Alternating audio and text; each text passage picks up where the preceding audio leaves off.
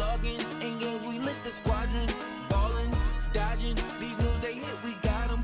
Falling, groveling, we lit in any room, server or camp. Know when they see us, we stand. We never lead till we end, lead till we champs. Once we logging in games, we lit the squadron. Ballin', dodging, these moves they hit, we got them. Falling, groveling, so we lit in any room, server or camp. Know when they see us, we stand. We never lead till we end, lead till we champs. Beat them advance. We do we think for them when we in it, we kill it and leaving no chance to hell reclaim. That's not how we move in the wheel of games. Ultimate gamers is still the change, shaking the industry. Plenty G's winning our team, we some killing bees, killing these new bodies still we replenish. We load the artillery, hold the hostility, boosting these trophies we win. We in it all land on the grind, opposition and misery. Leaking they dwell, call us the winners cause we never fail. This is the team that's making a wave on the streams, growing and hanging below. Ultimate endgamers league a million degrees, and this is where gamers go pro.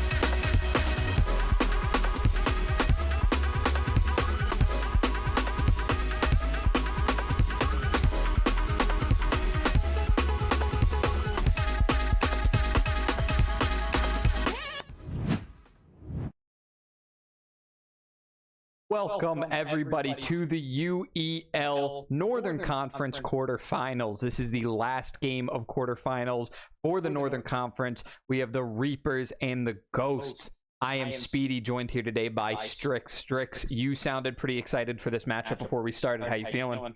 It's one of those matchups that leaves you on the edge of your seat because I'm almost certain either team, and in this case, a Cinderella story and the Ghosts being our 4th seed, taking down our 1st seed is very much possible. Oh, yeah, there's a couple of possibilities for that here. The same thing with the South Conference game, so it's going to be very exciting to see if either of those 4th place teams will be able to knock out the top seed. We're going to start off with, I believe that is Tekken. Yeah, Tekken 8.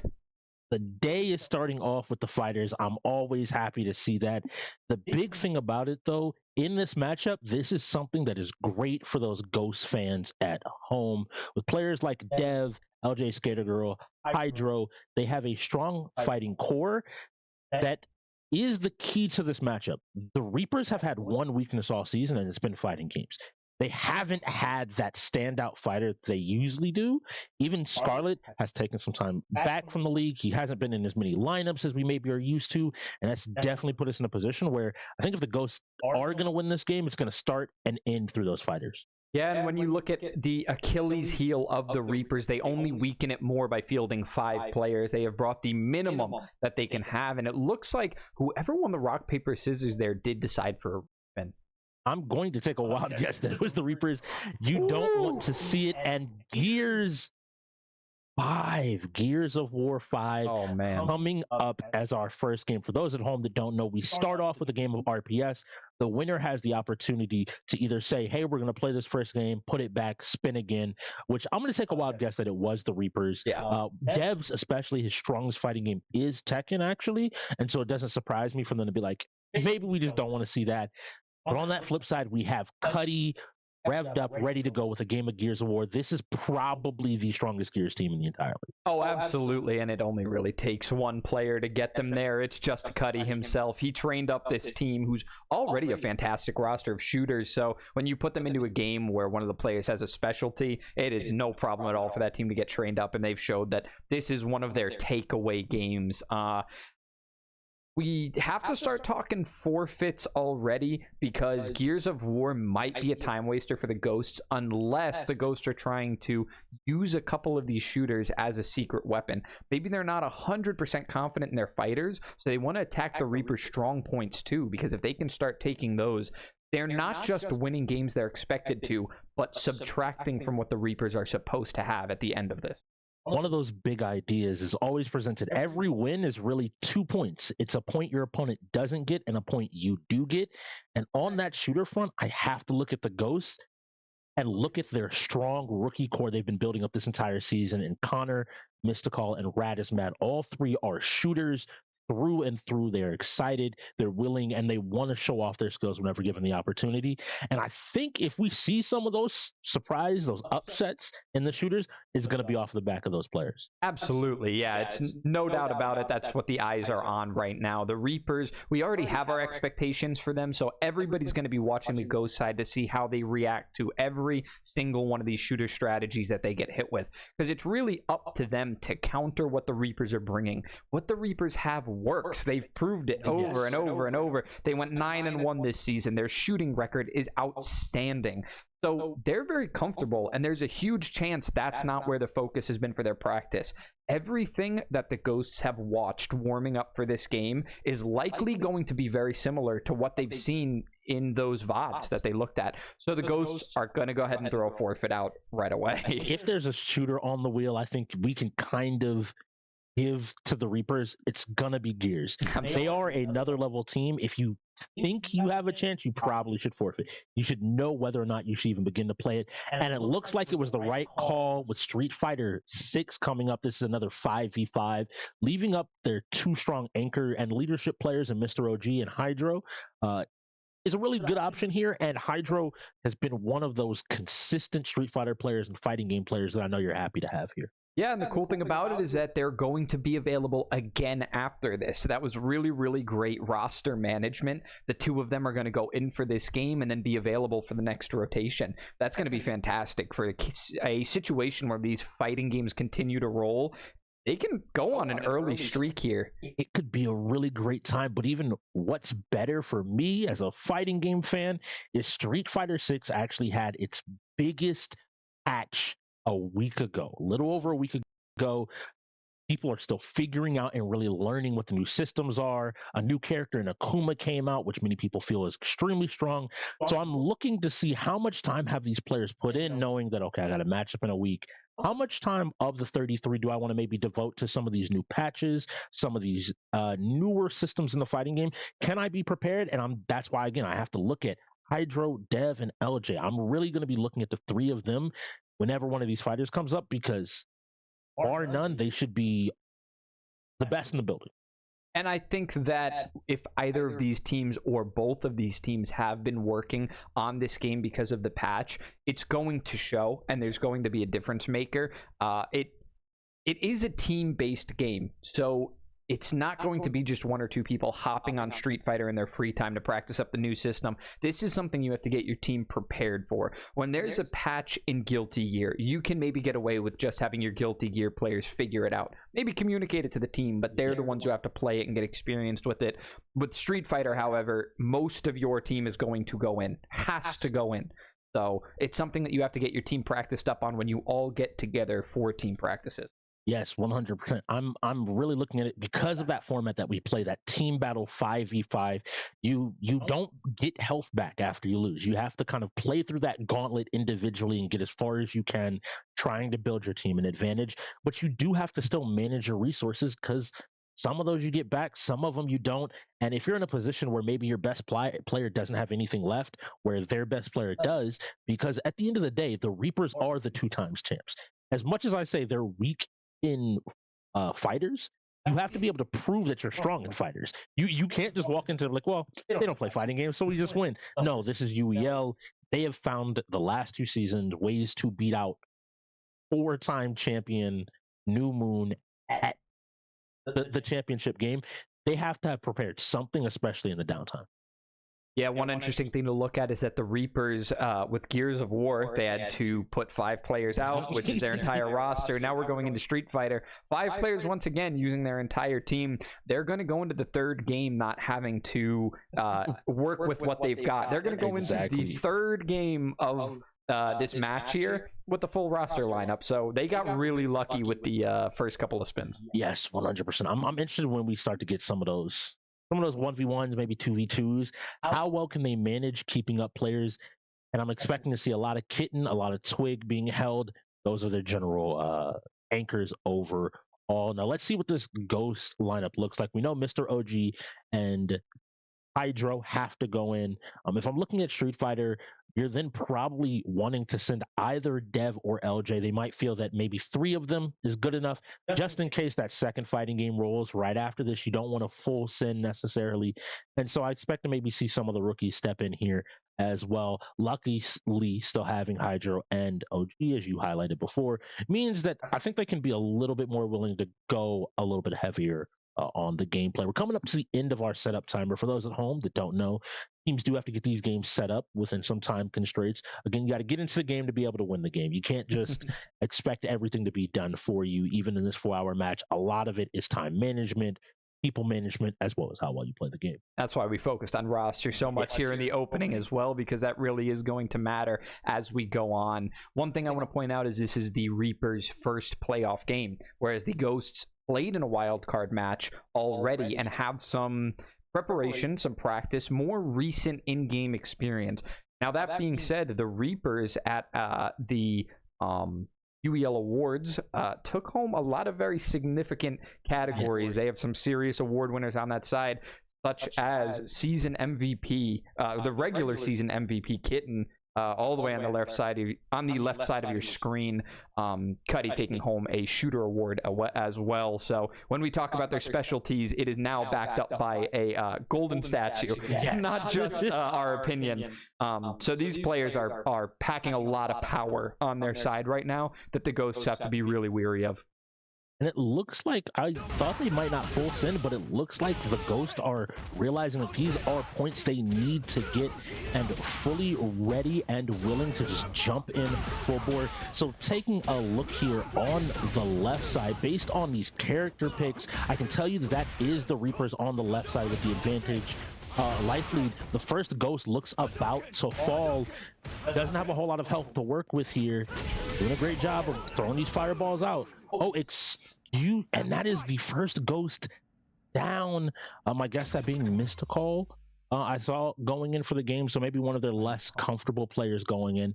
The Ed, if nothing has changed in the more recent weeks, I'm saying that's Dev Syndicate. Once again, one of those fighters that came in last season that's really proved himself and proved his position as one of those elite fighters within the league, playing the Ed here, hoping to put, I think, a stop to the Reapers' momentum before they get any more. Yeah, still a 5v5 game mode, though. One of the strategies that we have often is putting your anchor player, they're called an anchor for a reason, you put them down there at the bottom of the list. Try and back up the rest of the team, let the team put in as much damage as they can, especially in the Street Fighter, which has a team mechanic in which you regain health depending on how much time you have left when you win the round. Here we go, we're jumping in.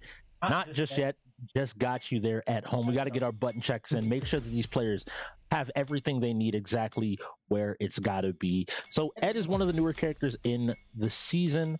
With that newer character, all things overall. He does a really good, strong control of neutral. He has a good set of tools to kind of limit your movement, especially if he uses his flicker jab. Many people remember him being pretty simple from Street Fighter V. They've definitely added some mechanical complexity to the character, where he's a little bit harder to play, but there is that reward for the character. Ken, on the other side, to me, has been the workhorse of this game. He just has a lot of very strong tools that you just have to learn and work your way through. If you want to just kind of play Street Fighter. So I'm happy to see the game start, and it looks like Dev is getting jumped on immediately. The Reapers did come out with Kitten being one of their, as you mentioned, the MVP of the regular season, a strong player, and now Dev, both players are burnt out. So it's both trying to figure out who can take advantage here. Right, doing a great job using that Genrai kick.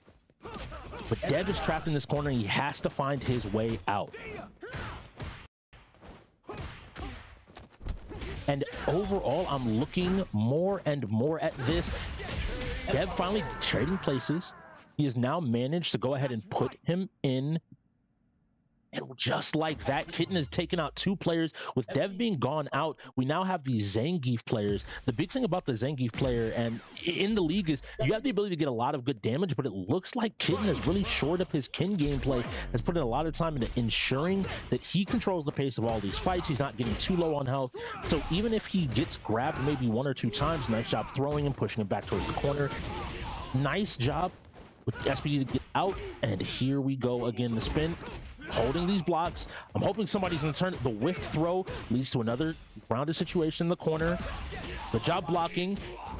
Maybe looking to parry, but it's almost like the player, Mystical here, seems a little bit cautious, nervous to press a button, and is just getting mauled by Kitten time and time again. Not doing anything flashy, but these combos are consistent, putting out more and more damage. Another throw will take down this first modern Zangief, and that is 3 players that have been done in for the Maryland Ghost by Kitten. We talked about how the Reapers are a team that aren't specializing in fighting games here, but right now we're going to see them taking a really heavy lead. Into the level 3, wanting to get an early lead, just spending all of that meter. And I think the Reapers know that their final boss still awaits. I'm gonna be looking at Mr. OG to do some damage here, hopefully get Kitten off of the sticks before Hydro has to come in. Fighting through a gauntlet of 5 players is such a difficult task in the Street Fighter gauntlet. Once again, another throw. He's been keeping this game plan tight, solid, to the point, and it has now netted him 4 wins. We're looking at Kitten sweeping, maybe saying, I won MVP, let me show you right now that we are still on a different level. Yeah, running through 4 players is a big deal for any player in any game. So to come up here and, I mean, his damage, because of the health recovery, he's practically going into this one fresh. Yes, and that's what is most impressive. We mentioned how hard it is to do that generally, but to be the first player going in, and he is now run into multiple players, this to me is setting that tone for the game. We looked at these fighting games saying, all right, you have a solid advantage. You have what should be some wins here. Are you able to find it and get it? But now we get to test Kitten's knowledge with the tried and true, the rock of the league, Hydro J Burner, stepping in, not just into Street Fighter, but on the newest character of Akuma. And here we go. The Kitten immediately picks up right where he left off with the other 4 players. But this is what happens when you're dealing with Hydro. He's this consistent wall that you can't fight your way through. You can't brute force. You just have to figure your way through. And Kitten, not wanting to get too close, is doing a great job of just fighting this fireball war and has managed to find a hit. Wasn't able to continue the combo, but now the throw to throw Akuma back into the corner. Akuma is a great character, but his biggest weakness is his health bar.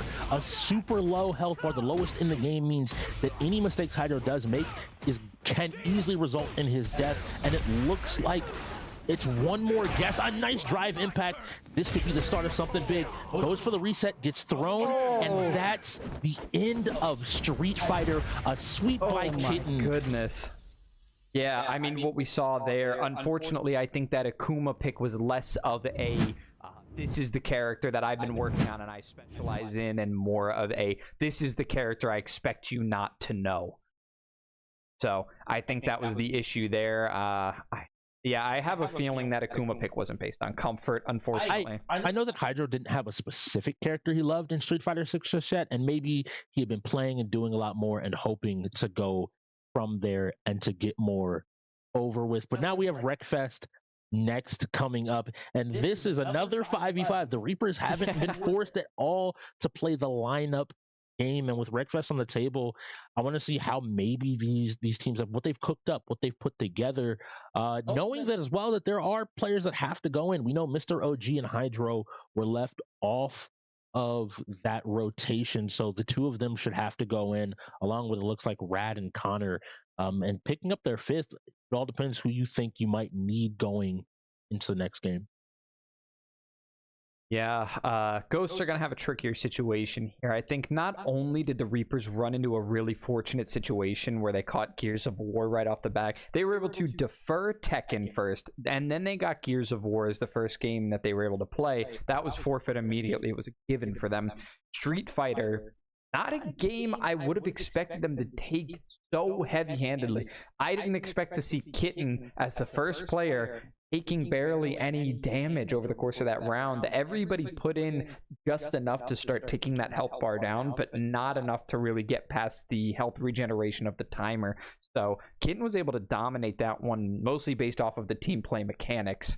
And I think that this spells pretty unfortunate things for the Ghost going forward if they can't pick up some of these. They have to work on this Tekken. They have to work on this Guilty Gear. Go for some of the...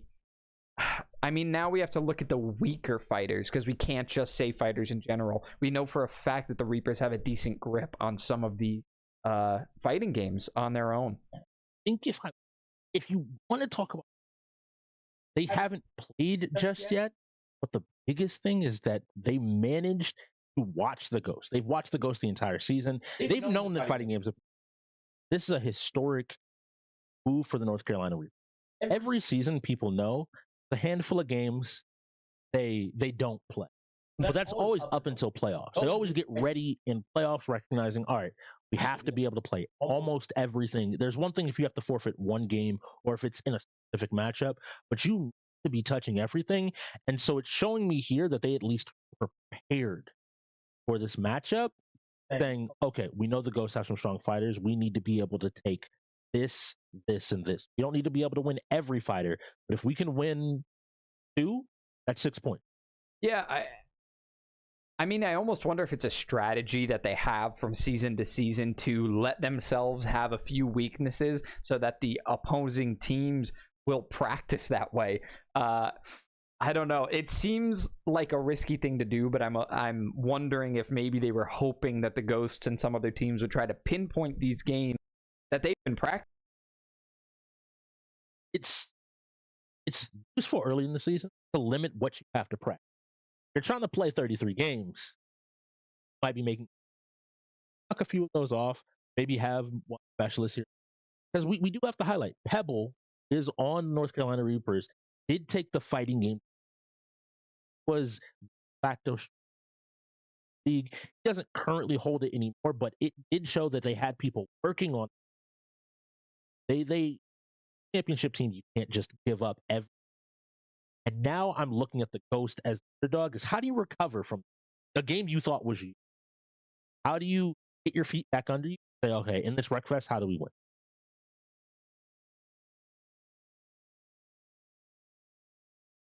It's a difficult.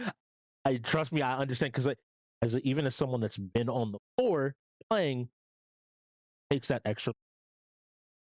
How am I gonna just say the last game is Wreckfest? What happened? Worry about that. I think they have to find. And these are questions that have been kind of posed to this Ghost team all season. With new management, new coaches, Hydro being the new. We've had a lot of questions about the leadership and how the team. And I think this is another moment where that's going to have to be seen: is what is this team made of? Who are the Maryland Ghosts? And this is a game I know they care about. They want to win. And it's in those moments that you have to find the ability, the strength the just will to look at a champion and say, hey, I'm not crumbling under one mistake. Definitely. Toss up game in. Well, I definitely agree. Now, Wreckfest, for people at home that haven't ever seen it, is another 5v5. You have a wide variety of vehicles to pick between. We're blue. Between buses, and as we'll see here, you might think that buses are the only vehicle in the entire Don't hit me, game. don't hit me. It looks like that's all they're going to be going with, though. And everybody here tends to play buses. It ends up being a pretty strong option. Twig here pressuring what seems to be one of the Ghost players immediately off the rip, and we are quickly seeing just a lot of chaos between all of these players trying their best to move through and get an early lead. Bus Strat ends up being around how do you understand how to crash and how to hit people. Seeing as there are a few vehicles, it means that whoever is in that car can't take a hit like that. With that, they are almost dead deep to being our next game. It looks like we are watching Ghosts right now, and it looks like our first, fourth, and his fifth are all taken by the Ghosts. So currently holding a decent. It is 21-21, which means a lot of these players are finishing laps in time period. We can see them grouped up together, and we can see that that's the case. So it's no surprise that they're staying even to start, but we do see a little bit of stoppage there on the return. It looks like a car and a bus kind of stopped on the way back, just sitting still. Now a 1-point lead for the Ghost, but that can turn around quickly if they keep taking damage like this. I think it's going to come down to which team loses an entire player first. If one player gets wrecked, that could really spell the end of their scoring ability.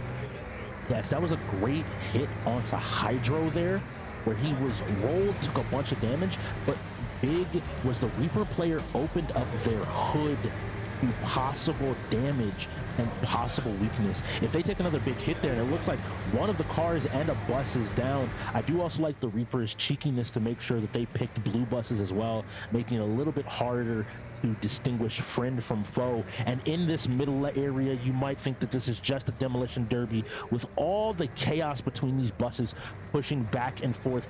PC5 seems to be very low, but Connor, these blue buses are still managing to keep up with 144p slightly ahead of him, just trying to get a little bit more damage. And somebody is comfortable. LJ is comfortable. She's off by herself, just enjoying her ride. I don't know if we've ever seen a game this close in Wreckfest. It's 72-72 right now. Looks like we flipped over to a board here. That may have been a wrecked player. We've got 88-80 now. If this is the situation that we have right now because of wrecked players, then that's a lead for the Ghosts by 8 points that they can hang on to. Although we do see that one of the Ghosts right there in the front, very damaged. But one of the big things here is that lead is coming from the fact that 3 of the 5 Reapers are out of the game, with only 2 of those Ghost players being done. My guess here is if these Ghost players can kind of keep going, you have a person lead, they have to make moves to somehow get you out of the game without killing themselves. It matters hugely. And we see a big hit here, and the Ghost player manages to survive, which is huge on no health. They can just take it slow. The rest of this game, don't make any collisions with walls, no collisions with teammates. They should be okay. And are the last 2 left? Looking at the times, there seems to be, it looks like there's 3 Ghost players still up. So this last Ghost player being up is just enough. If they could just manage to, if they lose a player, just trade each player for a player, they'll still have that last remaining bus here. We see Mystical in 38 life.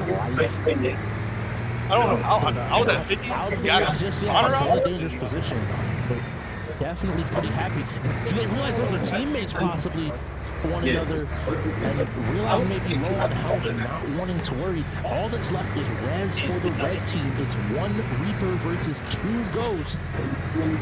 A little bit of teamwork miscommunication there, I think.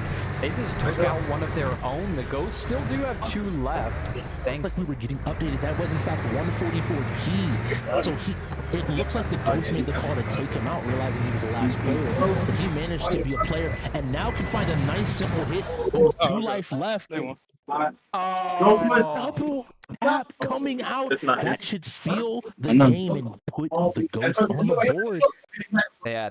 This was the shake-up game that they needed. Yes. It's not the fighting game category. It's not the shooter category. It's not any of these hot topic games we've been talking about. It's the practical party game of Wreckfest. That really Great equalizer, Wreckfest. Whenever it rolls, it truly is a 50. Yeah, it's the case with some strategy games and some of the racers. They really are the toss-ups because you don't think of a lot of esports players as specializing in those in particular. So when it comes down to a game like Dead by Daylight that we have coming up now, StarCraft, things like that can really... Games in those categories can just throw the entire board whack. Your top players suddenly become your least consistent and least valuable, and you have a specialist who just comes in from a team you weren't expecting and can easily rule the map. And one thing I want to highlight when you mention specialists is DBD and it being a Reaper setup. So setup has first choice of whether they want to be survivors or killers. The Reapers are experienced at both, but in the league, a lot of players and a lot of teams like that survivor option. They like being able to now disconnect these rosters, whereas the Reapers would go down to having 4 players. Do they want to leave that one person up and fully disconnect their roster? I'm interested to see which option they take. Whichever one you don't take, you get a chance to pick the map, which can also be home field advantage is always pretty good. But now I'm really interested here because I think the Reapers might go ahead, send in Twig. We might go ahead and see his patented nurse, which is pretty difficult to do. Yeah, some Reaper's killer here would actually be pretty fitting for the match. If they can win a game like that with a 1 versus 4, it puts a lot of momentum on your back. Twig would also get a break after that, which means fresh for another game. We know that he's a very charismatic player, so he does work off of momentum very well. If he could win a game of Dead by Daylight and really get in their heads, he can make sure that the Ghosts don't have any kind of momentum coming off of Wreckfest. They don't have any kind of confidence that he's carrying into this game. So it will be interesting, like you said, to see which one they choose, but also, unfortunately for the Reapers, the Ghosts do have enough players to not be forced into any situation. Sometimes you see the roster starting to dwindle in a game like this, and you can force the Ghost to field a less experienced player as a killer.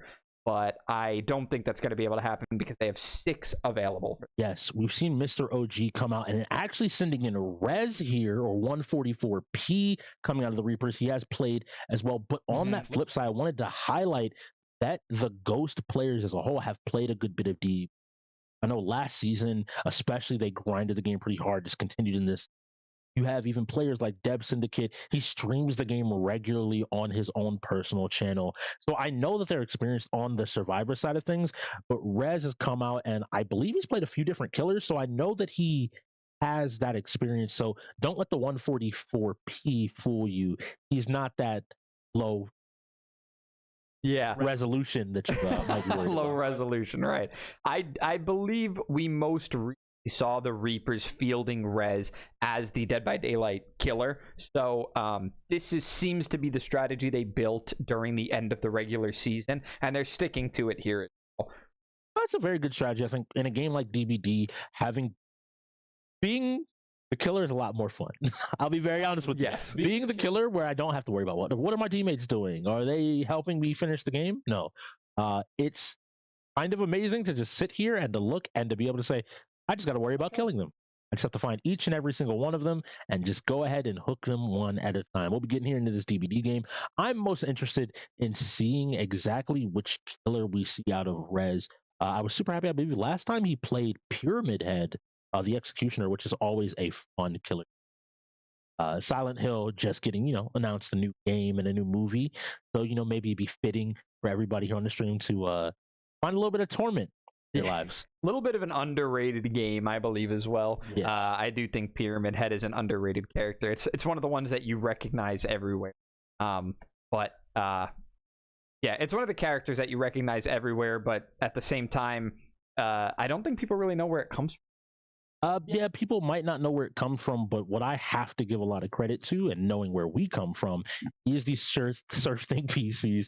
They have allowed us to get from game to game to game today super, super quickly and smoothly. Is how we're able to have these 4-minute setup timers to go from one to the other. It can play everything from those single player games like Silent Hill all the way up to any of the esports titles we have here at the UEL. And we do appreciate them for being our official PC sponsor.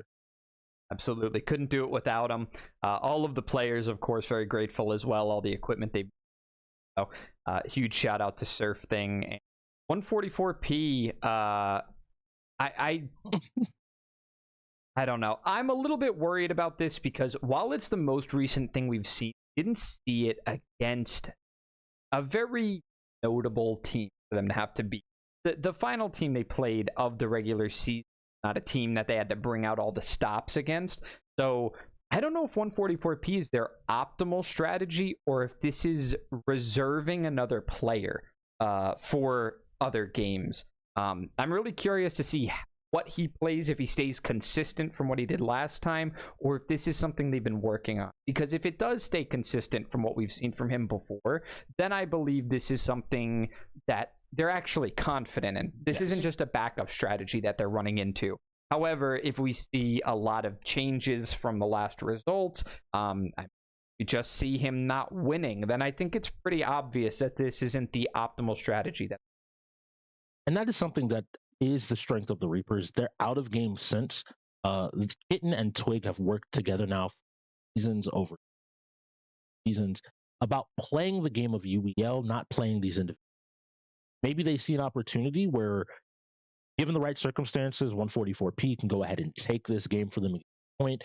But worst case scenario, they still have the MVP, as you mentioned before. They have the shooter of the year.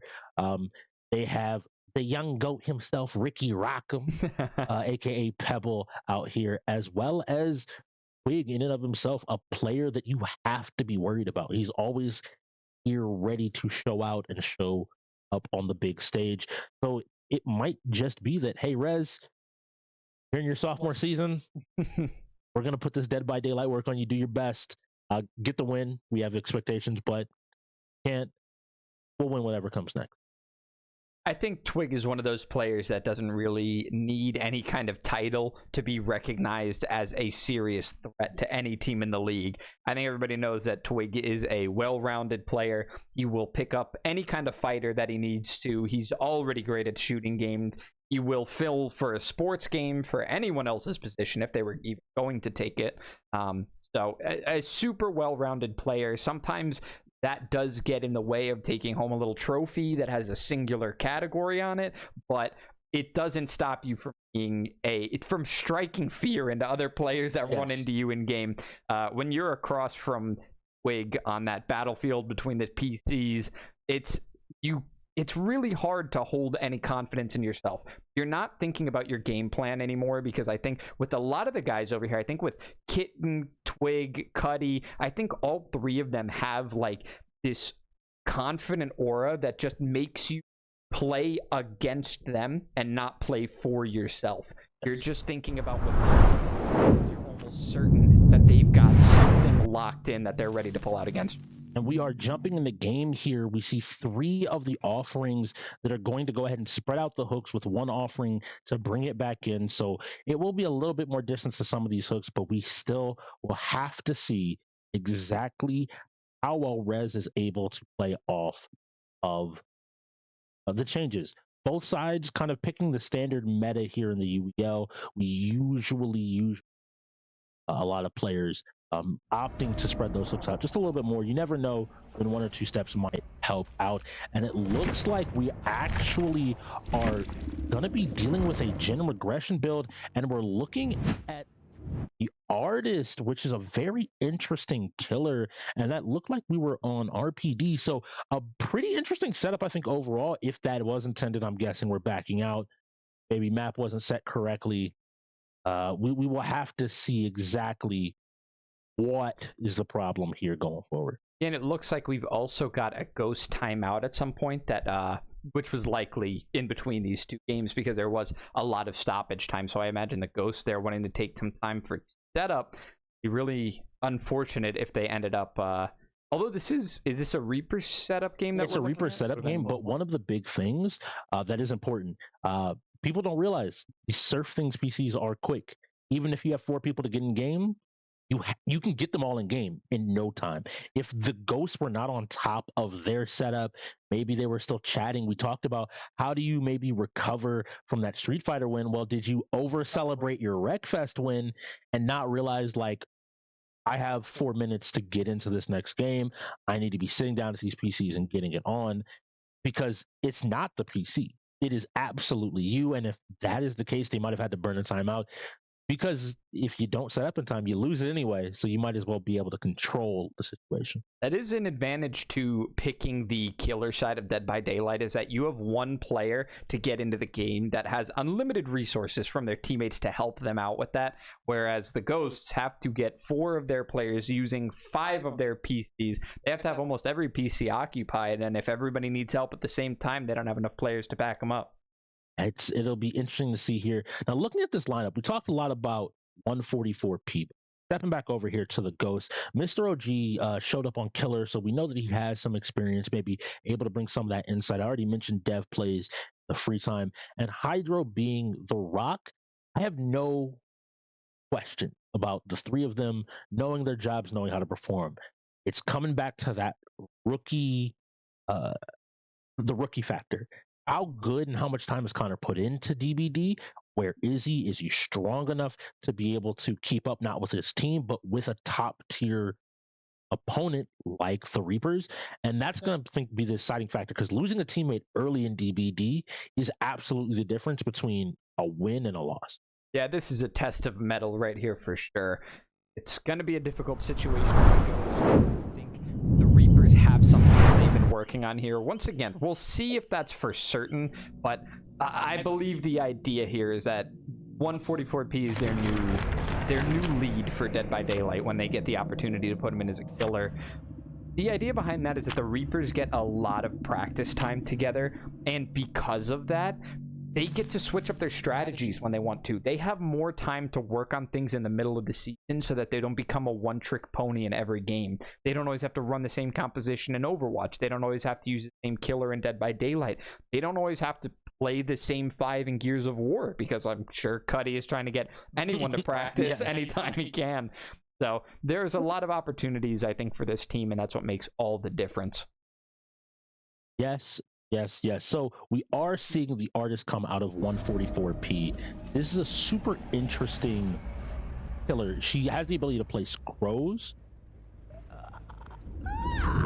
She has the ability to place crows, and those crows will fly out, and if they hit anybody, they will swarm them with crows and will give up information, as you can see there, for exactly where some of these survivors are. It means if you have understanding of the game and how to play the map and what you should be looking for, you'll quickly be able to consistently find players. Beyond this, it looks like 144p is running a pretty heavy generator control build, trying to limit the ghost opportunities to be able to play. Looks like it's found a few of the players waiting around on these gens to open up, even though they have maybe a 2-minute timer. Looking at these scratch marks, has found it and is now fully in chase. This gives a huge opportunity for the other ghost players to go ahead and buy some time. He's looking great job here. Now this is what the artist does best, is able to set up these crows and create this really dangerous situation, and taking and opting for the down here as opposed to doing something bigger. A nice job blinding, but unfortunately not going to be able to do much more. Doesn't have his teammate picked up. I like Rez's opportunity there of recognizing, hey, if I just go ahead and wait and don't pick you up, this little save that you're maybe trying to plan, and catches them running back. A few hits already in for all of the different ghost players except for Connor is huge, trying to go ahead and get another flashlight save, but gets downed instead. This is not a great position for the ghost to be in. Oh, right now there's one down and one grab, which is really tricky. There's another player damaged right now. I mean, Rez is putting out so much work right now in so little time. And on a character that we haven't them on the same way that we did others. So I talked about how if we see strategy coming out from them, that it's very possible that this is something that they've solidly worked on. I think it's exactly the opposite. I think Rez has so many tricks up his sleeve that he can play anything and just make it a switch up every single time. We have a third player down that could be hooked right now. There would only be one left standing. And I need you, two people have to get out for the Ghost to win this game. Even on a point scale, which you can win for the 1v1 if you just have straight up points, the issue here is something very specific. He has too much pressure. He's gotten too many downs. He's gotten too many hits and has found this last player who is injured. If this down happens, the game is over. He just has to make sure to go ahead and pick them up. There could be a few small perks. There's a few opportunities to get out, but the players have to start making a move. If I'm that person on the ground and I have the ability to, I'm standing up.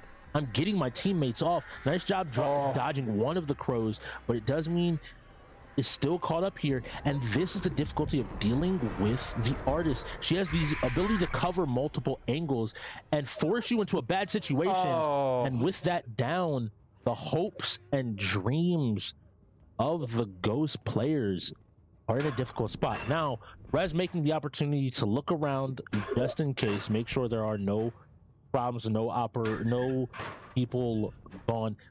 Throwing and opening this closet. Now, why he's doing this, because people at home might be being like, oh, he's wasting time. No, what he's doing is there's an opportunity for specific perks that would allow someone to somebody to get up. The Ghost, realizing this, either opted to forfeit or just go ahead and concede the game, because they realize like there's no point. He doesn't know their perks, so there is that little bit of a wait. You can see 12k to 5k points. They weren't able to really get anything done at all here on the game, and that's another solid W going over to the Reapers, and the Reapers finding that playoff form that we know them for. Yeah, I talked about how Twig that ends up working off of momentum in this one, but I think 144 really brought it to the team at the moment. I think that he's bringing the momentum that they need. They're now up 3-1, getting a little bit more comfortable. We have Forza coming up next, another 5v5, so really won't matter for their lineup that they chose 1 rather than 4. They're going to get all 5 players in there, and then for the next one, 144p will finally be unavailable for a game. We've run through most of our 5v5s at this point. All we have left is like Overwatch. And I think that is where the Ghost can hope to make up some of those points. Once the Reapers kind of have to start picking and choosing and figuring out who do we put in now, that's where they're hoping, I think, to come back into this. Forza is another one of those games that I think the racing category, with players like Kitten and Twig, 2 premier racers here in the league, I'm looking on the flip side there to see who's going to step up. Rad and LJ Skatergirl are going in. If I had to go from there, I'm seeing Mr. OG and Mystical. I know also both are pretty serious racers, and I'm going to go ahead and throw Connor into the mix as well. Go ahead and send that out there. You can kind of trust for pretty much whatever comes up, whether it's a fighting game, which we would hope for, or ultimately a shooter. You still have Rad, who's been one of the best performing rookies in the category. Yeah, Connor, unfortunately, we did talk about him in the last game. We talked about how he needs to be a proven player a little bit, because we have some confidence in some of these other players, and the team probably does as well. This is an opportunity for Connor to prove that DBD just isn't his game, because if it comes down to DBD and then we also have Forza, looks like we're going to get a wheel spin second, so we'll see. Perhaps we have another... Never mind. No, I'm not sure. But it does look like the Dead by Daylight ended up being forfeit, like legitimately UEL forfeit. So, it's one of those weird things, because this happened actually in one of the other playoff games, but very simply, there is the idea that they could stand up. They could still play the game. The game has not officially ended. I think some of the frustration may be showing for that Ghost team. Choosing to quit out of the game and disconnect early, you aren't able to do that. So it ends up costing them their forfeits. Now, it matters how many forfeits did you plan for? Did you plan for 5 forfeits this game? If you did, unfortunately, you might have to just eat that time and just kind of let it happen.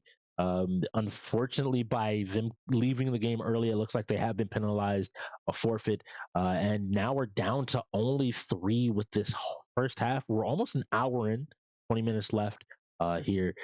It's a pretty rough place to be in, but again, I guess they're just hoping that the wheel maybe comes in their favor. I'm trusting in Hydro. I'm trusting in Mr. OG. I think they've had, and I think Rad stepped up as a coach. I think they've had a pretty good mental here in the second half of the season. I think they can go ahead and, even with these frustrating moments, still find their footing in this game. The Reapers, though, I know they're getting loud. If you've ever been in the game against the Reapers, they start getting loud. They start having fun, and all of a sudden, your game becomes a lot less fun because they're gonna be like, "I thought you said you were gonna win DBD. What happened?" Yeah, the ghost might actually start feeling like there are 7 Reapers in there with what these 5 guys can do with the amount of noise they can make, honestly. So we talked about how those first 3 on the roster there, Kitten, Twig, and Cuddy, they can really start getting into a flow state of talking smack. So that's the worst. That's the worst. They feed off of each other too, is the other thing. The fact that they actually gain more confidence when they start doing it together. So the Ghosts just have to keep their head on straights, and that's one of the tricky things about this 5v5 game is coming off of a 4v4. It means you're going to be playing with some of your teammates that might be a little bit shaken, might be a little bit upset right now, not in the best mood. You have to let that not affect you. You have to be the positive player. You have to keep high spirits, focus on the game, because if you can take a win for your team and get a couple of good placements that can bring you another win, you can calm down those teammates and you don't have to worry about that problem anymore. 100%. And Forza is one of those games. So we play a 5v5, and it's a team total-based scoring matchup. We're looking at the total time overall for the team. The big thing is if you don't finish, you get the time of the highest player on your team plus 5 minutes. It becomes a really big case there where plus 5 minutes means you can almost sink your opponent, your team's chances of winning if you end up DNFing.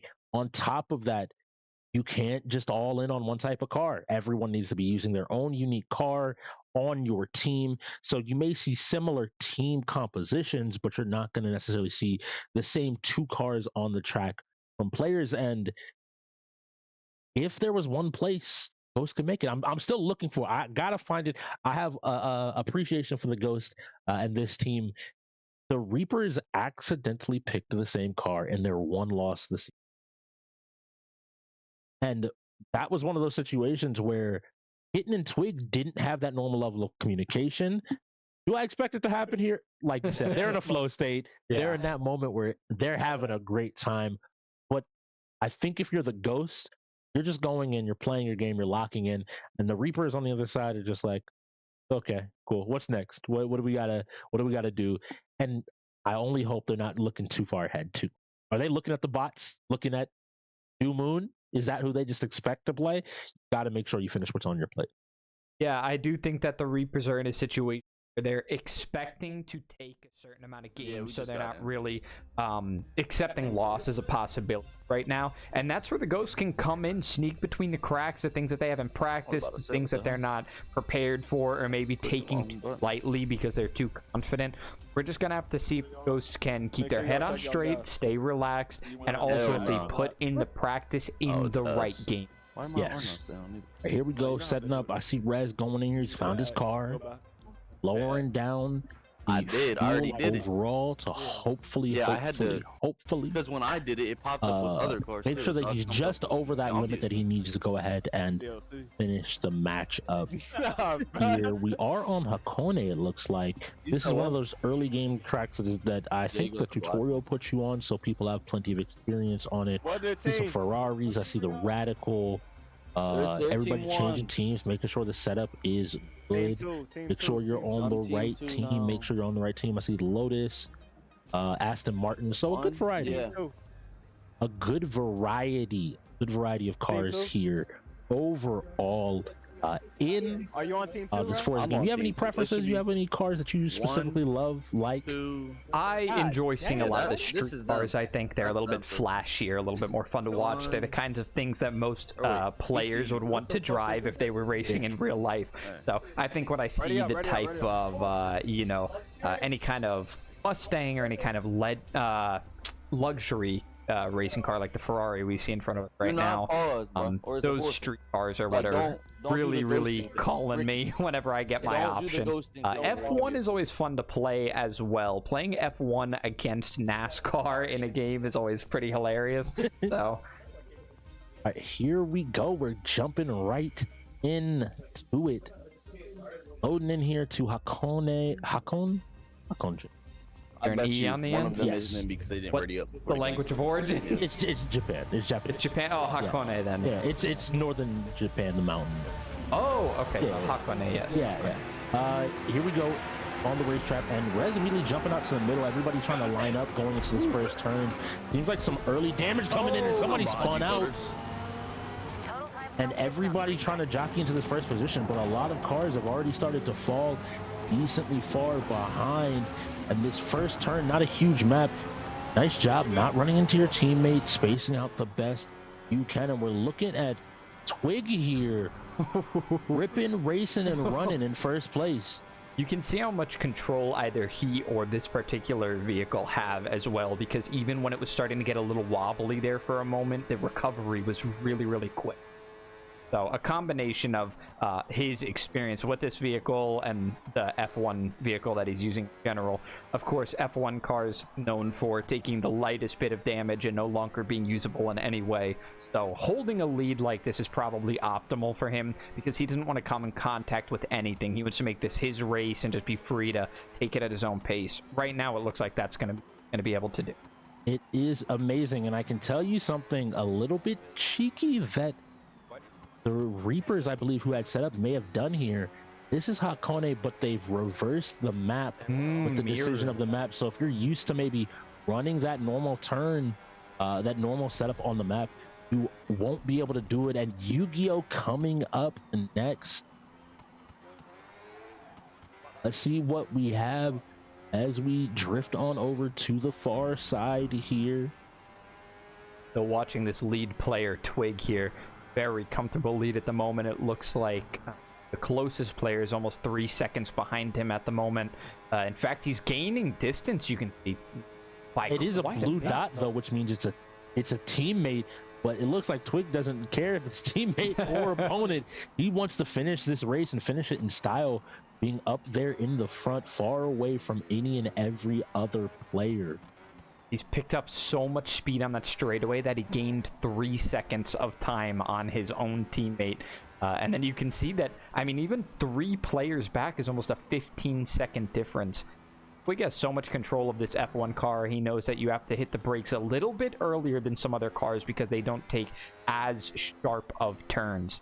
Yes, and we saw it right there. We had a little bit wobbly of a turn there, maybe losing some of that ground, but still comfortably in this lead. You can see for people at home, number 6 and below, if you see those PC6, PC1, those are all players from the North Carolina Reapers here. Holding those top 3 pole positions means that they are in an amazing position to go ahead and run away with this I was gonna say F1 game because I'm so used to the F1 car. Well, where's the matchup? This is the Radical. I'm expecting this to be Cuddy. He's been running it the entire season, has also done a great job. The Radical is an incredibly safe car, not the fastest thing, but incredible handling. Lends it very well to just being able to control your entire pace, your placement on the map, even in shaky situations. You have the opportunity to make sure that you aren't in too much danger. Yeah, right now you can see that the fuel might be a particular issue with this car, but it doesn't matter in a 3-lap race. He's going to have enough to cross that finish line. You can see him checking on the player behind him right now, which should be a teammate because, as you mentioned, 1 PC3, so should be a teammate following up right behind him. They'll finish just about together coming up here.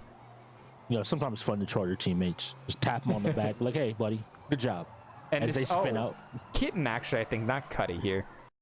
Oh, is this actually Kitten? I believe they may have swapped it over for us a little bit after, but yeah, he's trying to put a little bit of blockage, I think. But we're going to see a cross here from EC10, Mr. OG here in 8th place, coming around the bend here, looking to do his best to finish up where as quickly as possible. Again, you never know with some of the penalties that added up at the beginning part of that race. There is the opportunity to maybe squeeze a little bit of this time close together. You just want to make sure you get across this finish line. You have 23 seconds left to do so. And it looks like somebody spun out at the finish line. This is PC2. This is one of the Reapers who's going to have a pretty significantly longer time.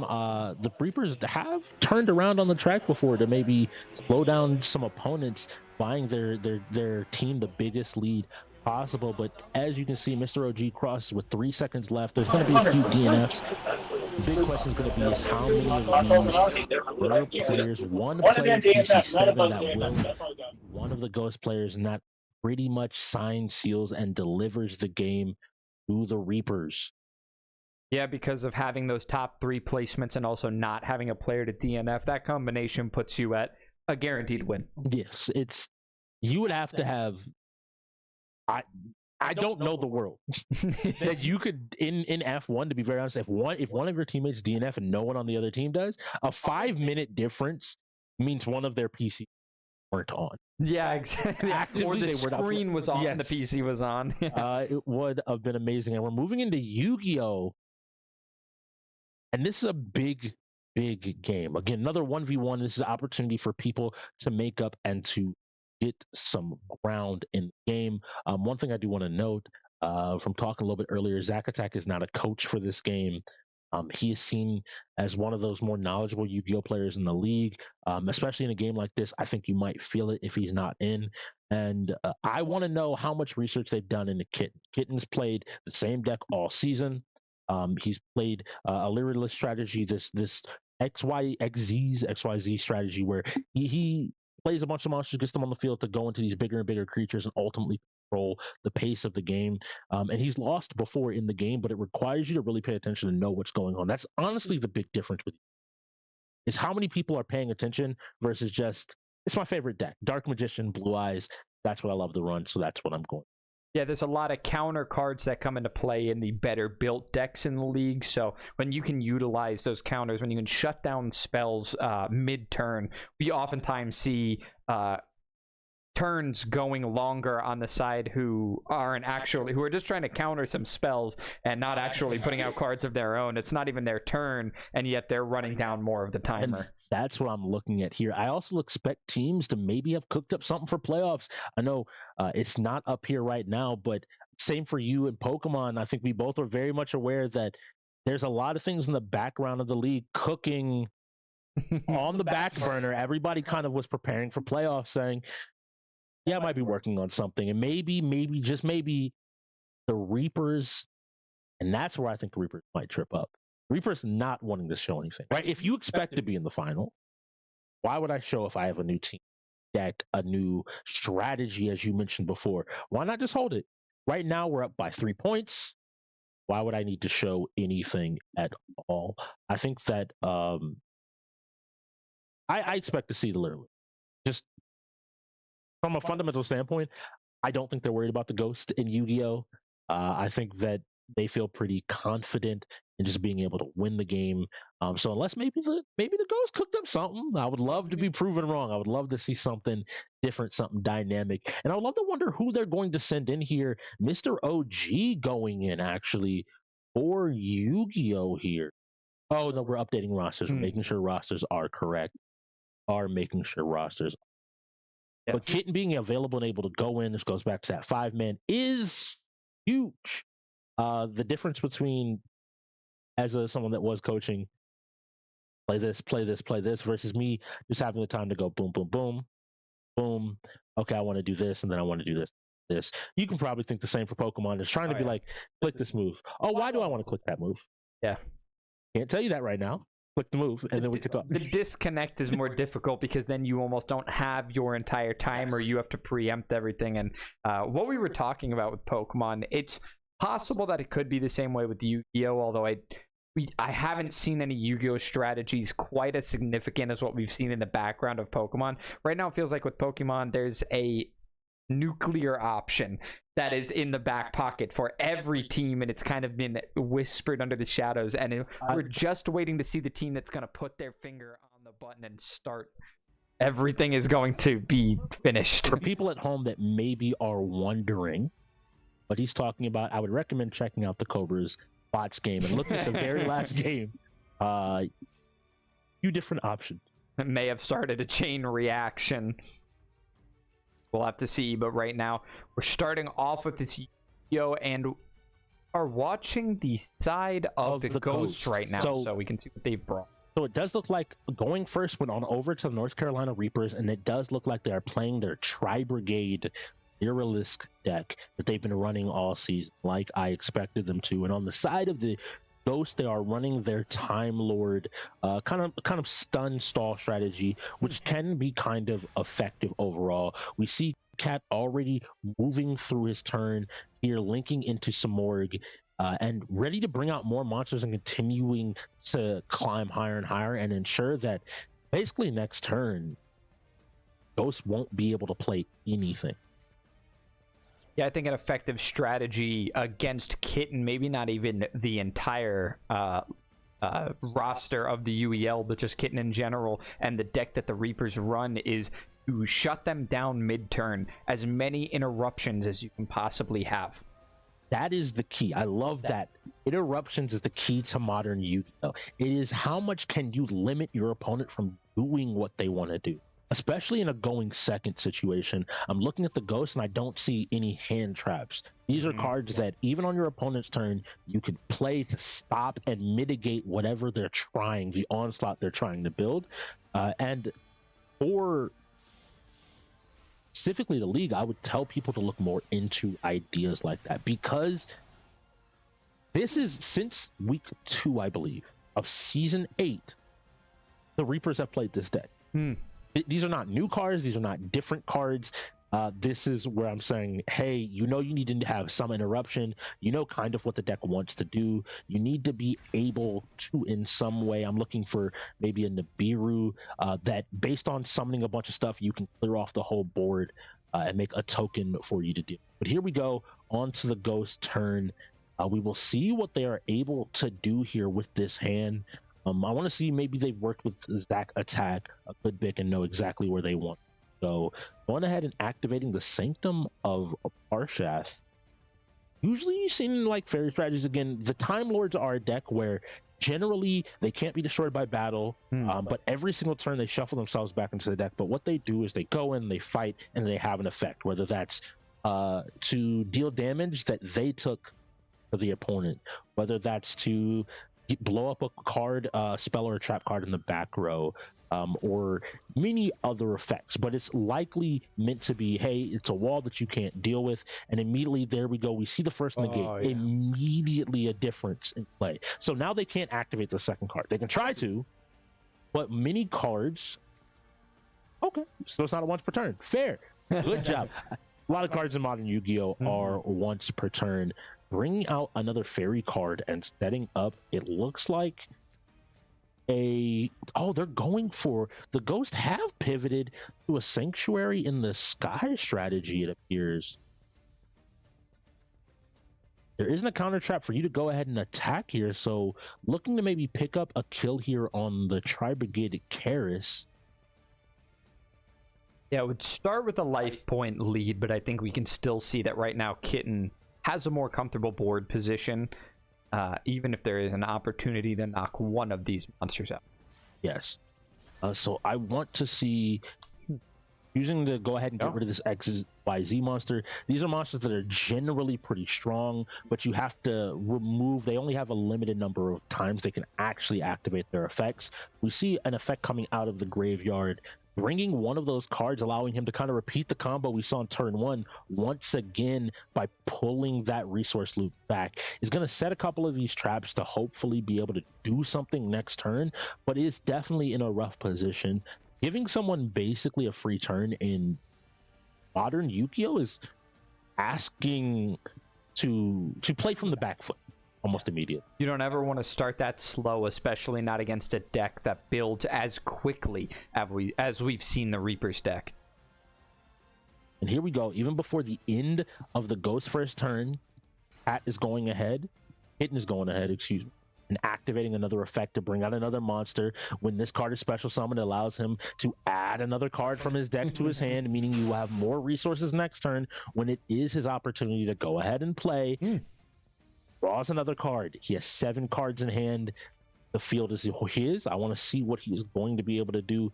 Special summons this card and another winged beast monster from his hand. We see the Ghost here considering what they want to do, how they want to play, what opportunity. They chooses not to activate it and is just going to play out another card. And here we go. We should see another one of those XYZ summons that we saw before, but not before bringing out another creature to the board time and time again. I'm realizing here that Kitten has piloted this deck not just because he thinks it's strong, but because I believe he enjoys it, which takes it to another level because he's able to find these lines, these opportunities that maybe someone just kind of piloting a deck because they think it's strong, they can do. And we can see him considering here another one and going for one of his boss monsters, Shirag. Maybe reconsidering it. And some of those hand traps that I was notably mentioning and looking for from the Ghost, we see them in the hand of the Reapers. We see Max C. Every time you summon a card, I get to draw one. Ash Blossom, I get to stop you from pulling cards from your deck or moving cards around easily. Nibiru, that card that gets rid of if you summon 4, 5, 6 different creatures. You have those cards available, and it shows me that Kitten definitely plays Yu-Gi-Oh. He negates the activation of whatever card Cat just plays, manages to destroy it, and is going to get another card in hand. So trying to control this board as much as possible and maybe buy himself time to find the answer to win this game. Yeah, and that was really good there on Connor in for the Ghost Sable. That was really good on Connor to save his trap card and wait for more of those effects to build up to interrupt it further on in the process so that more resources were wasted over time. He didn't pull the trigger too fast and cut it off too early. Instead, he was able to eliminate a lot of the resources at once by countering it deeper into the process. Yeah, yes. I was really worried about the kind of stun, the slower gameplay, but maybe they feel comfortable playing into their opponent and challenging their opponent to be as strong as possible. And here we go. We see Cat looking to banish card or two here, maybe looking for another opportunity to draw into something that continue these plays. 2 of his cards he's played this turn have been negated. He has been unable to get set up or get anything started. He's banishing 4 here. Now, that Ash Blossom card as well, it's a pretty universal card that can slot into any deck. Do you think that the Ghosts would be better off here having 1 or 2 of their own? Yes, almost always, I personally believe and think that you need some amount of hand traps in Modern Yu-Gi-Oh! I'm not saying that you need a huge package. You don't need the biggest number of them, but having a few things, especially like Maxi, things like Ash Blossom, even a one-of Nibiru is very common. These cards are that way because ultimately they give you the opportunity to just play the game, to have a chance. Looking at that card on the far left of Kitten's hand, Maxi, all of those monsters he summoned, had Ghost had that and played that. Every single one that hit the field, they would have drawn another card. So now you have 10, 15, 20 cards to pick from to be able to play the game, which is huge. We know that right now, the Ghosts aren't losing. They're not immediately going to lose this game, but they're not in a position where they have to find the win. Whereas on the flip side, Kitten is just looking for his moment to where, okay, I can end the game now. I can definitely play through whatever you think you have, what you might be doing, getting another call back his hand, looking to do another summon. Is he going to do it? Seems like he's flipping back and forth between 2. Yeah, they're kind of forcing Kitten to play this one slowly because they did have a couple of counters there that slowed down what he was looking for. It looks like he is going to opt for XYZ summon, though. Yes, Nightingale drops onto the board. another effect going into, and it's just going to battle and says, hey, I'm just gonna go ahead and swing here. What can you do if I just decide to hit you?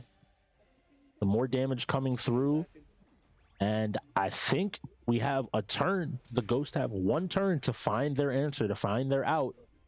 Otherwise, this game is over. That is an exponential build of damage we've seen with this deck before. Every turn that you let more and more setup get down on the board, the more and more damage you're going to take, unless you can set up a wall of either strong enough monsters, kind of the same way that the that kitten builds his deck, or setting up enough traps, usually those hand traps like you mentioned, to counter turns right in the middle so that he can't get himself set up. Neither of those things have really come out yet, so as you had just mentioned, this is the turn. This is an extremely important turn for the Ghosts. This is where they can either mount a comeback and start mitigating the damage coming out on themselves, or they're going to take it all straight to the face, and this one's going to get ended. It looks like they played another copy of that previous monster that could possibly give them some more draw. Ooh. They're going down to 400 life points, which I think is fair here. Because, hey, guess what? But the Ash Blossom is ready to go. 2,000 life points for a reward of nothing. Goes to the graveyard. Do you have any follow-up? Do you have another opportunity? Do you have another play available to you? With that in phase, that should be the game. Bird of Sovereignty is going to activate, bringing out another monster to the field. Once again, preparing for this next turn. Not necessarily knowing what's in hand. I want to see how much Cat chooses. Kitten chooses to play here, chooses to go into, just ensuring that he has all the plays. Maybe there's something he cannot foresee. And immediately gets another Ash. So even if you want to somehow survive this turn and make another play, not playing a single card, don't give your opponent an opportunity. Coming in here, looking to deal the final blow with that explosion, Yu-Gi-Oh! Becomes the 5th notch on the Reaper's belt today of victory. Yeah, 5 is a significant number to hit, 10 even more so. If they get to that 10 win factor, it's going to be really difficult, especially since we're already through an hour with only 6 games. So 6 games have been played. We played about 1 per 10 minutes. We're starting to get a little bit over that now. It's more like 0.9 games per 10 minutes, but it's close enough. We do have Rocket League coming up next, and this is an interesting opportunity because both Twig and Cuddy are available for this one. It's possible that the Reapers use this as an opportunity to reset their roster. Play 3 players for this one because they can play anywhere from 1 to 4. They can bring out their 3, reset their roster, and once again, they're going to have their full lineup available whenever. I definitely am feeling some type of way if I'm the Ghost. One of their Rocket League players in Connor just went in for Yu-Gi-Oh! And you're looking at Twig, one of, if not the best player on the Reapers in Rocket League, routinely has asked for 1v1s. Being like, yeah, you want to play a 1v1? 1v1? And so I think I agree with you, more than confident. I think they just completely get a full reset here. Both sides. I think the Reapers probably expect the Ghost to forfeit, but the Ghost, I think, might play this out.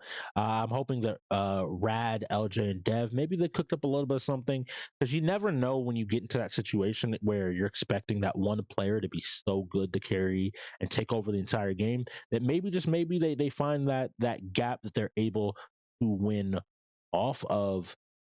I'm trying to see. So, and Connor will be available to play this one, because it is anywhere from 1 to 4 players that you can choose. This is the hard part. I know they would want, I think, Mr. OG as well. They would want... It's kind of like the people that they would want to be in the game are more than one of them are now out. And so you're in a situation of, are you willing to maybe take a weaker rotation to have a chance to game? Or do you just say, that's how the cookie crumbles? Yeah. And if they're, I think we'll know immediately if they're going to forfeit this one, because I think they would opt to select their 3 players, put them all in, and then have a fresh lineup ready. Yes. Now let's see what the Reapers are going to do, because it looks like they've locked their 3. I don't expect it. Like the Reapers, especially in the position I'm in, if I'm up by 4. They've decided to play 4. Kitten's going to play this one. They must see the Ghost as a much more serious threat of a team than maybe I'm giving credit for.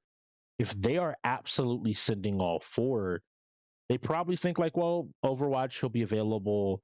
League of Legends, he'll be available. But right now, if I'm calling out a game that they don't want to see, is probably something like a StarCraft. Yes, there's been a lot of rumblings around the league that Buddy's been grinding, been playing. Rez plays, Pebble plays. Twig does not play. Yes. Love you, Twig. But we both know that he loves it. Like, I never want to. But here we go, and it does look like we are getting into this game, and we're looking at Kitten going up for the ball, manages to tap it and maybe misdirect it, causing a little bit of chaos. Yeah, you can already see why Kitten was selected for this one rather than just going with 3. The ability to contest aerials like that is something that's very useful against such a wide range of players. Now we can see that a little bit of difficulty on ball control on the wall because it is difficult to swap your camera around like we just saw right there. No longer lock yourself onto the ball and still know where it is. A very difficult aerial contest that Kitten went for, but wanted it and drives a little bit too far past the ball, able to pick up some boost there while his team sets up in the corner. Not going to be able to defend that one, and I believe this is actually the Ghost that we're watching here.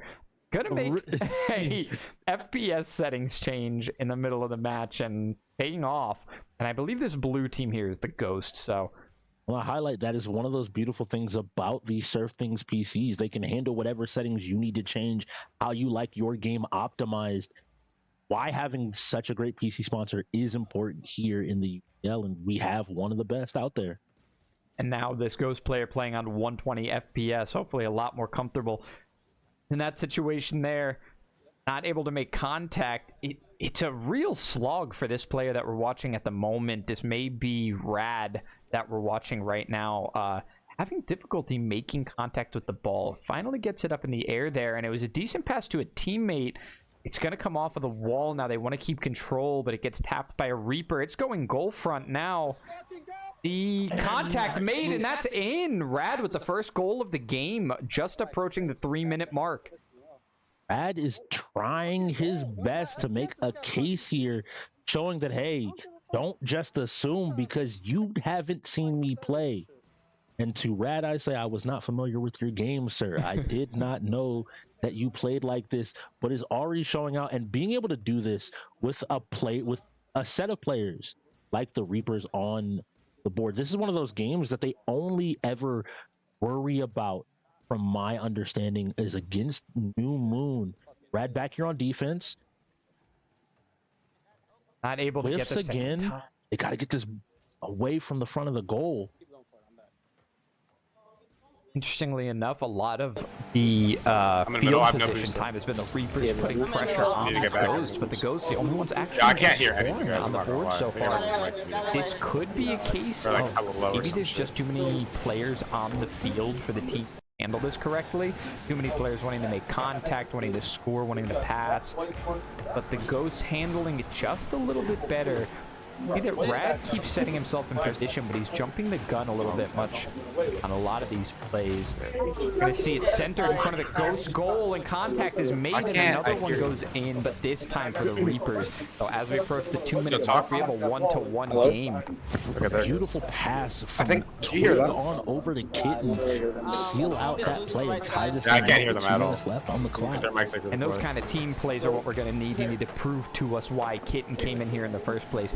You can't field 4 players and then go ahead and lose this one. That's a lot of a waste. And honestly, for a team whose ego is so important to them, I think that the Reapers would take that pretty personally. As we see the ball bouncing back and forth, we get this next wheel spin. Just gonna bounce to the side there, headed toward the Ghost corner again. Try to push this one out at the moment. It's on the wall. No one can make contact. We're going to go straight into another soccer match after this. out of the cars onto the pitch. It's in. It's good save, good fucking but a save. shot coming directly back the other side, but player on Mystical's account does a great job of stopping this pressure.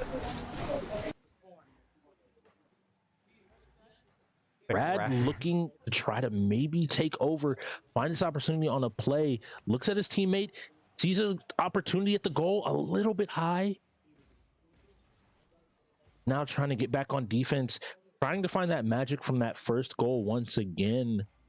But as you mentioned, it feels like the Ghosts kind of have been on the back foot the entire game, trying to find these openings. Whereas an amazing shot with great defense to capitalize and stop it from going in. And you just see 3 Reaper players just waiting back there, looking, saying, do you want to try to get to our side? I have 8 boosts in the middle. Good opening, a little bit early on the airtime there from Rad, so it doesn't get as much distance as he could have. I have no boost. But right now here on Connor, Good thing. Oh, someone just bumped me out the of the Reaper's in a scoring position, but not able to follow up on it. You can see the Reapers take it to the wall, centered a little bit, but the Ghosts get to it first. Pressure is still there. Reapers trying to find another contact, and they do. Goes over the head of a couple players, but into a double defense. It doesn't go in. Barely not going in, and honestly, thanks to the goalpost. Oh no.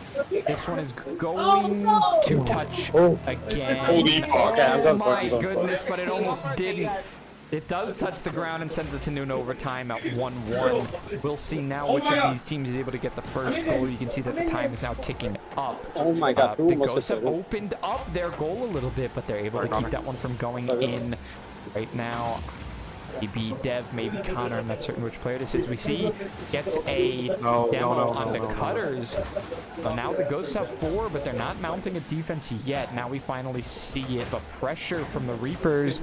They are setting themselves up into scoring position. The Ghosts able to clear it, but the Reapers not done on their attack yet. Finally, the Reapers have to be on a little bit of defense. Ghosts just not finding the contact that they need right now. No! I had more boost, towards the bro. middle. Fuck. Pushed out again by the Reapers. Now these Ghosts have to get back on defense. We see contact, trying to keep some of these Ghost players from returning to their Bro, side this of the fucking field. 60 FPS shit is pissing me off. Switch. Cutters now playing on the ball. Why is this shit capped at 60 FPS? Stop Rad from trying to take control, but immediately as teammates, this backup, this Alright, someone go for it. I have no position I'm boost. seeing from the Reapers. I've none They're either. always fighting together. no boost. One of them is always covering the weak area of their teammate. It's never just an open, free shot. Demo search there, but nothing comes out of it. The Reapers hitting the top crossbar. 2 on defense right now for the Reapers, but the Ghosts are sending their full Nice, team bro. forward. Good shit. One defender able to just aerial roll to the side. Credit to the player on Mystical's account there has been doing an amazing job of holding down the middle. goal this entire Oh, time. no, Both no. sides managing to You limit can hit him the middle again, I'm there. opportunities the other one has to find this point to win it. Nice tap. He sent back. Brad still wanting to do a defense from the midfield. A nice demolition on the Hollywood. This would be an opportunity if the Ghost can capitalize with them being a man down, maybe being a little bit out of position. Sends it over towards the goal, a little bit high. Brad isn't able to finish it. And Hollywood's back with control of the ball, taking it towards the Ghost goal. Those defense has been pretty good so far. It's been tested a lot this game. See if we're going to get any no aerial contact. This one is just bouncing over the head of the Reapers. It doesn't go in. Still, the Reapers able to defend their goal even after the triple commit to the ball Wait, you got there. this. This one is up and centered. There's an opportunity for the Ghosts, but they missed the No, I shot. sold, bro. That one not going to make it into the goal. Now the I'm Ghosts not boost, I back can't on get back. defense. Cutters trying to get an offense started. This one's going to come down This is right the in front center. of the This Ghosts is goal. a nice defensive play there. Coming out of General Rick. Goodness. all of these players, you see people willing to go up in the air. It came straight down, but no one was there for the follow-up. Well, Hollywood saying, I want to end this game. Twig doesn't want this to continue, but 2 demos. Ghosts are sending this one up the midfield. Gets cut short. We're going to see on the right side of the field here, that one's going to be taken off of the wall, centered a little bit. There's an opportunity here for the Ghosts, but immediately intercepted by the Reapers. Now we see the goal open, but a nose touch in the air is going to block it. Can we get another? It went off the wall. Yes! Oh, another! Oh, it goes in. Twig is able to roll that one in 3.5 minutes into overtime. The Reaper's going to take another one, but it was hard fought. That's one of those games that is so heartbreaking because you've a couple of those shots, you're up or down ever so slightly. You managed to take that, but credit to Twig. And credit to the Reapers. We questioned that decision to send Kitten in. And after that game, it had to be the right one. It was an assessment of the team that they had before them, and this is the reason that they are in this #1 seed. It's because they know who they're playing against. They know strengths and weaknesses. Making decisions like that is what puts them in this position. Now, instead of being 5-2, they're 6-1. There's a gap opening in this scoring line. They're getting comfortable, and now they're heading into FC, which, I mean, shouldn't really be a problem. Either of these teams actually might be feeling kind of even about it, almost like I know that I can play, and I also know that my opponent isn't the toughest FC player on the other side, so possibly another even one coming out. I'm pretty sure. And players I'm going to be looking for here is Hydro, Jay Myrna Hydro. Yes, I talked about him in fighting games, but in sports games, he's just as much of a rock, just as solid of a player, is able to play his position, play his role exceptionally, always able to also go beyond and find those opportunities for his team. Him being able to pull a player like Mr. OG, I don't know if they necessarily want to use both. Maybe LJ Skater Girl has been joking around a little bit like, oh, I'm just a sports player. Lately, but they have those opportunities, and we know that they have Exile on their team, one of the more outspoken players about FC. So maybe some working with some of his other rookie companions in Mystical and Rad maybe has helped also them level up. So we could see any lineup. On the flip side, the Reapers have those sports players. They have the Cuddies that is just a force. I always say that Cuddy is the example of a player you just have to be better than. Oh, yeah. If you want to stop him, you just have to beat him. You can't just, oh, yeah, he'll probably won't do. No, he's going to take every shot you give him the opportunity to. He's going to take every inch, make it a mile if you aren't prepared. And it looks like the Ghost have opted for Mr. OG, LJ, Skater Girl to go up against Cuddy and 144p. I'd say pretty expected lineups from these two teams. I think that what you were talking about there with Cuddy is actually like a personification of the entire Reapers. They are going to put complete offense to you in any game they possibly can. I think even in F1, you probably have to worry about them running you into a wall because absolutely. They play so aggressively in every single game that they can. We saw that how aggressive they even played Rocket League there. Their defense was solid, but they played around putting more pressure on the Ghosts so that they had more opportunities to score. And in the end, they had just the one more opportunity that they needed to win in overtime. So with an 8.5 minute long game, they were able to finally score a second goal. It was very even, but it was that aggressive play style that got them there. And something that we have to note there is in order to play an aggressive play style in any game, you have to be really good at it. Yes. Because you can't be missing the ball. You can't be putting in correct inputs in fighting games. You can't be missing shots and shooters. You have to be really good at whatever you play if you want to play the style the Reapers have. And that's why they commit so hard to practice. They're dedicated to play games on their own and keep their own skills up. But that's why this solid team is in the position they're in. Yes, I 100% agree with you here. I want to see this FC. We haven't had a sports game beyond Rocket League, which was super close yet today. So we don't kind of know exactly where they are going to fall. We talked about it a lot earlier, the fighting games. We talked about the shooters. Those other three categories, we do play 5 here. You have to be able to handle those racers and those strategy games and those sports games to manage to take that $100,000 prize this season. And players looking at $1 million. The opportunity $1 million next season. So for you to be able be as well rounded to compete with a team like the Reapers, to be on the Reapers, they're outspoken. if you're not good enough, they're not going to play you just for the sake of having 7 players.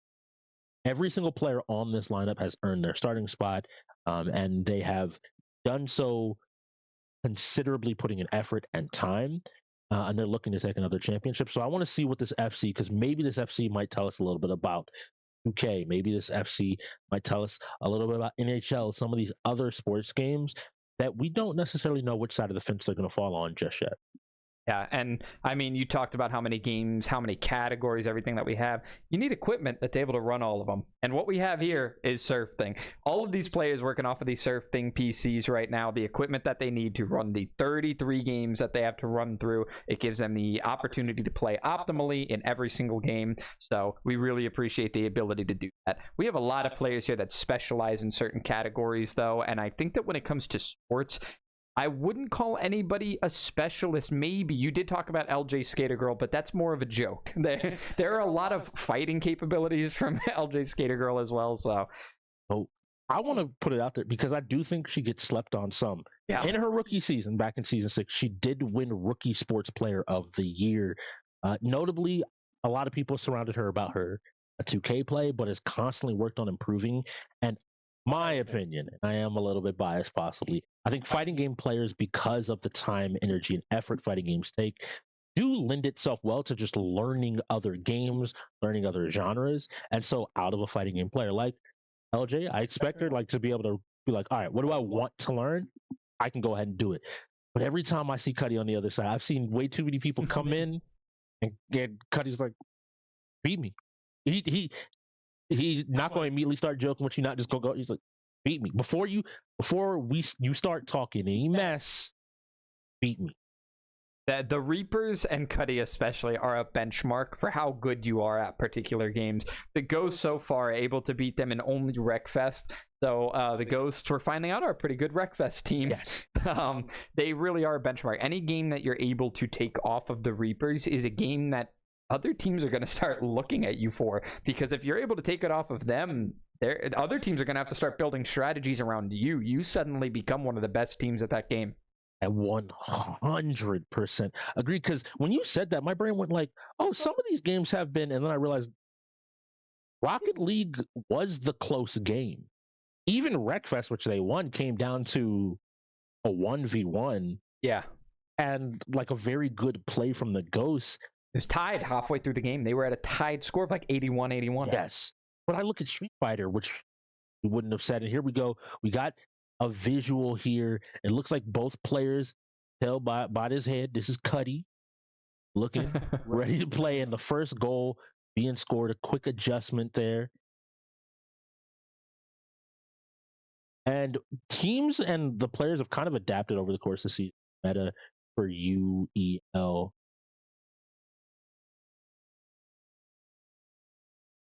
We will let you know here in a little what we have for teams and players. We will let you know what we have, but right now, well, it is Paris on both sides. Yeah, so the blue jerseys at the moment, that is the Reapers.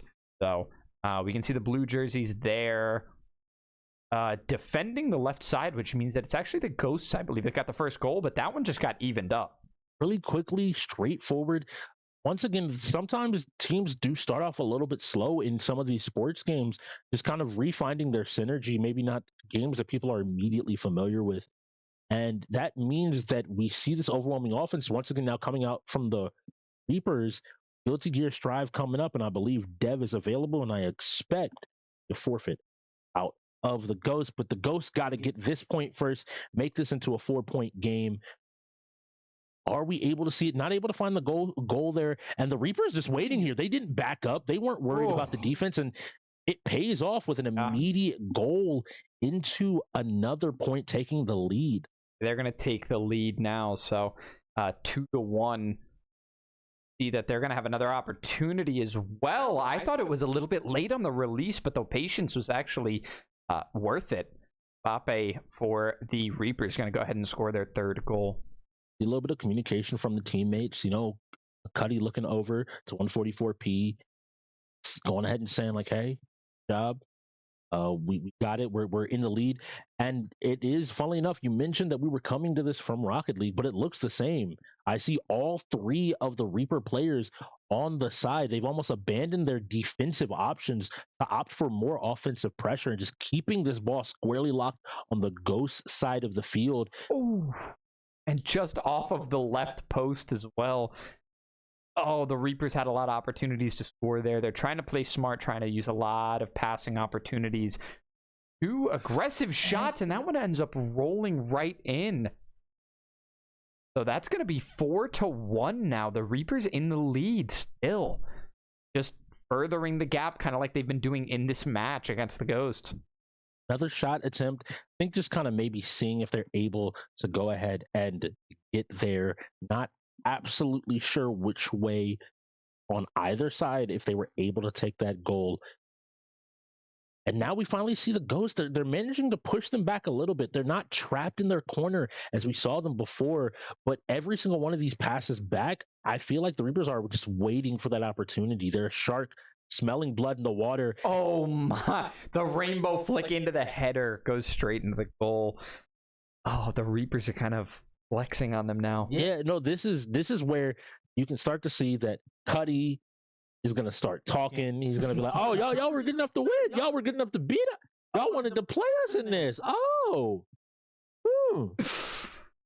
Right now, the Ghosts are playing where they have their 2 attackers playing. That one's going to bounce off of the post, actually. Another one not going to go in. It's going to continue to be defended. The Reapers trying to put on pressure right now. Finally, the Ghosts playing the middle of the field, which has been troubling for them. They're playing the outsides too much. The Ghosts not having a lot of opportunities to score because they aren't playing the middle of the field. When they get possession of the ball, they go to the outsides. Passing becomes too difficult because you have too many players in between defending. Immediate possession from the Reapers, stealing it from the Ghosts.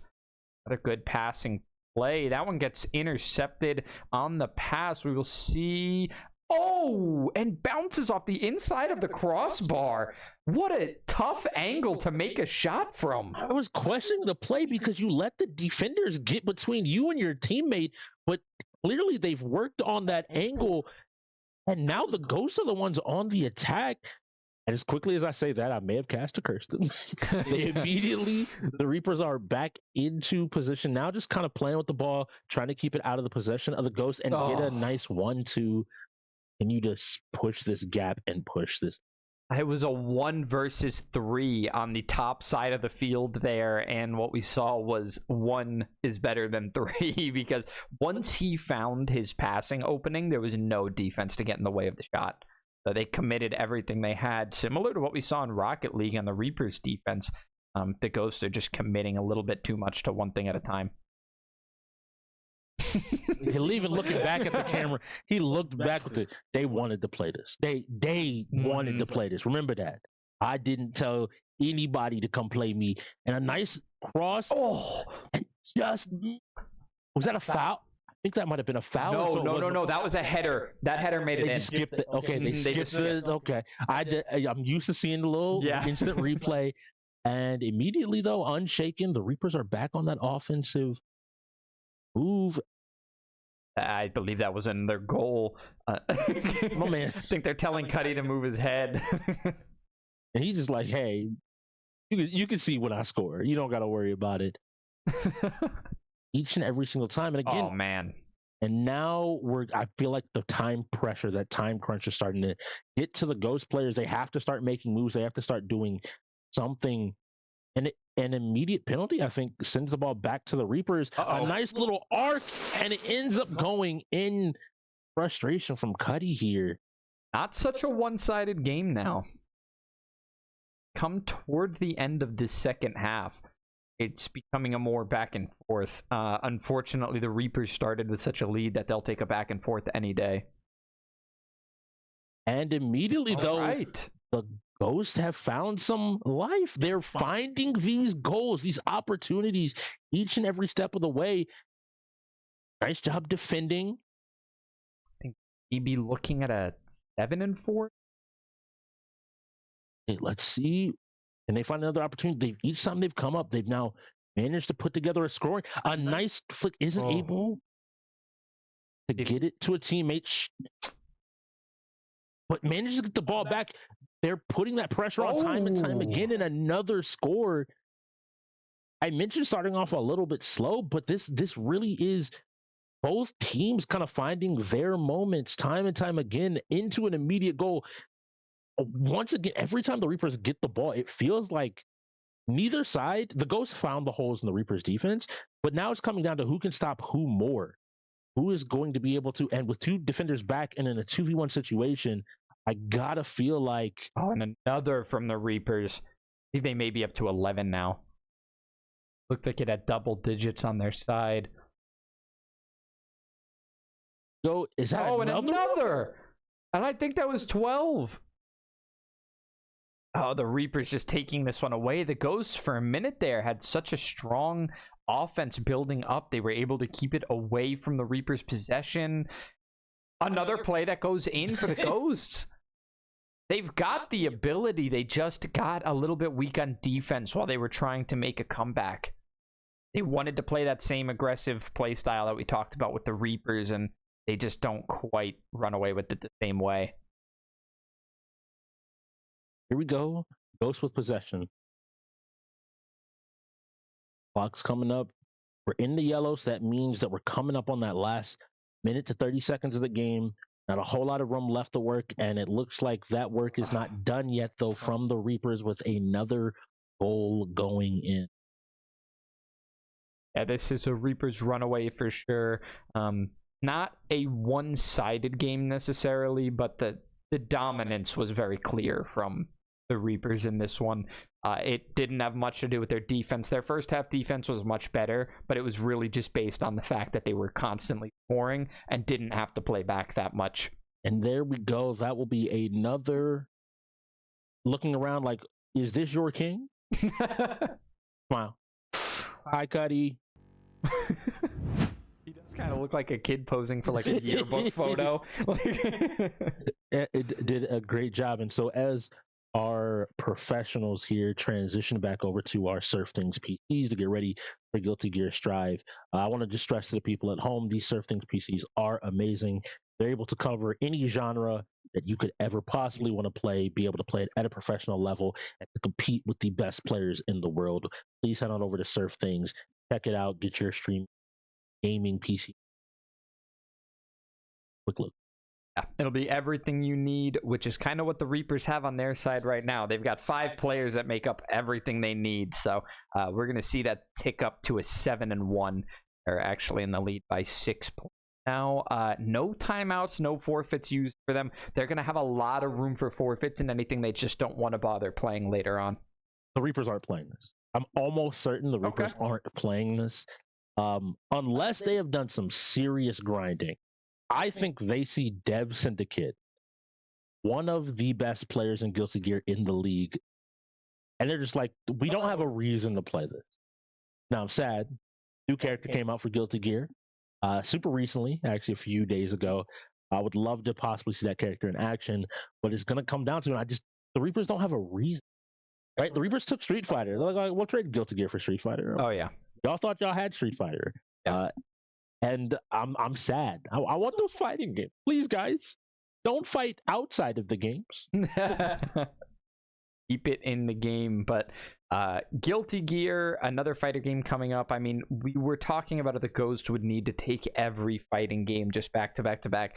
They already lost one. We haven't had a huge frequency of, well, I guess they have had their even share, but we skipped Tekken to start, so we didn't have to play that one right off the bat. So this would only be the second one played, and I think the Ghosts would have liked to see a lot more opportunities for them to take wins early on in fighting games, rather than coming down to the half and being down 7-1 before they're even going to be close. Yes, it's difficult because you don't always want to be at the mercy of the wheel when like it's a 1-point game difference, but it's better than being down 5. And if you're saying fighting games, all right, we're hoping for 5 games, 6 games specifically to roll to help us stay in this game and go ahead and get a lead going. I expect to see Dev going in. If they are serious about winning it, you'll see Hydro. But if I'm them, being very honest, you can send Dev, Mystical, and Rad, and you could hold Hydro. I think that's the opportunity that you take here. You have to send Dev because if you don't, there is always that risk that they play the game. If you just assume, and now Hydro's no slouch. Nagori Yuki is an amazing character, deals a lot of damage, is definitely a threat. But as we saw, you don't know how much they might have leveled up in the time since you last played them. We didn't expect Kitten, even though Kitten is MVP, he's a great player. We didn't expect a 5-man sweeping streak. No, absolutely not. And so now in Guilty Gear, you kind of have to be like, we're going to send our heavy hitter. We're going to send our bombshell. And we're just going to win. Not going to worry about it. We'll get our dub and we'll keep the game. It looks like it's going to be Twig. I believe that was Pebble and Cuddy all going in here for this one. And as we transition over, looks like, yeah, we're going to be playing this one. All right, here we go. I think this is a button check. If not, no, actually the players are going ahead and playing. We'll get you an update on who is who. Normally I would have a pretty good idea, but both of these players are still learning. Cuddy is playing on the player 2 side. Rad is playing on the player 1 side. So the Kai Keys is Rad. He has a life lead and is putting a lot of pressure here on the Cuddy. And this could be the end of Cuddy with one more good button choice. But Cuddy ready to make an opportunity. And Rad says, not today. It is very risky to go aerial in any fighting game when you're 1-tap. Yes. And so one of the big differences, how we play this game is you are given lives. These lives are each one of those hearts up above. When you lose 2 of them, you are out. Whether that's against the first player or the second player, when you lose that second life, you only have 2 rounds overall. It once again focuses on cleanliness of play, how well you're able to play these different fighting games. In a game like Guilty Gear, a lot faster pace. It is the world. A nice super there from Rad stopping Cuddy from moving forward, but Cuddy's starting to find his rhythm, looking for his combo, ends up dropping the combo. Guilty Gear is a much faster game. Even though he RCs to slow down, Rad there's managing to hold him off and now just come into the fireball. And a good job by Rad finding his spot, finding his moment, and just using solid fundamentals to manage to take this first game. And as I was saying, Guilty Gear is a game that's different in being an anime fighter. It's faster paced. You have air dashes, you have characters flying every direction, but ultimately it requires you to have a lot of speed, precision, and understanding exactly what's going on. And maybe our information was backwards. Excuse me. That was Cuddy taking 2 lives off of Rad.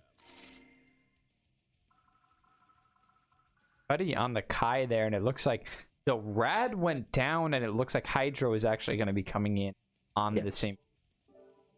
So Hydro is going to end up switching on over to Nagori Yuki. I'm pretty sure. He is always kind of had this plan and this opportunity for where he wants to play the game. He wants to play. He plays this very neutral, heavy style. He doesn't necessarily go for the flashiest combos. He just goes for that consistent play, controlling space. And Kai's a good character to try to fight against it. The issue is that Nagori Yuki is a giant samurai vampire that has a much bigger weapon to do so.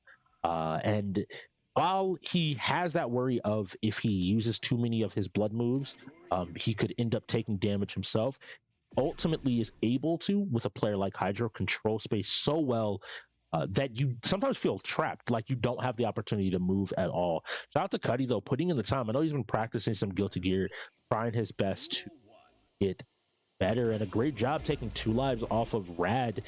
No problem asking, managing to get the first set of damage here.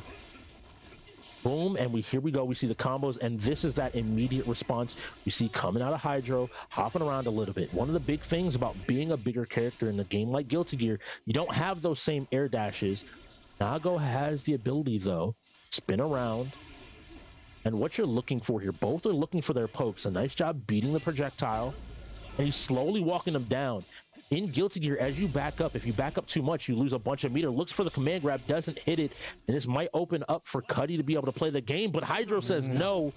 First life done. Hydra up 1-0 in this situation. Hydro's now trying to do as much heavy lifting as possible. He wants to get as many kills as he can.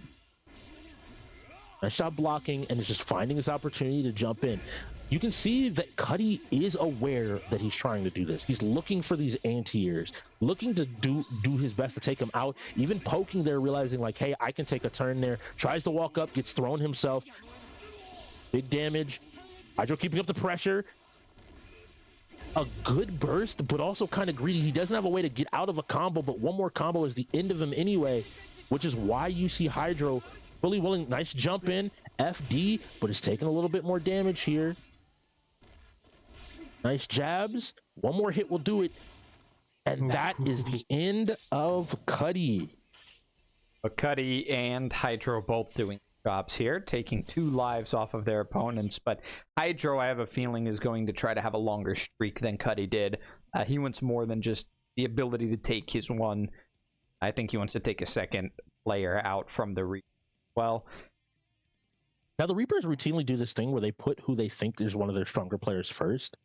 In situations where they're comfortable forfeiting a game. Like, oh, how well can you do? Okay, it went bad. Get us out. Go ahead and just let it go. Looks like they are just getting their controllers connected. Soul Bad Guy looks like he's going to be selected. That means that we're going to be seeing Twig sit down and take the sticks here. Twig being a player that hasn't played a whole lot of Guilty Gear, but has learned the game pretty consistently and considerably to where he is able to play and do a little bit more. Never mind make that Ricky Rockham with the gold Lewis Dickinson sitting down ready to swing. Picked up the character, had to make sure everything is ready to go. Haven't actually seen him play gold Lewis yet, so I'm interested to see what he's cooked up, what he's found, what he's able to do. This is 2 big bodies, so you're not going to see him flying around as much as I say that he immediately jumps, but you can see the damage will be high, the damage will be heavy. Hydro willing to immediately step up and start swinging. Doing a good job here. Ricky's gotten a lot of damage onto Hydro. Hydro feeling the pressure to start moving and going forward. And Ricky Rockham, we talked about him being a former fighting belt champion. You have to be aware, even though there are games that maybe he wasn't better at than some players, he's able to find those opportunities. Ricky is just enough of a player to scare you, but Hydro says there's a reason I'm Mr. Consistent. Push me against the wall and I will not crack. Here we go. Once again, Pebble is up. Pebble, let's see, is he able to make this play? Is he able to make this comeback? If Pebble could take a life here, it'll be huge. Nice grab. This means that he can play pretty much without restrictions. Hydro is in a comfortable spot here. And a nice uppercut, nice burst. Realizing he's on his last life, he's just trying to find his moment. Nice blocks. And he misses. Able to get a huge combo there, and that is the end of Pebble. Manages to put up an amazing fight, but that consistency, that strong core, the fundamentals that Hydro has sees it to the end. We have one more player, that being Hollywood. They may have done what you talked about before, that late game forfeit. The reason that they put Twig in the back is because they didn't actually plan on utilizing him. So now that they've done that, it's 7-2. I know Dev's a little bit sad. Dev always wants to play Guilty Gear. Isn't able to get it done. We'll probably see this next wheel spin. But 7-2, like you mentioned, it's better than 7-1, 8-1. It means we're in a position where we have to look at need for speed and see who is going to be able to take this. A coordinated team here. Yeah, I'm looking at the likes of Hit and Twig, 144p, Pebble. There's a reason why they run this 5-man. There's a reason why they are ever willing to do this. Games like this, they know everybody's practice on. They play together tons and tons of time. But we have seen the Ghost manage to pull out some of these wins and that coordination. And one of the things about the Ghost that I think people have failed to realize is the expectations were very different. A lot of people doubted them. They had a rough start to the season, but as it progressed, we saw them find their footing. We saw them kind of return to that form of people expect the Ghosts to always be able to challenge those top teams. they've historically beaten some of those unbeatable teams in the past and have always managed to find what other people deem as an unwinnable game and make it winnable. And I think we'll still see that. A team that went relatively, unchallenged beyond their match against New Moon in the Reapers, the Ghosts have instead had to fight for each and every single win and loss they had. They had to stay there. They had to keep fighting. They had to look for each little bit to get better. And I think it'll pay off here. Yeah, we saw the likes of Rocket League, even a valiant attempt at Yu-Gi-Oh! Just got shut down repeatedly. A somewhat competitive Forza, Wreckfest, obviously. That one came down really tight, and they earned the win. That one hopefully gave them it was like a sign to them that if they work hard, it can pay off, because after Street Fighter, it was looking pretty dangerous there. Like, it doesn't matter how hard they practice, they're still going to get beaten at anything they go up against the Reapers at. But when it came to Wreckfest and they were able to get a win, it showed that there are weak points. They're going to be able to grab wins, and coming up at halftime and being 5 down, that's not unbreakable. That's not unreturnable. And it looks like we added quite a bit of time to the clock. I'm not sure if that's correct or not. We were down to about 2:13, now up to 2:26. We will let you know how much time we have, but we're in this timeout here. Need for Speed sometimes takes some time to set up. It does, I think, and it has been a lot more smooth here in playoffs with the addition of SurfThing. They've done an amazing job in helping just streamline the ability for us to get into these games, and how we play it is maybe different than what some people will expect. The game setup, depending on who has setup, will be able to pick either the racers or the officers. Officers are looking to capture the most wanted. This is a player deemed to be basically the target. It's a big game of chase. The racers have abilities to cause some jammers to stop some of these EMPs that maybe the cops have. They have the ability to turbo to pick up speed when maybe hitting a roadblock, and to work with 3 other teammates to get out. Both sides are one's trying to escape, one's trying to either wreck them out or capture the most wanted here. So it requires a lot of team coordination, a lot of communication, and an understanding of the different cars you can pick. We play within the category. Right. The Reapers are honestly a pretty good team at this game. There aren't many teams when you go into racers that you think of as being like, oh, this team specializes in racers. They have a really solid foot. It's usually a battle between 2 teams, any teams that we have in the league between racers. But the Reapers, when it comes specifically to Need for Speed, racers in generals, but especially this aggressive, crash-heavy, damage-taking racing game, they take a lot. But we saw Wreckfest go the way of the Ghosts, and that is also an aggressive racer. So maybe the Ghosts have something here. Maybe this is an unexpected, very niche part of our wheel that they're going to be able to take, because they've already taken one style of this game. So let's see if Need for Speed, they can do the same. I'm seeing an Impreza RWX, a lot of the Dodge Chargers as well, some of the tankier cars, and then some of these police interceptors as well. So a decent variety of cars that maybe we don't see as often. Looks like the Reapers might be breakers on this one. Oh, hey, we will see 47. I believe that should be a ghost piece. That should be a ghost piece. All right, so Ghost Racer. Yes, yeah. And McCoy 757. The hour. Most wanted. It is randomly selected, so you do not have the opportunity of choosing your best racer to be the most wanted. It is randomly selected, so you want your entire team to be practiced on a game like this. One of the big things as well is they did all pick Dodge Chargers. So Dodge Charger isn't the fastest car in this game that we have the opportunity, but it is one of the tankier.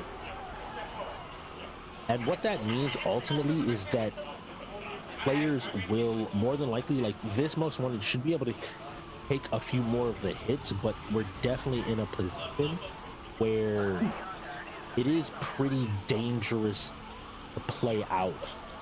It looks like the Reapers have already... We see this often when the Reapers play cops. They're able to surpass all the rest of the racers and just focus on the most wanted, who has crashed and is going to respawn here in a moment. And that should be it. That should be it, unless his teammates can get in and cause a little bit of... And the race is over. Wow. Just as quick as it started, it ended That was really quick. Yeah, that's a danger of using that charger. It is a tanky car, but in a matter of speed and against a team like the Reapers, you have to be in a position to where you can utilize that tank.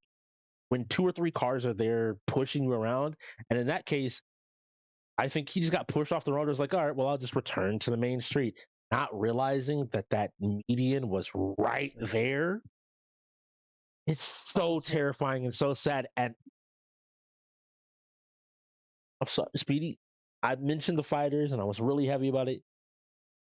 There are many people that would say Kitten might be the second, third best Mortal Kombat player in the league. This That rolling on a full reset because of this 5-man once again. Yep. It sets them up in a perfect opportunity, but I'm not counting the Ghost out. They managed to do it in Guilty Gear, and I think they can manage. Absolutely. I think there's, in the fighters alone, I think there are many opportunities for them to take away games, but MK is going to be one of the more difficult ones. We saw what Kitten alone did to them on Street Fighter in a 1v5. Now you're talking 1v2. Say he goes first in this one. 1v2. I think he's feeling all right. Now, no health regeneration mechanic, because if he loses a life to anybody, that's just an entire life that he's lost. So no health regeneration necessarily, but he does still have a little bit of a backup plan. He's allowed to drop around. We will see how this goes, but Street Fighter wasn't the game we even expected him to be dominant on, and he was against most of the Ghost team. I will expect him to have cleaned up. 144p being the other person that I expected does play out the rain, and then we see on the other side the 2 remaining fighters in Dev Syndicate and LJ Skater Girl being should see some interesting play. Now, I will say, looking across the board, I'm wondering how much practice they have against Skater Girl. She did make a transition to playing Ermac in this game, one of the newer characters, and so even for a player like Kitten, 144 please, Rain, and somebody who's played since launch, haven't kept up with these games. Sometimes fighting games can kind of get away from you, and if you don't know what your opponent does, the game becomes that much. Yeah, oftentimes you'll see the style of a certain character change against the entire playing field just because of the release of one new character. If you have to adjust your play style just to be able to play against a certain character, suddenly you're playing a completely different way against everybody, and you're unrecognizable from the way you used to play. So it was exactly what you talked about, keeping up, making sure you're keeping relevant in all of these games. It's one of the hardest things to do. Clearly Kitten's keeping up because, once again, destroyed in that Street Fighter that had a recent patch that you talked about at the top. And we will get you. Sub-Zero makes me think that this is Kitten playing. The Sub-Zero is who you see, but it's hard to say. Maybe people have picked up these new characters and are charging to something a little bit different. Now, here we go. With the new Mortal Kombat, if you haven't seen it played, there are assists here which allow for a lot longer pressure strings, combos than maybe the past. But it is still the same 50-50 opportunity. Every single time you see a person block, they have to guess what's coming up next, and what's coming up for us is another fighting game. But the combos coming out from the smoke never seem to stop. LJ Skater Girl maybe going back to that tried and true smoke, looking to make these plays, looking to find these opportunities, and takes a round. Yeah, if those sides are correct there, then that is a first round for LJ Skater Girl, and putting on the pressure again right at the beginning now. So it looks like actually on the player 2 side might be Cat. We'll see here shortly at the end of this game. It makes sense as well. Cat in the previous game played Sub-Zero, another character similar to Smoke, in having like a very strong kind of guessing game and making you understand what he does and catching you off guard. But both of these players, you can see they've put their time and they've gotten their lumps. They know where they want to play. Nice job blocking. Nice challenge. We're still stuck here in this corner. Manages to get out, but I guess that's into more mix, right back into the corner. Smoke saying that the game is over. One more guess and you're done. Doesn't get hit by the overhead, but the slide is enough. to win here. Now the big question is which side emerged victorious in this game. Yeah, it looks like the player. It said player 1 was LJ Skater Girl, player 2 was Cat, but that's it's a scary call. Because whichever player here not taking a round. So it was Kitten. It was Kitten playing this one. And it looks like, are they just keeping it with the Sub-Zero? I believe it's gonna be the same. Yeah, I think Dev just went ahead and played the same character and assist as well. So sticking with the Sub-Zero with the Serena assist. So far, not doing any better. In fact, doing a little bit worse than LJ. So huge damage. Again, this is, if the Reapers take this, another fighter that the Reapers weren't expected to have. That might have been a good thing. Once you use that fatal blow, you're not able to use it for the rest of the set. So using it there wouldn't have been the perfect opportunity. Using the invisibility that Smoke has, which ends up being so tricky for you to know whether or not he's going high or low, trying to drain away that meter, but isn't able to. Dev kind of holding back here in the corner. And I wonder here, because I feel like the last time we saw LJ play, it was on the Ermac. Here we go, setting up his combo once again. See the loops into these just serious combos. 35% immediately gone off of one big hit. Looks for the fatal blow. That should have been blocked. It wasn't. So this will be big damage. But it's going to come down now to finding these opportunities to maybe get some combos and just get the chance to pressure a little bit more, but isn't able to block the move. We're going to see a fatality. Nope, just gone ahead and kick it out and be said and done. And that's another W, I believe, going over to the Reapers. Yep. 9-2 now. Not an easy score line to make up. Not quite as easy as what we were looking at before. After the Ghost's second win in Guilty Gear, we were looking at a 7-2 at that point. Not quite as bad. 9-2. The Reapers are approaching the double digits, and the Ghosts still only have 2 games. It seems like the Ghosts are being really picky with what they're able to take, and it's not going to be a complete category that they're stealing away from the Reapers, which makes this a lot tougher to mount a win in the second half. I 100% agree. I think you should lose less sleep over the Mortal Kombat loss. It's a game that there are very few players that even kind of stack up to Kitten. Being very respectful here, like Mortal Kombat is one of those different fighters as well. The pacing is different, how the game flows. It has a block button, one of those biggies. But looking at KOF here, they're going to have to pick who they send in. I'm assuming it's going to be LJ Skater Girl once again to go ahead and kind of get a run back quickly. Yeah, straight into King of Fighter now. 3v3. So we're kind of running through everything. We had our 5v5 fighter. We've had a 3v3, a 2v2, now into another 3v3. So a lot of these fighters getting knocked out. We actually said, I think I mentioned a few games back that we haven't rolled as many fighters as the Ghost would like to see. We're starting to get them. Yes. They need to start taking these opportunities now. They need to start taking some actual wins off of it. They've only got Guilty Gear so far. If they take King of Fighters here, they're 2-2 in fighters. That's not what people were saying they need to come out with. The entire talk we kind of had about how this game had to play out was we were looking for who could steal more of whose games. And right now, the Reapers are on winning side of that argument. They have managed to take more games that we expected the Ghost to maybe challenge, or at the very win, let alone challenge. Let me be very frank with it. And looking at KOF, which plays similar to Street Fighter, I didn't think I'd have the question, does it go like Street Fighter? Has someone been grinding out KOF between Twig, Cuddy, Pebble to be able to just run over this Ghost team? And did the Ghost team maybe take for granted that they just had fighting games? Yeah, I would have expected them to focus more practice on it rather than look at it as a category that what they may have done is looked at fighting games as a category that they have a head start in and tried to practice some of the games that they wanted to challenge the Reapers in, that the Reapers might be expecting to go their way. And it seems like not even starting with their weaknesses and focusing the practice on that isn't the move. Now, if they did practice these games and I'll say the Reapers, but let's be real, if Kitten is just simply that good, it's the 2 fighting games that they've taken so far, Kitten was the only player to play. So, Yes. yeah, honestly, he's been a huge piece for them. We can see why he's the MVP on a team as successful and as winning as the Reapers are.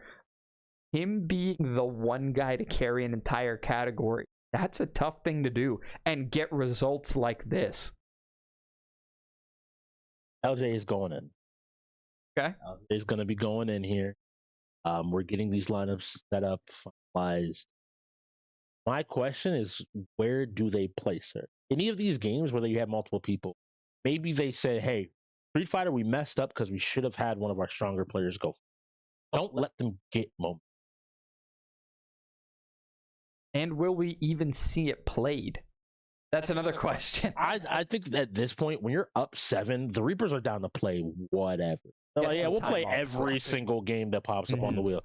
Oh, you're supposed to win every fighter? Cool, prove it to us. How fast can you do it? Oh, wow. Oh, no, you took 10 minutes to win that. Whatever will I do? Play another fighting game. Really? Yeah, so far that's how it's been going. Setup timer is ticking down though, so we're gonna have to get into this one unless somebody wants to use timeout.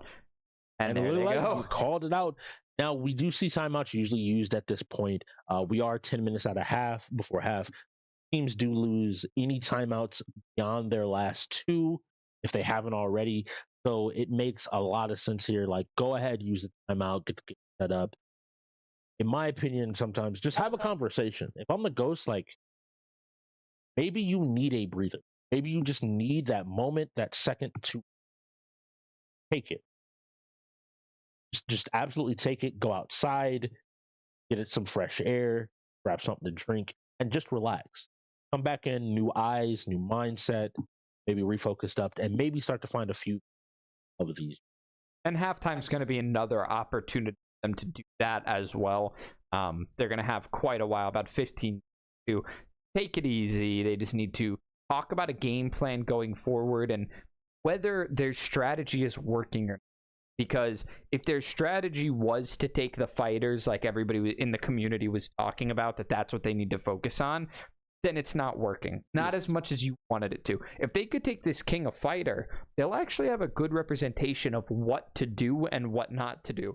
Although I have to say it's difficult from a Ghost standpoint to say anything other than just don't run into Kitten. That seems to be the strategy for fighters right now, is just don't have Kitten playing on the other side. And here we go. We will let you know who is starting off on each side. Now, I would have normally told you that there's a Terry, so I know exactly where LJ skated early. There are, in fact, one on either team, which makes this far more difficult of a call. Let's see, as we get another wheel spin, how the game, both players backing up, looking to maybe get their button configs checked out, make sure all the buttons are good and ready to go.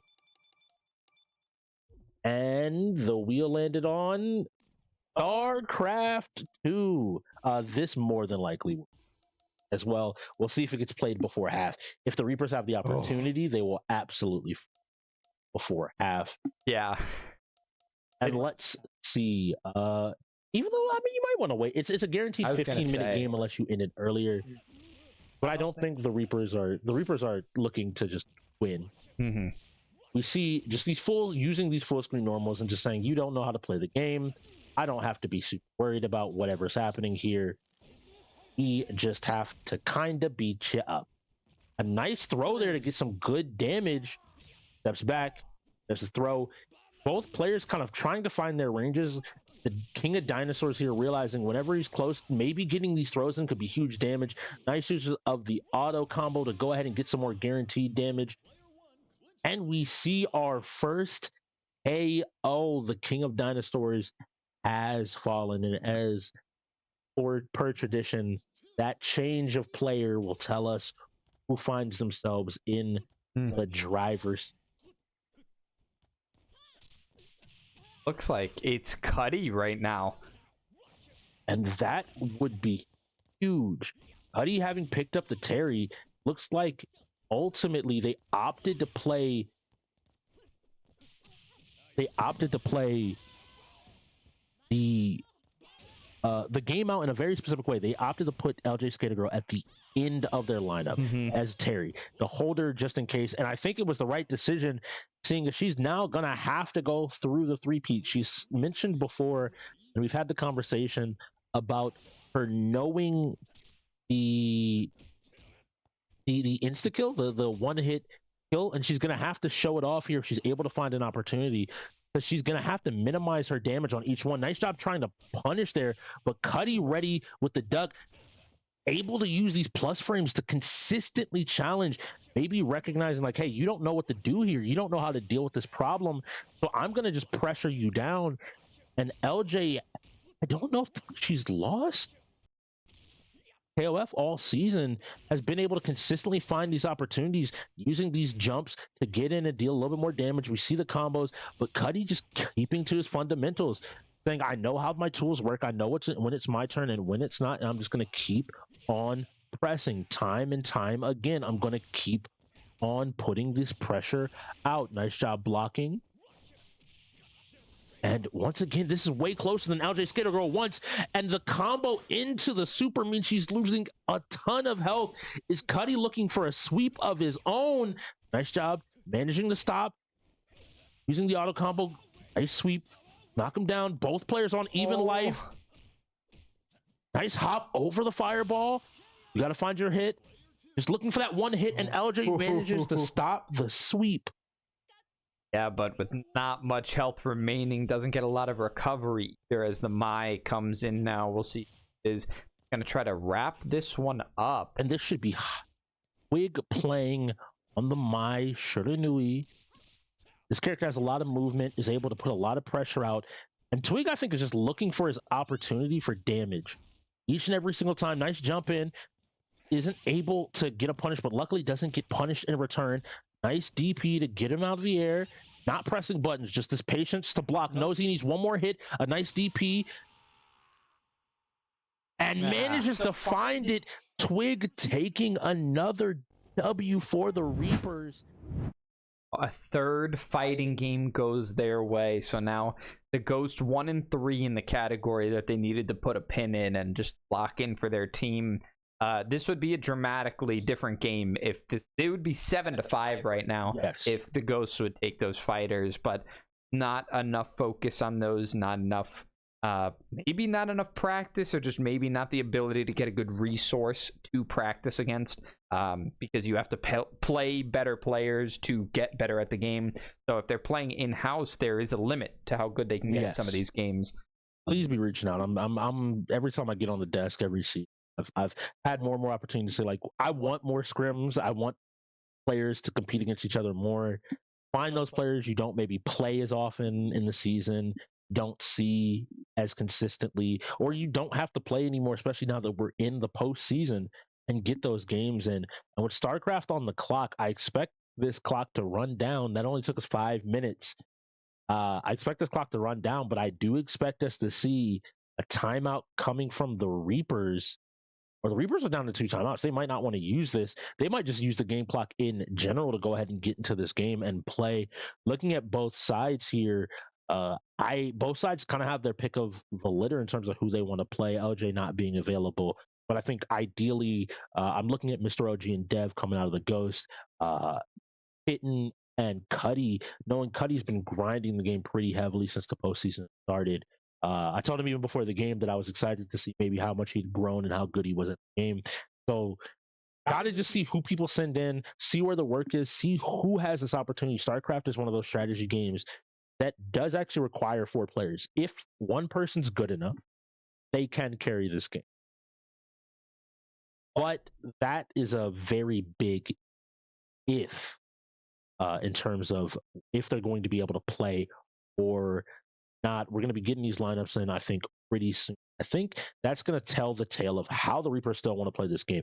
Every time I've thought I have a read on the Reapers, they've proven me wrong time and time again. Yeah, they are switching things up just the slightest little bit. We did talk about how they might not want to expose too many of their postseason strategies until they reach a team like the Bots or New Moon that they are actually worried about the possibility of dropping too many games. So maybe not going to show us everything they have, but I think what we're seeing is that they're ready to bring the unexpected. There is more than meets the eye. There's more than we've already seen. They're ready to bring it out. It will come out. The Reapers will always have a lock on most of the games on these against most teams. There are a few teams that can bring it to them. The Ghosts, there are still games that they have the opportunity to win to take against the Reapers. The Bots and New Moon, both of those teams, even the Gorillas on the other side who are going against the New Moon, the Ravens, all of the teams left have the ability to take more games than the Reapers fair to lose. But it's the Reapers' game to lose is the important part. They are the ones considered for the win, and every other team has to strategize how to take enough games. That says a lot about what kind of team this is. I think the Reapers took their one loss to New Moon extremely hard. Barely, yes. They took it hard. That was one of those prideful moments that they are frustrated. So looking at lineups, we're going to be having OG, Hydro, Rad, and Dev going up against 144p, Pebbles, Putty, and Twig. As we get another wheel spin, everybody's starting this little early phase. Dear Lord. Starting this early phase, going ahead and just building up their base. This is how every one of the games up. We've also picked the map where everybody is together. This helps prevent some of the cheese and CTR. You may have noticed that I did not say that Kitten was in this game. He is not playing. So having him available for CTR is absolutely something that I, as the Ghosts, have to recognize. One of their best players will be going in here on the flip side. So right now I need my players to focus up and figure out their win. Rad going down, sitting down, building up his base. Looks like he has a barrack started. Got both of his gas, so maybe teching into some of those higher, more expensive units a little bit earlier. They tend to be more powerful, but in a situation where people like to rush and put pressure on you, you got to be able to survive that early if you want to utilize those stronger units. We do play that 15-minute cap. At 15 minutes, you have to fight. But a lot of teams and a lot of the good StarCraft players recognize you have to get to that 15. You can't just straight up not interact. People have started to play the game to deal with it. So Rad very much focused on his own game plan. Barracks is finishing up here, so I'm assuming we're going to start seeing some Marines get pushed out. Actually opting for Reapers. Y'all have been playing some StarCraft. So my surprise here, Reapers are and have tended to be an early game unit. They let you jump up and down some of these clips, some of these ledges, and get harassed. They're very strong in doing so. And when I see somebody build a Reapers, it tells me, funny enough, it tells me that you've been playing, you understand a little bit more about the early game. We normally see that little bit of turtling, but it looks like they might have taken a little bit too long and might have fallen victim to some of the most classic cheese in StarCraft, the cannon rush. The Reapers are not above cheese. They don't have a reason to play you, I don't want to say evenly. They give you a chance to play. They are more than willing and comfortable to put up these turrets. So you see those little exclamation points in the bottom left. Every time they try to go out of this bottom ramp, another turret is there to stop them, and they're getting encroached upon more and more. They have to do something. If they do not kill, and I believe that's Rez, if they do not kill, Ricky Rockham and Rez have done this time and time again. If they don't stop these turrets from going up, then they can ensure that their better players get the opportunity to chill out and play as much as they want to play. Yes, you're killing this pylon, but you still need to be able to get out of your base. But it looks like one of the Ghost players is already getting rushed down, not having too much of an opportunity to do anything. As another cannon goes up, this should spell lights out for the bottom side of the Ghost base. Somebody has to get something that can break this line. These Marines aren't just going to be enough. These Reapers aren't going to be enough by themselves. They had I made the joke and I laughed a little bit here we're watching Dev now. That it said that the Ghosts were or that the Reapers were rushing. The Reapers were rushing, but it doesn't seem like anybody responded to that information. No one was like, "Oh, they're rushing. Maybe I should get out in front. Maybe I should do something." No, what has to happen is you collectively now as a team need to stop the process of losing the entire game. As we flip over to the Reapers base, we see them comfortably. Ricky Rockham by himself now has done so much damage to the Ghost, so much put them behind so far that the Reapers are aptly and comfortably sitting here. You can see they had their ramps walled off. They made sure nobody could really get into their base. And they're now in a position where they aren't worried anymore. Rez has a few stalkers there waiting and ready to go. And they just get to build up for free here. This is good organized play. One thing, I see some oracles, which is also an interesting bit to play, a little bit of harass coming out. But what I see here is that the Reapers come into every single game with a plan. There's never a moment where if you think the Reapers are ever going to play you straight up, from personal experience, I can tell you they're not. They're not going to let you play your game.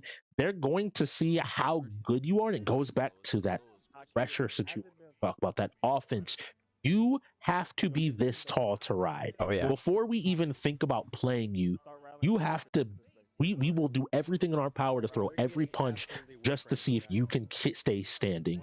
And right now, we can still see in that mini map in the bottom left those little pings. The fight's still going on. They're still just trying to deal with Ricky's turrets, Pebble's turrets, time and time again.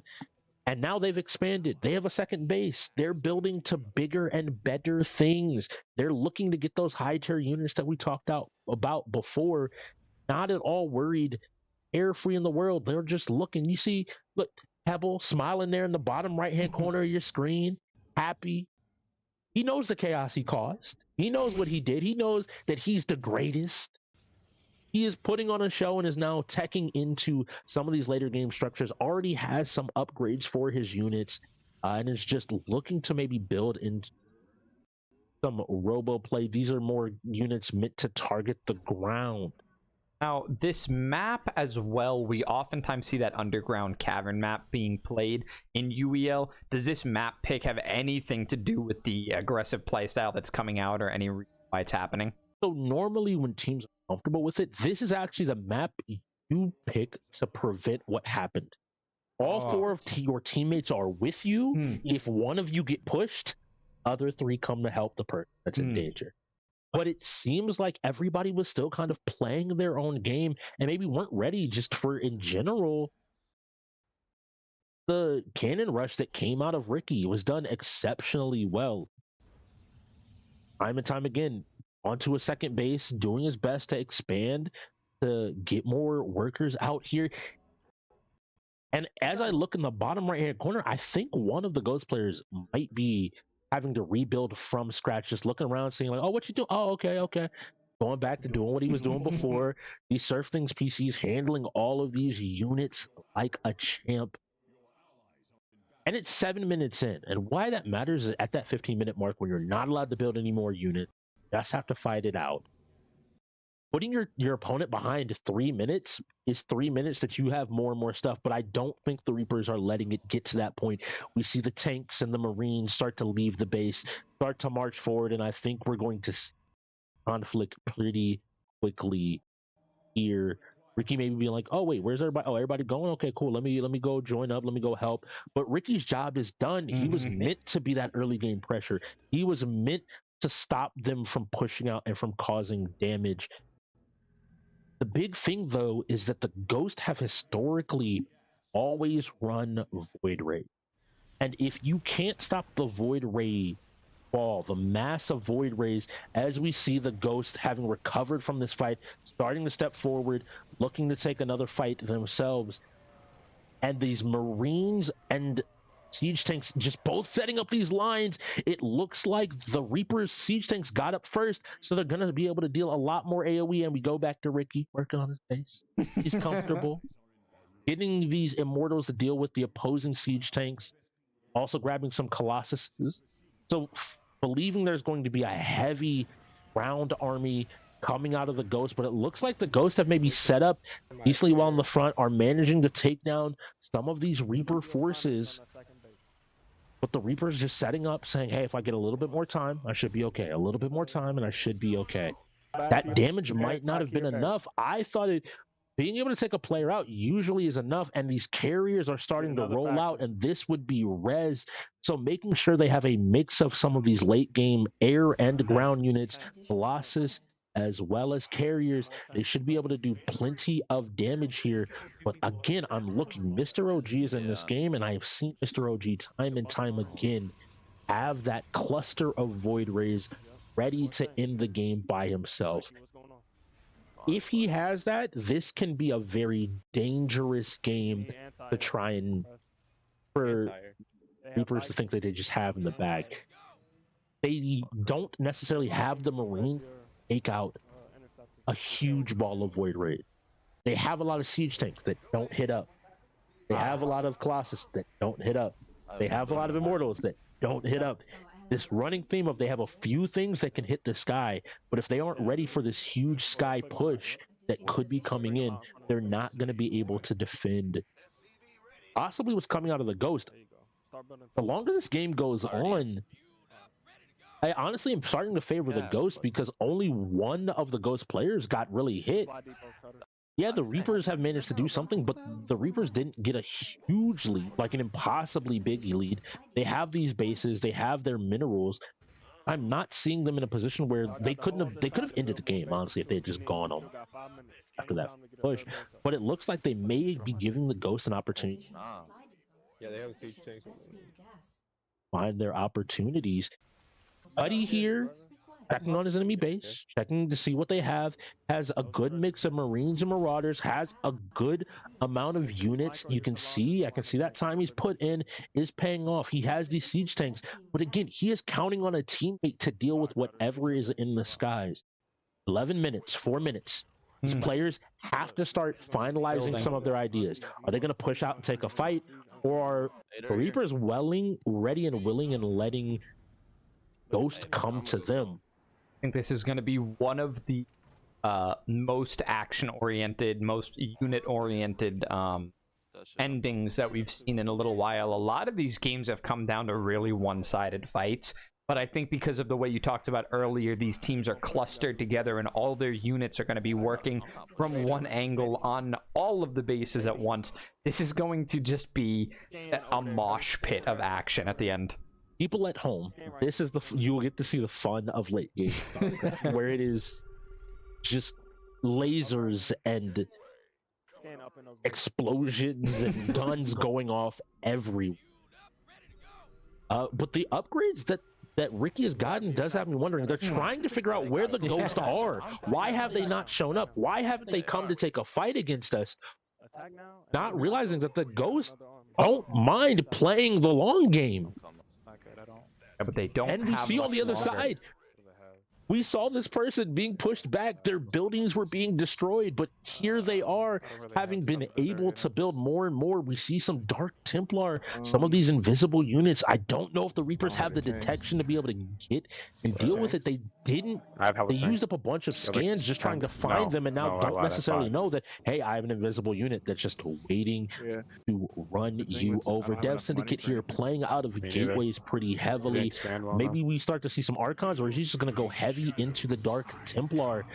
A very strong unit if people don't know how to deal with it, but once people do realize and they get seen, they aren't the tankiest thing, and with that scan they might have caught just the edge of the Dark Templar if they are paying attention.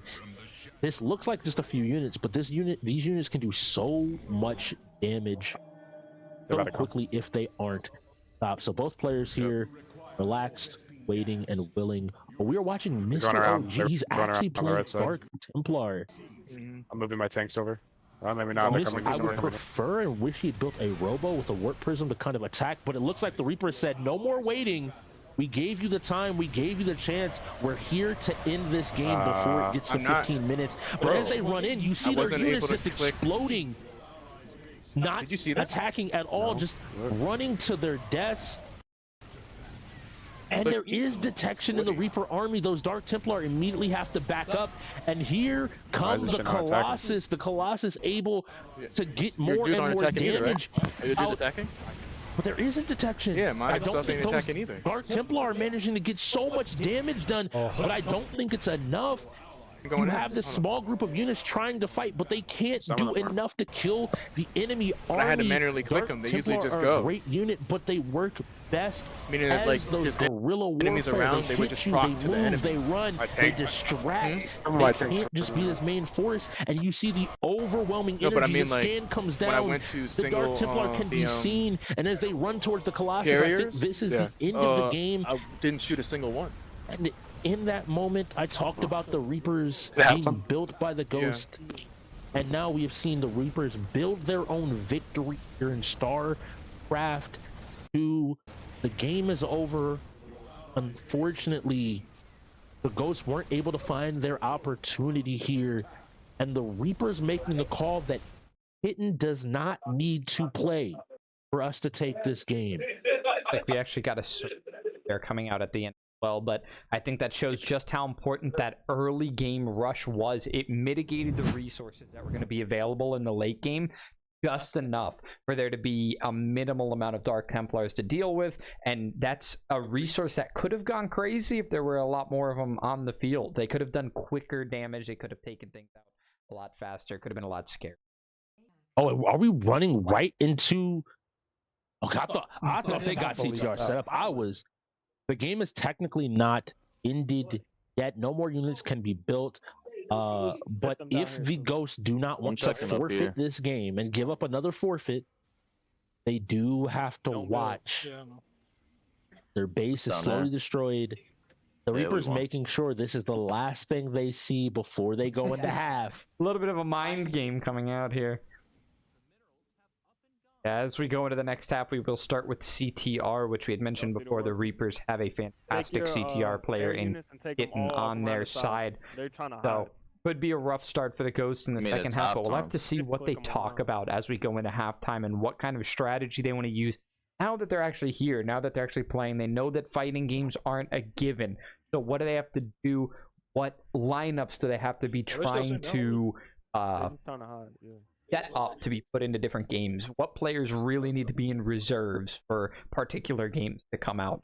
It's all going to come down to some really, really micro strategy. You have to play to a perfect win if the Reapers are going to go up 11-2 here. They're just sending their ships around now just to find the last little bit of these Ghost players, and with that kill, that will end StarCraft 2, confirming the win for the Reapers, going up 11-2. GTR coming up after half. A game of surprises, but I think most of all, the Reapers trying to put out a statement to the league with this first half saying, we are still the team.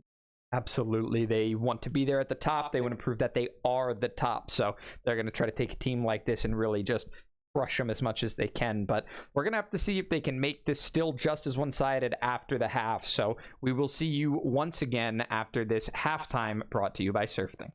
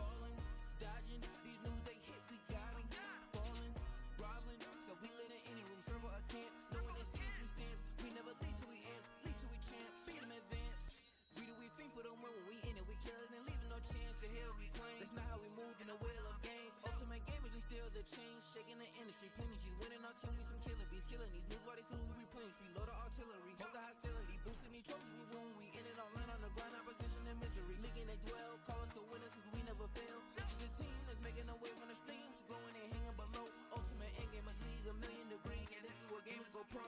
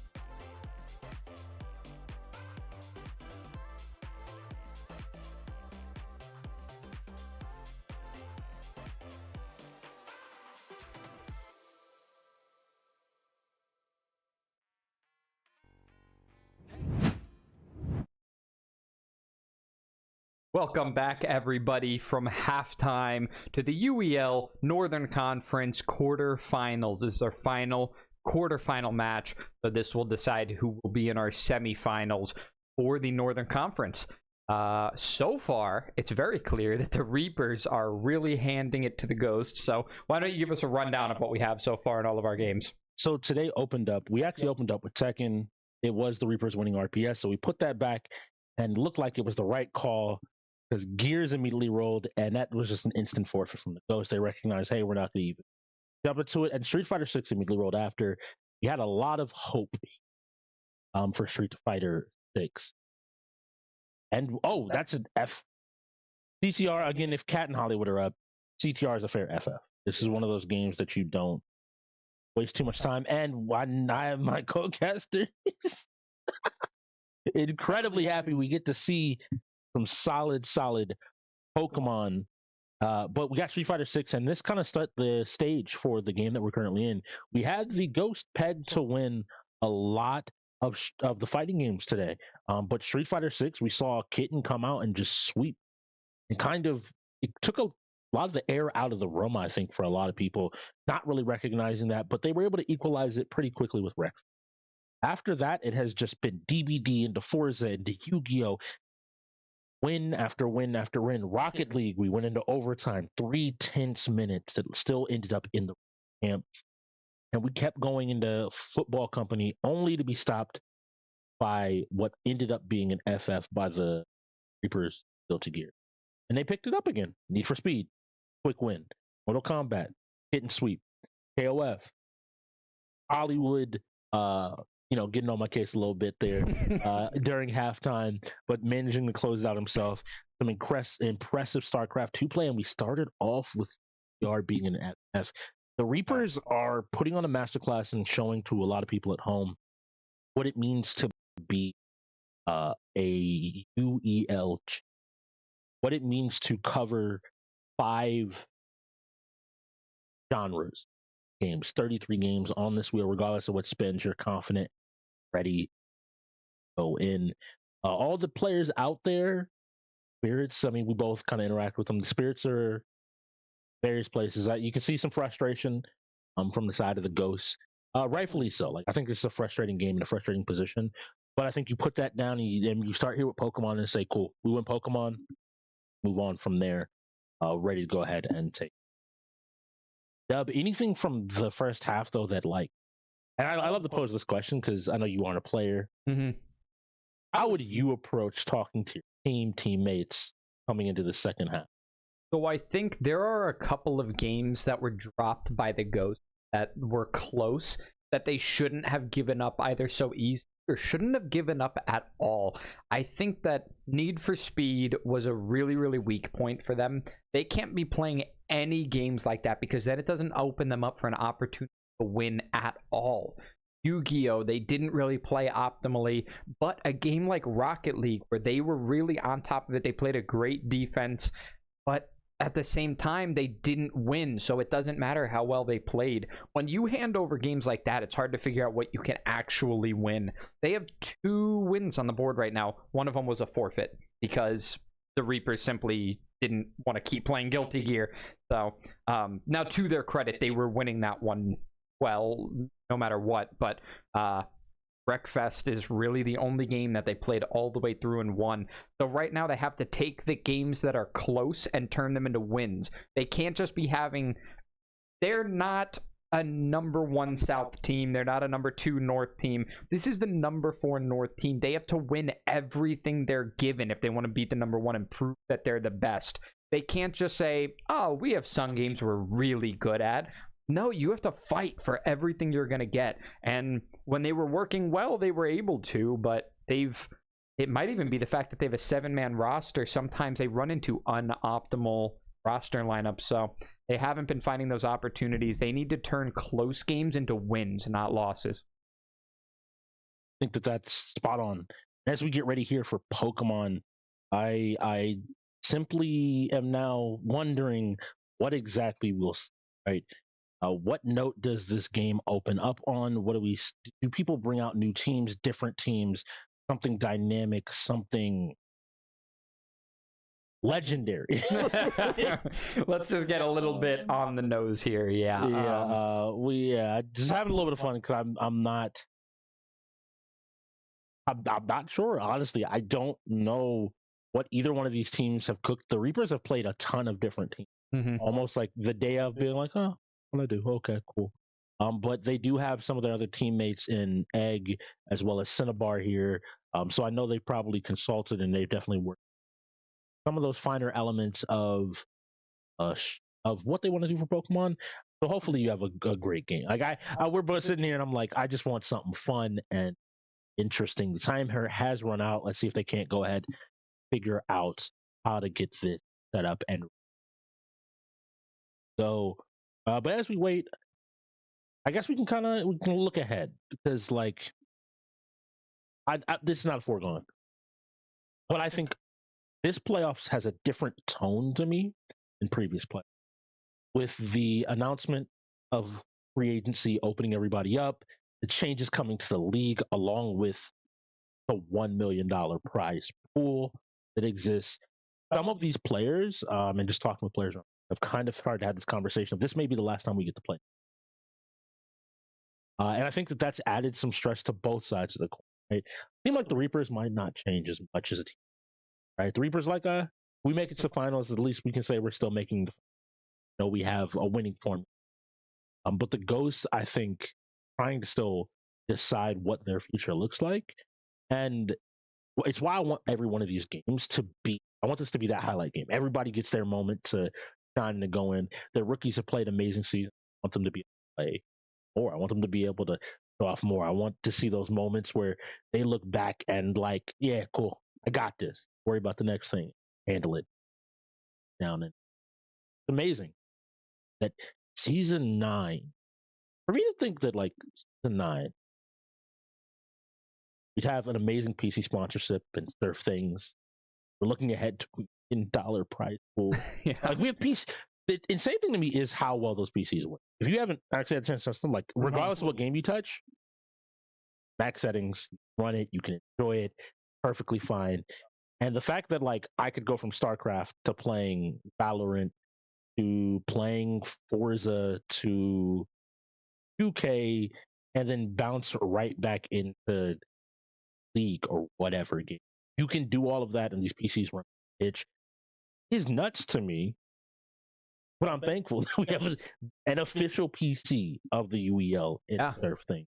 And I think that's the tone. Yeah, it increases quality in everything we do here as well, because a lot of what we do is bouncing between games and needing to have games set up on PCs. And sometimes when you have too many occupied and you're jumping into another game, you need to be quick when you're switching over. And the fact that we are now, thanks to SurfThing, allowed to actually do that. We have the ability to go between each game really quickly, and we don't have to worry about the timer. It's really, really helpful for keeping up the pace of play and keeping everybody in. So right now we can see, because of the way that Pokemon is set up and how volatile the Switch can be as equipment that's not as often used. Right now we are going to get a timeout. It looks like from the Ghost they're going to use their second to last timeout. So what do you expect from Pokemon? Like, are there any things that you're on the lookout for? Any things that maybe you want to see, or you think teams maybe haven't experimented up to? I would love to see. There's a couple of things that people haven't been using that I would like to see. Stellar Terastallization came out months ago, about half a year ago now, and we haven't seen people really utilizing that like difficult strategy. And there are some Pokemon that it works really well on.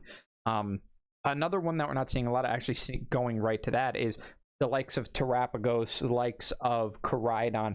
Some of these powerful Pokemon that with the introductions of Legendary into the online format, there are now openings where people are starting to realize who the most powerful restricted Pokemon are. And even if you're not going to make a team full of restricted Pokemon, building...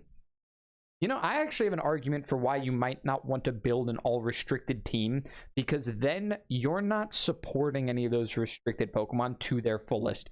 So you can output max damage, but if you play against somebody who has built a really functional team that centers around one or two really good restricted Pokemon, like a Cresselia and a Miraidon together, one super strong attacker and one heavy defensive Pokemon, those two with some supportive Pokemon that aren't even on the restricted list can wipe the floor with a full team of 6 hard hitters. So I think I'd like to see a little bit more of that team building with the more modern strategies. So we are going to see the Kyogre. It's actually going to be 2 rain teams working against each other. One of them with the Pelipper and one of them with the Kyogre. So we can see down there that we've got the Pelipper Amoonguss combo. So not really anything super offensive to start with from the side of, I believe this is the Reapers that we're watching right now. Nothing too offensive, nothing too scary that you're heading into. Kyogre going to go ahead and use Protect here. Already set itself some rain. We may see... Oh, we're going to see a Bleakwind Storm. A lot of damage on both of those Pokemon. Even getting a speed drop onto the Amoonguss. Not that that makes much of a difference. Amoonguss going to go ahead and eat up its berry here now that it's under half health. Gets it some health back. We're going to see a Tailwind for some speed. Kind of even up those speed. Coming out, it was into the Kyogre, but Kyogre wisely protected there. Now it is going to come down to speed tier, because if this Tornadus can knock out the Amoonguss during this turn, Kyogre will not be put to sleep. However, if it can't get the knockout, there is a chance that Amoonguss goes down here. And so, putting the Kyogre, if you're looking and facing into legendary Pokemon like Kyogre, is your best opportunity to put in the sleep? Do they have that much firepower if you up and unbothered for too long? Yes, so that Kyogre is a superpower on this team, and with this Tailwind boosting speed now, it can be even more dangerous. It does use Thunder, however, which is a prediction on the Wide Guard. It opts not to use an attack that would hit both Pokemon and reads the fact that the Pelipper would have blocked it. But we get a Spore onto that Kyogre. And going back to your questions, that's huge now, because that guaranteed sleep means that Kyogre, the most powerful hitter on this team, if it's a single restricted team, is now out of action. You can bring out whatever offensive Pokemon you want. And it looks like we're going to get a... how do you pronounce that? Bridgerasu is what we're going to see now. So his name is literally Bridge. That's what his name is in Japanese. So we're going to see him targeting that Kyogre. Not only does 144P want to put it to sleep, but he wants to utilize those sleep turns to eliminate it completely. And wisely, we're going to see Mystical pull back the Kyogre, save its sleep turns for later, and bring out the Rillaboom for now. Probably, it now can't be put to sleep by the Spore. Right now, Amoonguss is just going to protect, maybe predicting a Wind Storm. Tornado is going to use Taunt on the Amoonguss, so very good protect there. Not going to be taunted into using only offensive moves just yet. Electroshock going to come out, going to charge up right here at the beginning, and the special attack go up, and then it will launch that attack into the Rillaboom. Not going to do a ton of damage because it is not very effective into that grass type. So a good swap there from Mystical. Got now Tornadus in a position where it can put down free damage on that Amoonguss because it likely won't protect again. But do you still want Tornadus sitting in front of this Archaludon, or Bridgerasu as named in Japanese?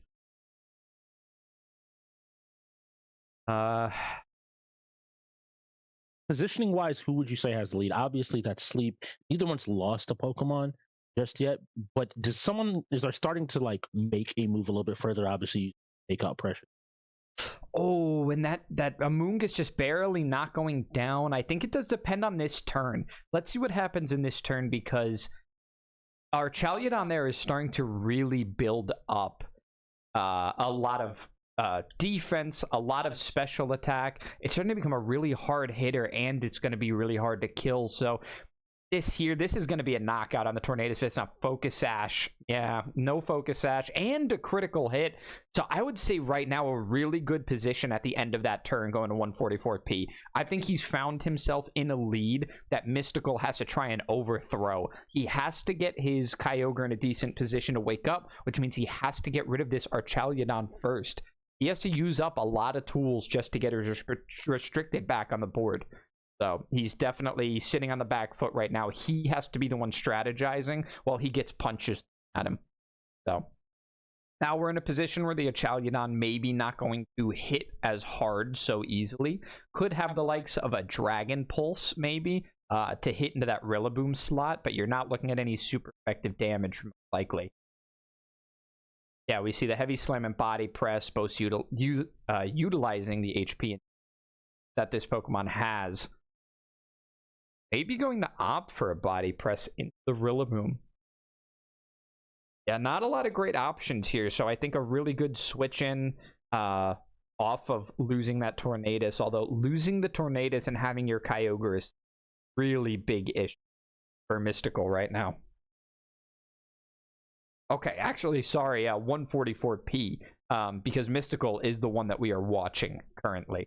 So Mystical currently taking a pretty solid lead. This Golden Go hoping not to be put to sleep because that Amoonguss never got taunted.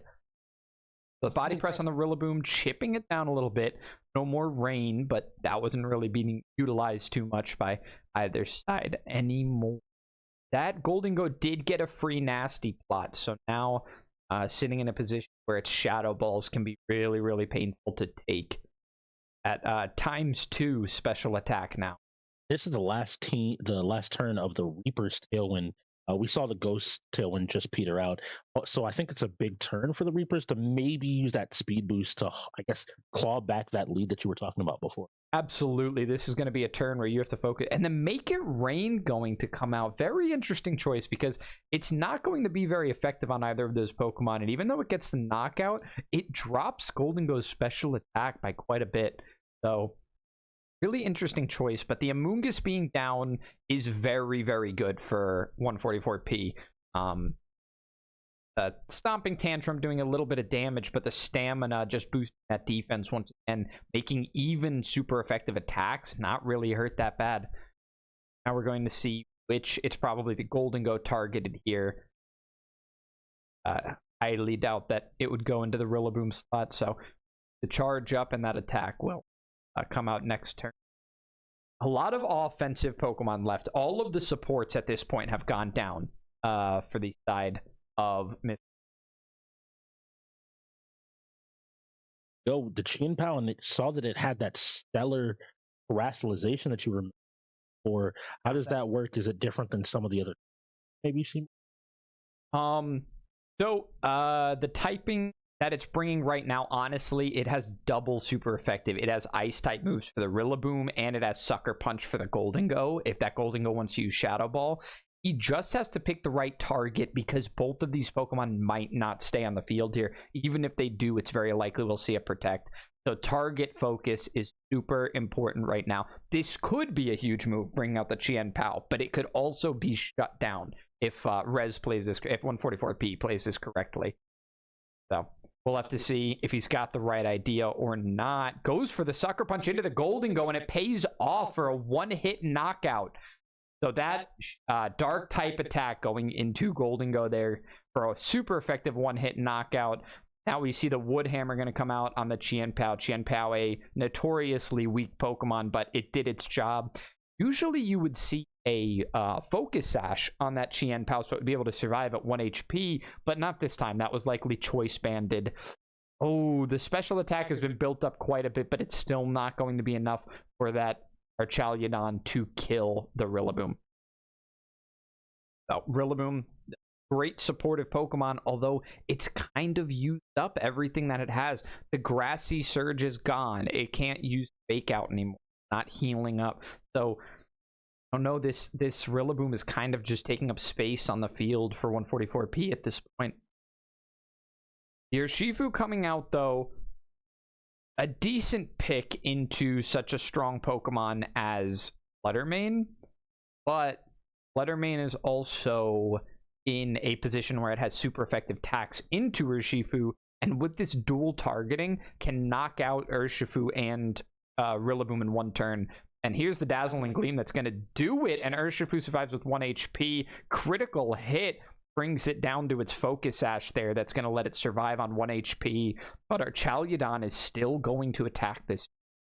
I wanted to ask the question because I thought about it in that moment. We haven't seen the core mechanic of Scarlet and Violet Terastallization used by either side yet, and maybe recognizing that they see double opportunity there with the fighting type move going in from the Arcaliodon, or the fairy type move coming out of the Fluttermane. Like, just switching your type up to maybe. You probably don't survive with all buffs, but taking 2 super effective attacks, you weren't going to survive in the first place.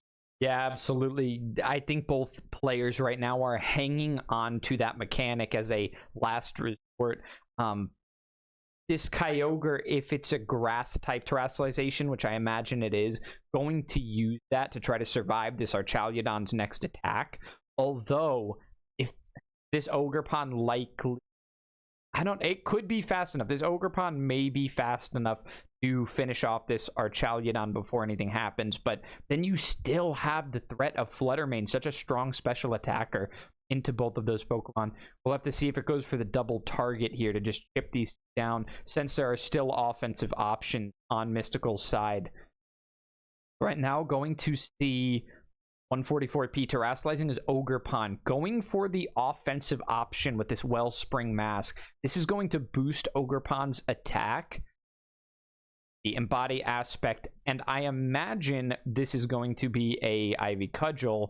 The Dazzling Gleam going to hit first chip damage, which means both of these Pokemon are well built because Fluttermane does hit very hard.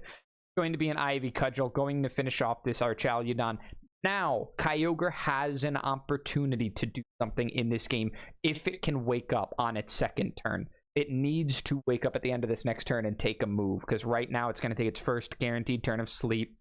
It's a 2 versus 2 right now. This is still anybody's game, but there's a slight advantage to Mystical because of that play at the very beginning of the game for the Kyogre. Got to be careful with these close combats off of the Urshifu, because the more you use them, the more your defense drops, and the closer you get to getting swept up at the end of the game. Chance for a Terastallized Dazzling Gleam will put out a lot of damage.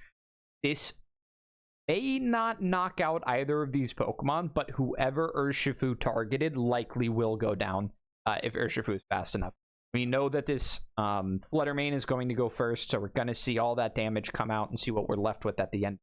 I want to highlight that question you posed before, that this is the turn. The thing we're looking for is that Kyogre. Is it waking up?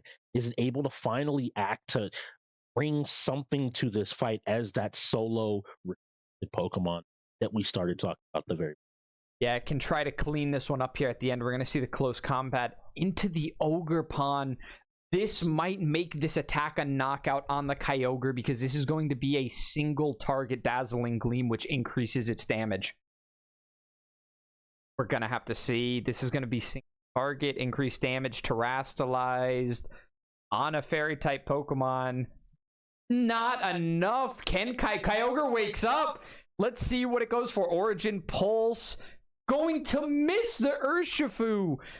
And it doesn't get a knockout on the Fluttermane. So both of these Pokemon being faster means that Kyogre will be taken down. And this will be a win at the end for the side of the Ghost. The close combat comes out and wraps that one up. So a very hard-fought game for both sides, but it was the early game decisions that actually really decided that one in the end. First Protect managed to keep the Urshifu up, but just committing, saying, hey, you can kill my Amoonguss, I'm going to get my Spore off. And that being the decision that ultimately, after all of those turns, it woke up when it needed to, but it wasn't able to win the fight from the... and I'm happy to see the Ghost coming out and, hey, we forfeit CTR, we can't win it, but we know we can win. Yeah, it's a good look for them to come into the second half of the win like that, because forfeiting your first match gives you an opportunity to not get so down on yourself. Maybe it doesn't bring all those like frustrating emotions that come with the loss. If you're forfeiting, you're saying, let's just save ourselves for a better game. Start with something that we feel much more confident in. And they go into Pokemon and they take a very hard fought win. Both teams made some really good decisions there. A lot of aggression coming out from both sides, honestly, but it was the support plays from the Amoonguss and even the Pelipper at the beginning that really helped Mysticool take the win, just have the edge at the end of the game. Unknowingly, I think you covered it perfectly. We talked about those restricted Pokemon and building around it, but we saw what was far closer to just the previous regulation team built around that Arcaliodon. Both teams are playing weather, playing the rain, but that Arcaliodon just kept getting set up and got bigger and bigger and bigger, and that small lead in those initial plays were enough to carry them to the win. The Ghost find that third point, and I think that I'll be pretty happy with it because I never felt worried for the Ghost other than unfortunate crit, things that aren't directly in your control. If a crit happens, a crit happens. Sometimes the Pokemon, you got to be able to shake it off. And Valorant being next, it looks like the shooters are starting to roll. I heard some talk before the game, and I don't know if the teams agreed to it. We may be seeing Open Rock. All right, that would be very interesting. Get a little bit of coverage on a lot of different kinds of operators, I think they're called. I'm always trying to keep a champion operator, whatever. There's so many different names for them, but yeah, whatever the unit of measurement is for characters in this game. Yeah, being able to see a lot of different operators in Valorant would be nice because while some of them are similar to each other, they all have their own niches that make them better. At the end of the day, if you can't shoot, you can't win.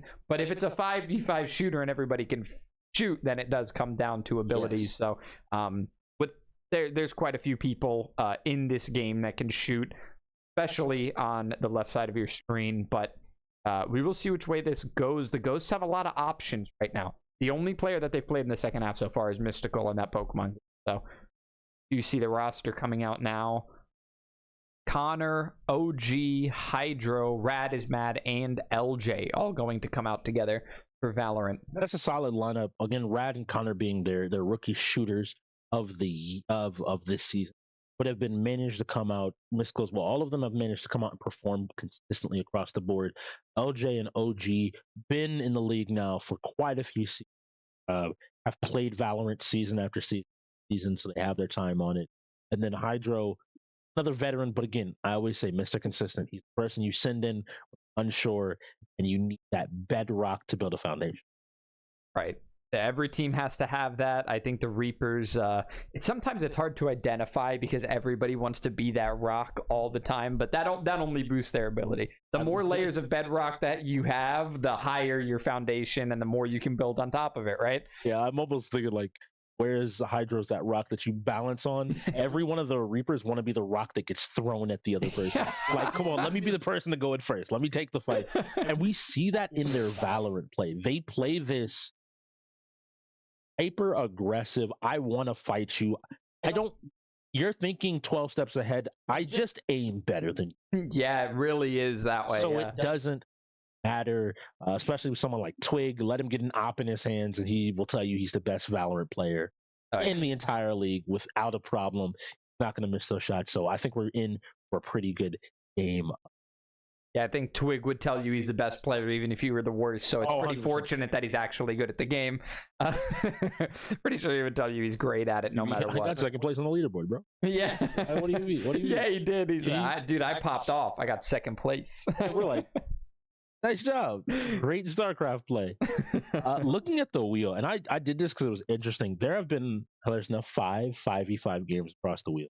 Mm-hmm. We are almost halfway through the wheel. This will be our halfway point. And looking at what's left on the wheel, there's a lot of strategy. There's a lot of shooters and sport, specifically. Shooters and sports being the standout categories. I'm looking for the Ghost to do what the Reapers did. Take those shooters. I want the Ghost to come out here and convincingly and let Halo roll and convincingly win Halo. And consistently start taking these games consistently to where the Reapers were like, yeah, we took a couple of fighters, and you're like, took more shooters. Thought that the afterthought. We gave you gears like you gave us Guilty Gear. You have to recognize that we are a threat. But with 30 seconds left here, I think the scariest thing for me is that the Ghosts no longer have timeouts. Any more mistakes can turn into forfeits, which spiral out of control exceptionally quickly when compared to some of our normal season. The pressure of the postseason might be. Yeah, I mean, there are very few opportunities for them to come back in this one now. It's 12-3.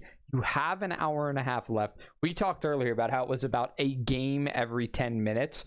This right now, if you can win every game once per 10 minutes, you can take a win.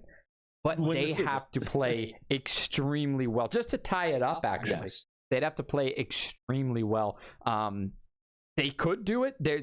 There are no teams left in the league that it's impossible for them to do anything. Any team left in the league in playoffs can pull off anything at any time. It's really interesting because I think there's so many people that don't realize how close I think the playoffs actually were this year, where there were a lot of teams on both sides of the bracket that it kind of became like who could find that extra gear coming in the playoff.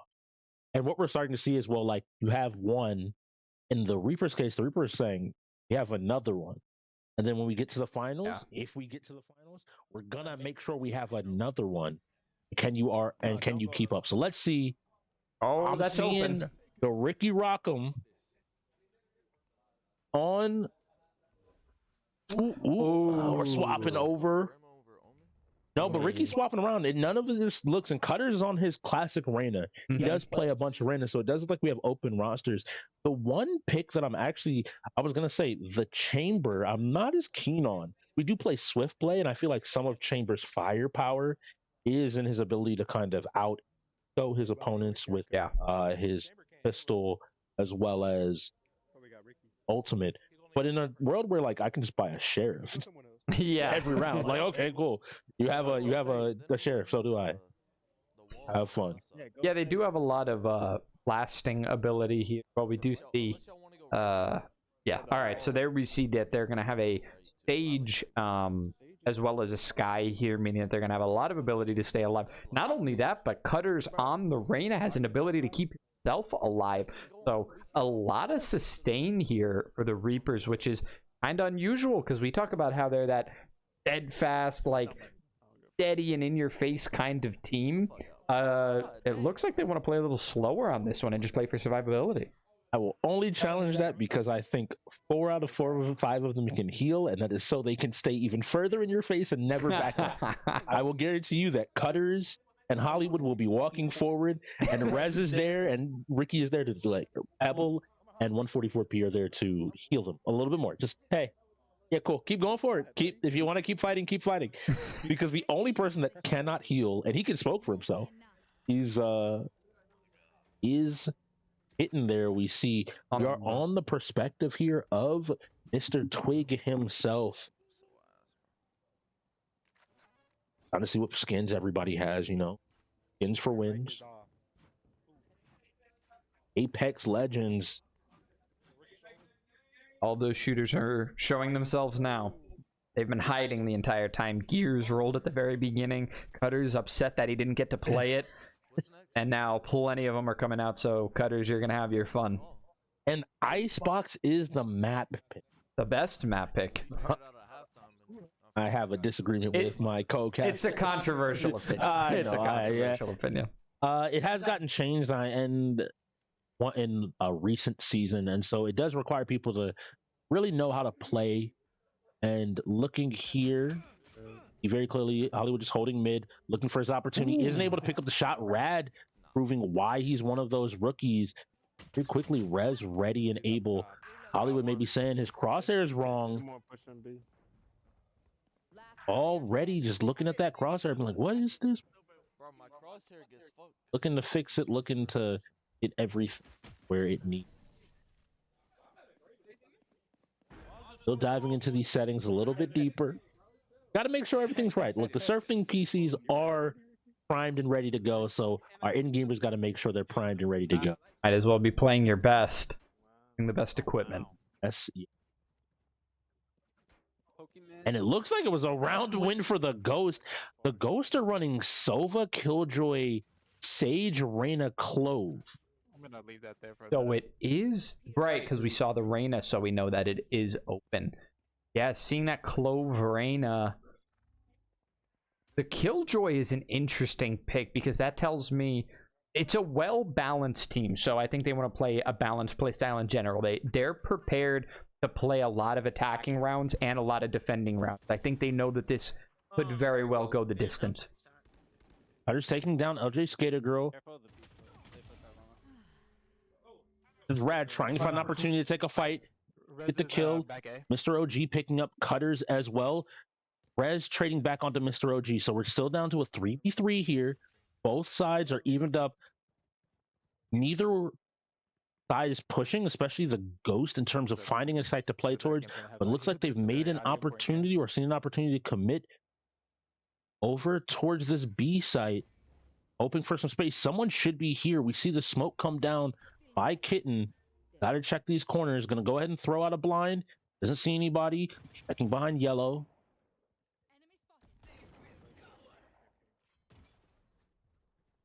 Oh, go ahead and... Oh, gonna put down some decent shots, but get finished in the end. It looks like Kitten's shots were just better. And so... Rez and Ricky managed to close that round out. Yeah, the Reaper's gonna go ahead and take their first round. Both teams probably pretty even in econ now.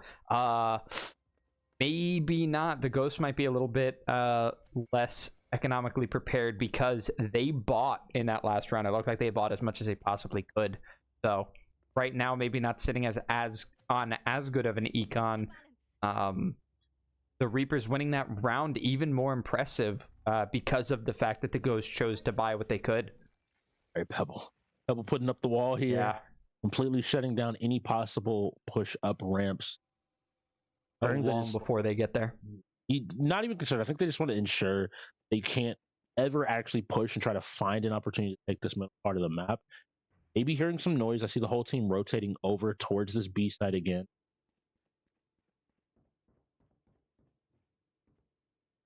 For the mid push, seems like Pebble very dedicated to this mid push. They really believe that this is where it's going to come from. But now they finally do get the call outs for where it is, and it looks like they may have been correct. Hidden trading too, but somehow, once again, these rounds are even.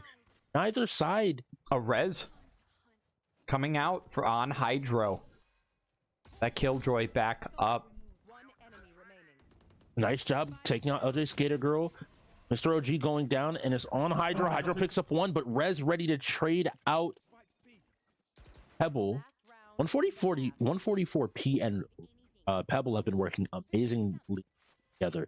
Mentioned the slowness, and funnily enough, I think it is kind of what we talked about at the beginning of the game. Maybe realizing they're some of their stronger players and being exceptionally willing to play more aggressive, knowing like, hey, we have two strong people in the background. Even if the three of us go down, they should be able to close out the round as long as we keep it relatively. Yeah, they give themselves a lot of opportunities by having so many support abilities on the team. Maybe not every character on the team is supportive, but the way that they've built their team with their abilities, and especially the ultimates that they're all going to have in this last round of this half. Now I immediately see Rad taking an immediate kill onto Cutters, getting his team a lead, and maybe the Ghost decide, hey, this is our last round before the swap. We want to get control here. We want to tie this game up round by round. Hollywood gets a kill, but uses his ultimate as Phoenix to make sure that he doesn't actually die, just gets a +1. Rez finding a kill on Mr. OG. They don't have a Sage of their own anymore, and Ricky just waiting for this smoke to go down. Also out the slow orb. See if they saw. That came from very good spot for the top window. Doesn't let him get anywhere near that zip line. Gonna put out another slow, a really well-timed one, because as that blind came out, probably stopped that Reyna from swinging on him. Still are going to see that the Clove is going to take down 144P there. So it's a 2v2 situation. We're even again toward the end of the game. And Ricky's down. Pebble goes on. And here's the big thing: that operator is available. If someone can close out this round and get it, or has anybody realized that there was an operator available? It's the It was the round, final swap. It's I'm so used to that 13 round. Where I'm like, get the hop, please. Yeah, economy only lasts so long in this one. We're resetting right back at And round. best case scenario for the Ghost, though, going into your own defensive round, you have a Sentinel, two Sentinel in the Sage as well as the Killjoy, meaning you should have a slightly better defensive side of the map than the Reapers. The Reapers are going to bring a lot of overwhelming offense and ability to the sites, but if you have a good setup here, from a player like Hydra, again, I think Killjoy is a great example of a character just to put him on and give him an opportunity here. It looks like they've shown him where he's worked out exactly how he wants to be. Right. Boom. Gonna go set down the alarm bot. Actually holding on to the alarm bot and just down one of this as the round starts. Now, I don't like this positioning from Hydra. If somebody turned that corner right there, could have had a straight up shot on him. Does know that they're coming from that angle now. Yep. Seeing the shots, his turret put a little bit of damage out. Gonna get smoked though, that entire angle he was on. He has to really watch his swarm grenade now, because if that spike's starting to go down, or the wall go up like it did right there, can't get around it. He's stuck in his position. Did his Sage also put down a wall? No, okay. Finally see where he is, those smokes gone, but no, that wall goes all the way through. He gets caught by cutters with the Sheriff, and there's only 2 left standing for the Ghost. Only 1 now. The Sova, the only one remaining. LJ putting down shots, gets 1, but gets traded immediately by Kitten. Here we go. Once again, the Reapers have the lead. They've taken it out. We're looking for that next gear from the Ghost. Which one of them are able to close this out? Looking at the scoreboard, Rad is putting down these kills. He's doing his job as a duelist. It's just almost in the face of being a duelist, you're fighting 3 other duelist players almost on the other side, just saying, I don't care what character I'm playing. I want to fight you. Right now, strangely enough, I would expect on the defense, you kind of talked about it before, having the 2 Sentinel and Disruptors set up, it feels like the Ghost should be stronger on this defense than they were on the attack, but losing the first round is going to give a little bit of an advantage for a snowball from the Reapers, and the Reapers love taking a game out of control. They love taking a single round and turning it into 3 more. Something small that I love there, by the way, is would Twig allowed his team to push up before he touched that orb. Just going, and they already have it planted. There are only 3 ghosts left. I blinked, and 2 of them are dead. Twig watching the flank just in case. Ghost managing to trade 1 back. They're going to need to be a lot quicker, though. They do take a second, so they're starting to move toward 3 now. The Twig moving up, trying to put shots down. He wants to elongate this hold here, since there's only 2 of them left. Puts out a blind. He's getting aggressive. He is able to get 1 kill from the backside, 2 actually, to finish the round. So really, really good job bringing up the rear from Twig, because he was in a position at the beginning where he was completely defending his team from any kind of invasion from the back of the map. And instead, what he ended up doing is it turned him into a late-game offensive player. When it was just his Sage left, he moved his way up, and he positioned himself really well in a way that the Ghosts weren't expecting. Here we go, match point. Backing a site. This last time managed to take a win. Here we go, we see Rez holding mid, just in case they maybe try to push for a flank from here. Scaling up, together. No one's getting tagged. A good wall, it looks like, to immediately stop early pressure, but the Reapers are prepared. They immediately get over and around the wall. They're planting it down. Rez dogging out, looking.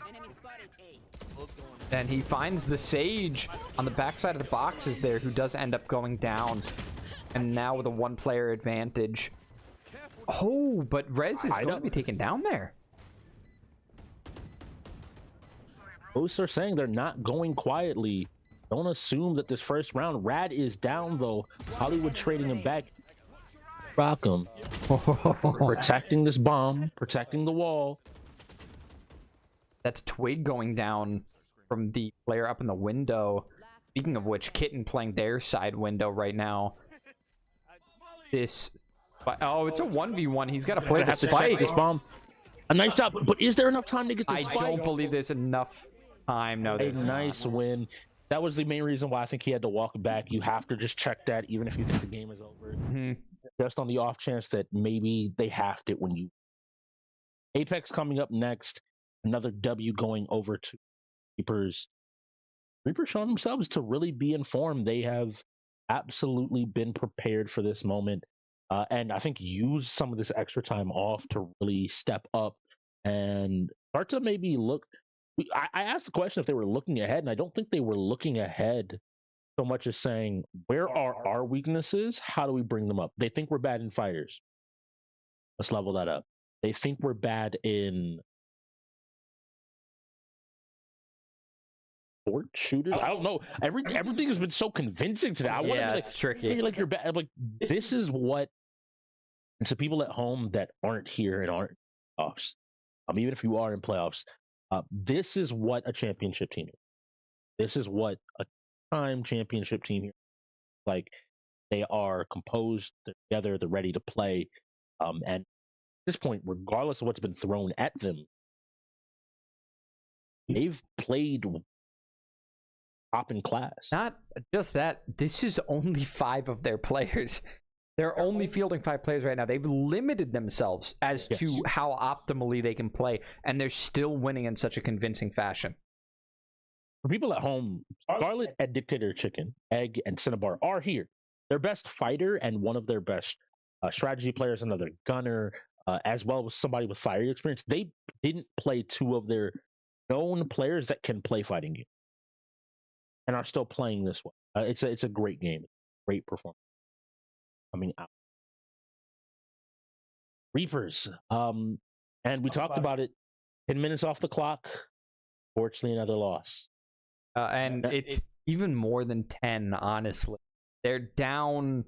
I mean, that was almost 13. That took. Valorant is a long game in general. You expect Valorant to be long, so that was an unfortunate spin for them. But now we're sitting at the 1 hour and 15-minute mark. You get 75 minutes left in the game, and you're 10 games down. You need to make some of these quick. So Apex, maybe try to get a quick game of gun run. You want to be really dominant in this. But honestly, if this is going to be a quick game, it might be going the other way. We have cutters available again, and with Kitten and Pebble. Yeah. Ooh, that's the only lineup I can really see being possibly better than this is if you take Kitten out and put Twig or 140. Yeah. I mean, yes, like Twig is an amazing shooter. Pebble is a young gun out here ready to kill. Rookie shooter of last season, 144. Veteran shooter of the year this season. Buddy, who do you want to go in there? There's a lot of options for that team. And what's crazy to me is what you mentioned earlier, the fact that unlike what we expected, apparently the Reapers have options when it comes to fighters. We're thinking that their best fighting players aren't here. They went 3-1 in fighters so far today. Their roster depth is beyond, I think, almost any team in the league. They have done an amazing job of losing their first seasons, Bob Alga. Then after that, they got a little bit better. They made playoffs, I believe. And they won on their third. They won on their fourth season. Now they're looking to win on their fifth season. And it's something where they found these players, they found the pieces, they brought them together, and they built.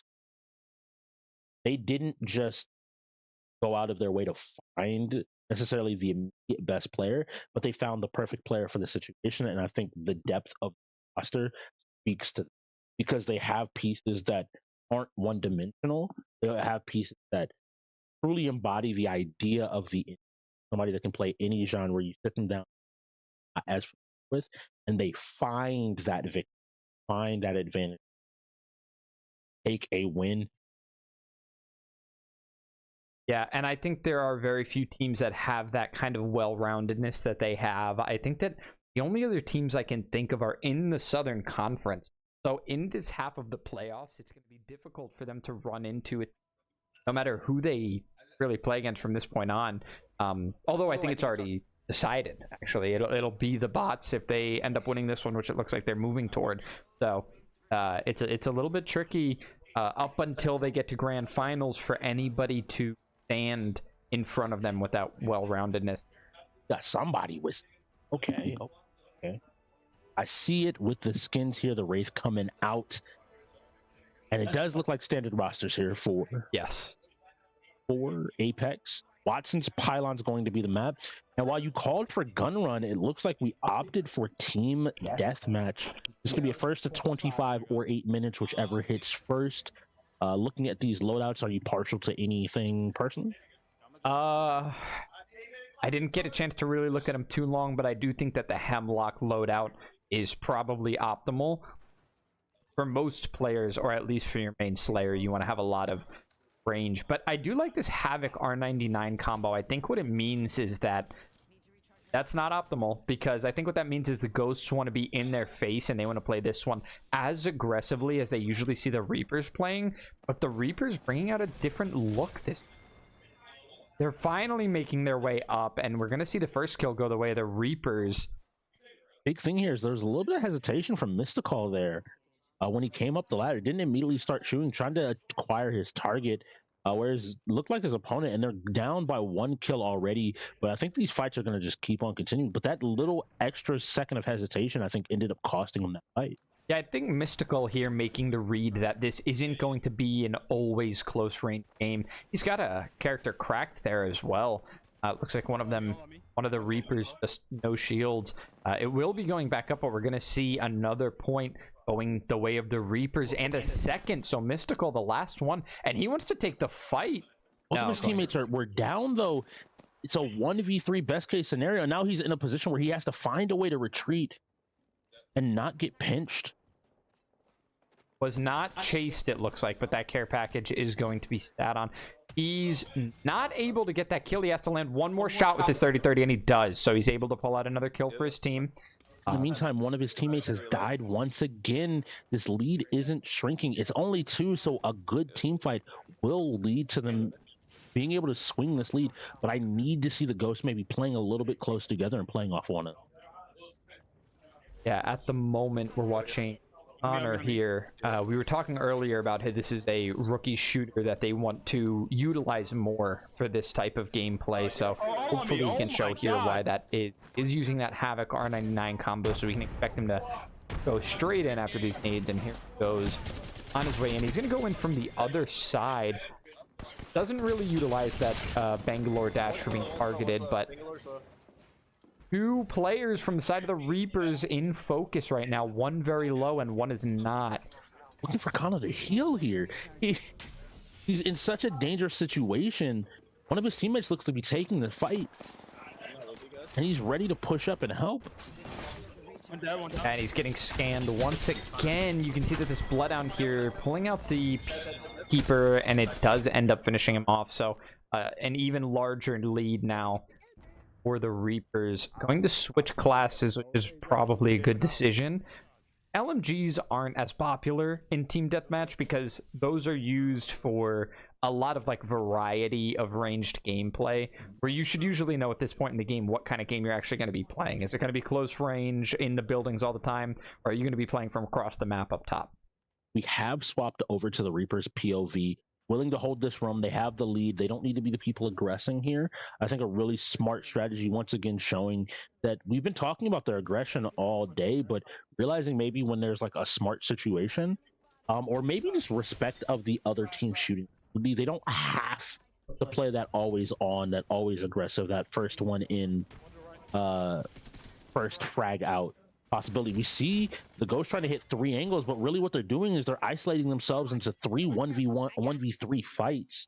Yeah, they did not time that well at all. It was like peekaboo. It almost felt like a target practice range where a target comes out every time you finish one off. So they just took themselves one at a time, like a game of whack-a-mole. Going to pick up the red devotion here. And if Pebble can get going with this right now, it can be destructive. The way that they're playing inside the building, this lends itself better to these weapons, like the devotion, like Sage. So we can see these LMGs at this kind of situation, especially from the Reapers, but not for the entry attackers, which right now are the Ghosts. And they're down 6 now because that entire team fight went the way of the Reapers. They got themselves another 3-point advantage. Seeing ults available here for the Reapers, whenever they want to pop those, they can give themselves a better chance at getting an even larger lead. That Wraith being cut off, or was that the Bangalore? That may have been the Bangalore there. Both are dead. Yeah, both are dead. And that's another team wipe. Nope, one of them has managed to survive. Yeah. They're finding their angle, but they once again saw that pinch. Pebble on this Bloodhound is doing a great job of just tracking the Ghost, constantly knowing exactly where they are, seeing them going for a play and just opting to take one side of the fight before there is another opportunity. Now they know to just watch this. Ooh, a nice snipe. A good position, but now that those shots have come out, they know to just stay inside the building and not poke that angle. So maybe giving themselves away a little bit too soon there, the Ghosts. And what shots coming down? Finally, the Ghosts able to find themselves a kill there onto Pebble. And your hope here is that this turns into like 2, maybe 3 kills, that you can start to find your way into this 8-point deficit. Make it 5, make it 4, make this something where you have 1 or 2 fights, because time is going to tick as well. You have 8 minutes. That clock is always running. What's going to be difficult about this is even if the Ghosts get an entire team fight win, the Reapers are just going to reposition themselves somewhere else. And you can see that the Reapers are only extending their lead. They now have a 9-point. So 16-7. This is going to be hard to come back from with a time limit like we have. Another 2 kills, making this 18-7. So now an 11-point lead off of those 2 kills from Cutter's Kitten. The Reapers now are in position to win the game. They need 7 more kills for this game to be finished. 25 is that number. Can see now that they have such a large lead, they're willing to play the top of the building, they're willing to play long range and just try to pick up kills anywhere, because they can trade plenty at this point and make their way toward a win. Oh, 3 beautiful shots, and then some more. Gonna get a second kill with an assist there from one of his teammates. And here Pebble again landing these beautiful shots from the G7. Medium range scope, just all of the enemies placed exactly where he wants them.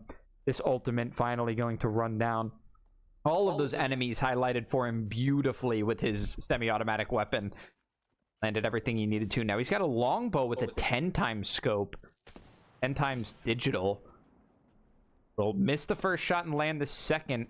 Smoke goes up toward him. Doesn't land that one either, and he's being shot at. Having a little bit of fun at this point. Cracks those shields, but standing in the Bangalore ultimate. So the Reapers have to retreat back to the indoor strategy, which I don't think they mind too much right now. It worked very well for them before. They have a 15-point lead. They need 3 more for a win here. See if they're... All this one are being pretty close, and he immediately pushes the... Oh! The no-scope from Pebble. Then he takes that longbow right back out. He's feeling way more comfortable with it now. Always a very satisfying weapon at a no-scope with. He engages with his EV8, gets the kill, and that's 25 points now for the Reapers. That should be a win. That's... that was domination. Yeah, once they got Pebbles out of that tiny room, he went crazy. It's one of those things. Ricky Rackham goes by Pebble. Is an amazing energy to watch. He has the confidence in his abilities. He has the youth to back up his skills, and he's always has like a zippy one-liner ready to go. just whenever he's playing. You be playing, and you can't be mad because you look over and he just laugh and have fun. And he's like, "Yeah, I am the greatest." They're like a case study in confidence. There are 5 different kinds of confidence on that team. There's like the goofy confidence from Cuddy. There's the happy confidence from Kitten. There's the like melodramatic confidence from Twig. There's the quiet confidence from 144p, and then like I don't playful from Pebble. I don't even know what to call it. It's so. I'll say youthful. I'll say he has just that energy. Somebody he's like, I'm having the time of my life. What's wrong? Yeah, really. What's wrong? We just playing video games for money in the UEL. If you are interested in joining the UEL, I will tell you that Season 9 signups are out there and available. Join up into our Discord. There's a Google Doc. You can fill it out, and you can come on down. You have the ability to make up to $100,000 a year starting next season. I'm just saying, I would sign up. If you see anything today, you'd be like, I think I can compete. I think sign up. Reach out, hop in the Discord. Teams are already looking and paying attention.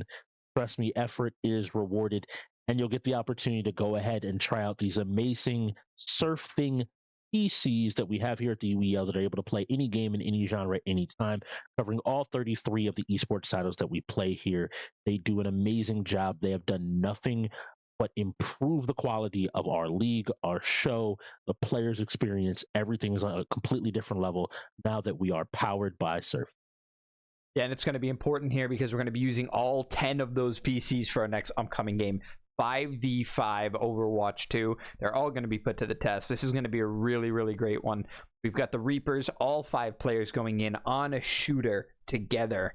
This is pretty exciting to watch. The Ghosts, on the other hand, bringing Mr. OG, Dev, Hydro, LJ, and Rad.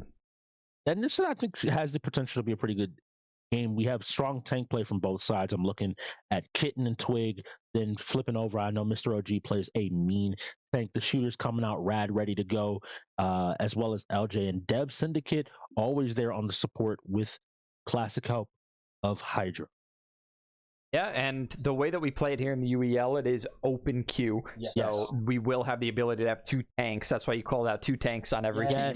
Kitten and Twig, they do work together exceptionally well. I do wonder what we're going to see otherwise, though, because 144p has a patented Doomfist that has caused terror in this league, but he can just as quickly swap over to any DPS or support, same with Pebble, and manage to just help the team do what it does. An incredibly flexible lineup coming out of the Reapers in terms of what they can do in Overwatch, but I think it might be one of those things, funnily enough, like the Pokemon game, where maybe the specialized role of somebody like Mr. OG who plays tank.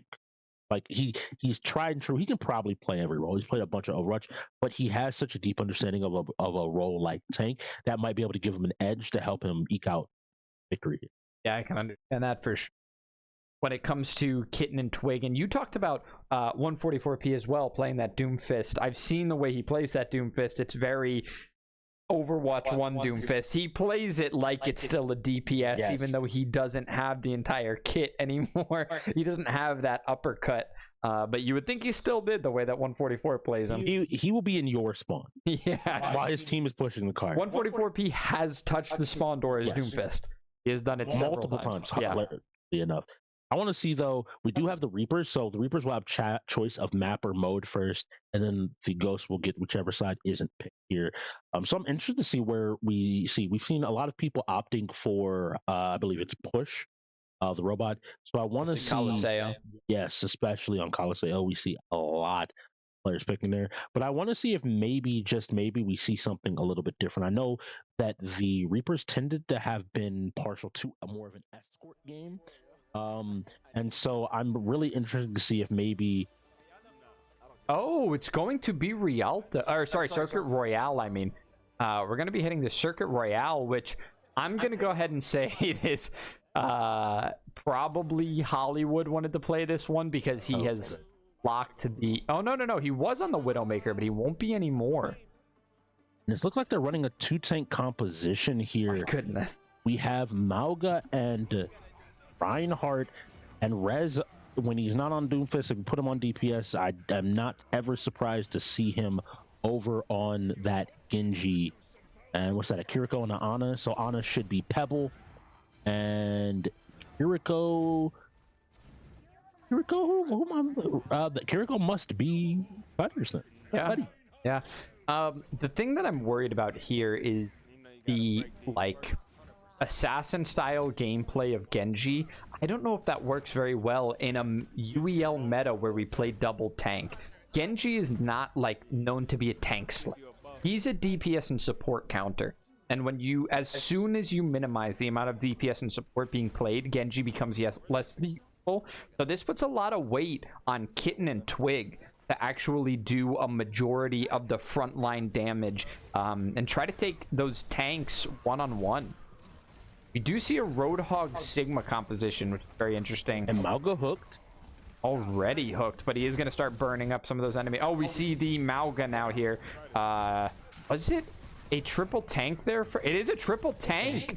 So that Genji almost useless now. Very interesting to see. We see Twig taking a ton of damage. Trying to counter these here, but 144p is going to be taken out after that slash. So a really quick push coming out from the Ghost. This Ana, I believe, is that Pebble on the Ana, the only one to survive. And we saw the GOAT's composition tried throughout the season, but no team finding super consistent success with it. But maybe in this time, the Ghost have found their footing with it, immediately able to take a lot of positioning. And now Rez saying, cool, I don't need to go in. I just turn into a turret, and I'm going to step here on the Bastion. Yeah, the problem is once that turret mode goes away, Bastion's going to have a difficult time finding that huge damage output. On his own, Bastion's not the best counter for all of these tanks, but it looks like he's not alone. These tanks are getting up in the enemy's face. The Ghosts are not comfortable. That Sigma saved for the very end. Sigma going to be countered pretty well by that Reinhardt, I think. Going to be focused down a lot by him, but it looks like he wants to play a little bit further back, which is perfect when he has two tanks in front of him. Ends up working a lot better. You can see immediate shift. One thing you can see in the league, sometimes teams are slow to shift. The Reapers are always kind of, every time someone dies or a situation comes up, I know that they have a lot of communication about, hey, what went wrong? Why did we lose that fight? How do we fix that? Where's the actual problem here? Yeah, they're running 3 tanks. Cool. We need to be able to melt these tanks. To be able to take people down. How are we going to go about doing that? Looks like that Mauga up front is going to be taking a lot of damage to start. We do have a nano boosted Reinhardt, I believe, who just got taken down by an ulting Roadhog. The Ghost taking down 3. Only the Roadhog going down for the Ghost now. The Bastion there goes down. 144p no longer alive. We can see Twig is going to be rolling out here, but that first objective is going to be captured, and the Ghosts are making way on this map. Almost 4 minutes to on the time clock now. Really funny there at the end. Malga jumped up and said, hey, I have 2 of those. The basket, like, cute. The guns are cute. Yeah, I do. I do 2 of those turrets that you have. All right, here we go. We're watching Rad is Mad here on the Malga. He does have ultimate, so I'm expecting him to be looking used to the Bastion ult to maybe just clear some space. Jumping down. Doesn't use the ultimate yet, but we do see the other Mauga going to be using it. He has his teammates in there with him. It's going to be a quick shutdown from the Reapers. And the pin on the Kiriko I'm gonna go this. ends up against a staircase, pushed by that giant Nightman. So we will now see the roll up. The Kiriko coming out just a little I think later. I'm doing okay with more. I'm going to stick with her. We do now see this. Let me know when you're gonna do it, Rev. Great tank counter. This is a DPS we should That Bastion a up lot there of really in the nice. We need league to hug the right we side. play typically double or even, Okay, as you can going see, up. triple tank Yes, I guess. compositions. So this Reaper going to be very valuable. Not only that, but Bastion's a but huge he's by target for him to himself. hit. I don't think he can get out of this. No, definitely able to get out of there. He did have 2 movement abilities. He's actually going to go ahead and use that teleport very quickly. They should be expecting him. He bought the space for his team to get to the corner to start to take a fight, and now he gets to fight the back line. Pebble trying his best to deal with it. I see Raz immediately going down. Rad looks to have picked up 2 kills with his ultimate. Mr. OG taking out Pebble as well, and all that's left are these 2 frontline takes, but with the Reaper, like you mentioned before, still being alive, you're in a horrible position as Ryan fighting every direction, unable to find the kill, and there should be another checkpoint with maybe 1 more conflict if the Reapers are willing to fight it out. Yeah, let's hear. The Reapers will definitely get another contest. They're playing pretty far back right now, though, to get a good one. So as the Ghosts approach, the Reapers may have chosen not to fight this one. They got to hurry up and get in there if they really want it. They're not going to. They actually don't get there in time. The Orisa tries to push in, but she doesn't get there. The staggers, I think, ended up being the biggest culprit there. Losing both of your frontline tanks after your healers and your DPS means that, like, when you're trying to push forward, you have a Bastion that can peek around the corner, but if he steps forward, who's there to protect him? Who's there to buy him more space, give him more opportunities to do his job? And the Ghost is playing an amazing game here, realizing the opportunity, but that Reaper is now down, and it looks like they're being forced back out of the front of the building. They can't keep this fight going. It's a popular map to make it to the third objective and then not be able to complete. We actually see Rad dying there to the grenade that he probably wasn't expecting to finish him off from 144. Go. See him roll back out here. His teammates are finding kills, I believe, at the moment. Actually, I'm sorry, his own teammates going down. We see the Junkrat here from Kitten, I think. It's funny how we started this game with 5 tanks being played at one time, and we're turning back into these other lines, throwing the tire before it's able to go in, looking to still get this damage out. Hollywood and Cutters, Cuddy and Twig finding big damage, big kills. Looks like a big ult coming out. And now we have seen Pebble stay on this Ana, and while that's his signature pick, I think with the prevalence of Malga, just having that anti-heal whenever someone decides, like, I want to run forward, I want to play the game, it's like, all right, cool, you can't heal. Like, wait. When did we agree to me not being able to heal anymore? Yeah, there are actually a lot of heroes on the side of the Ghosts that suffer for that. OG going down on the Reinhardt. On now, it creates an advantage already. They have to reset once again. They're only going to have a minute left when they come back in on the next fight. 1, maybe 2 pushes left to find this win. Still at the beginning of the third objective, but they are fighting it now. We've got the Malga ult there that gets shut down immediately. Oh, but unfortunately, he has to have his team follow up on it because he isn't there to do it himself, but it looks like it gave his team the ability to get past that corner that they were stuck on. And this might just be what they needed. Yes, it certainly was, because now they're going to hit the halfway point and they're going to round this really, really important corner. That high ground no longer going to be really useful and available. We can see the Ana is up there right now. Uses the anti, but the Kiriko is going to quickly pursue Suzu to get rid of it. We're going to see this Sigma going for a flank here, putting some damage onto the Bastion. With 2 kills off of his ultimate, Hollywood picking up a third. See if they can return the damage. We see an Orisa ultimate come out. The shield goes down, touching the ground, so I think blocked. There's 3 seconds left on the clock. That's it for their push. That's the final fight they would get.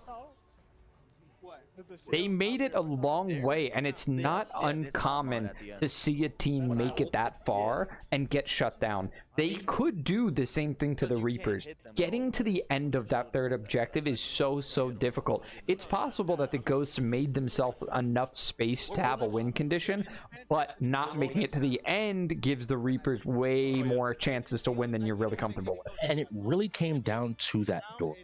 They had to expend so much to push through that doorway when they needed that last little bit after turning that final corner.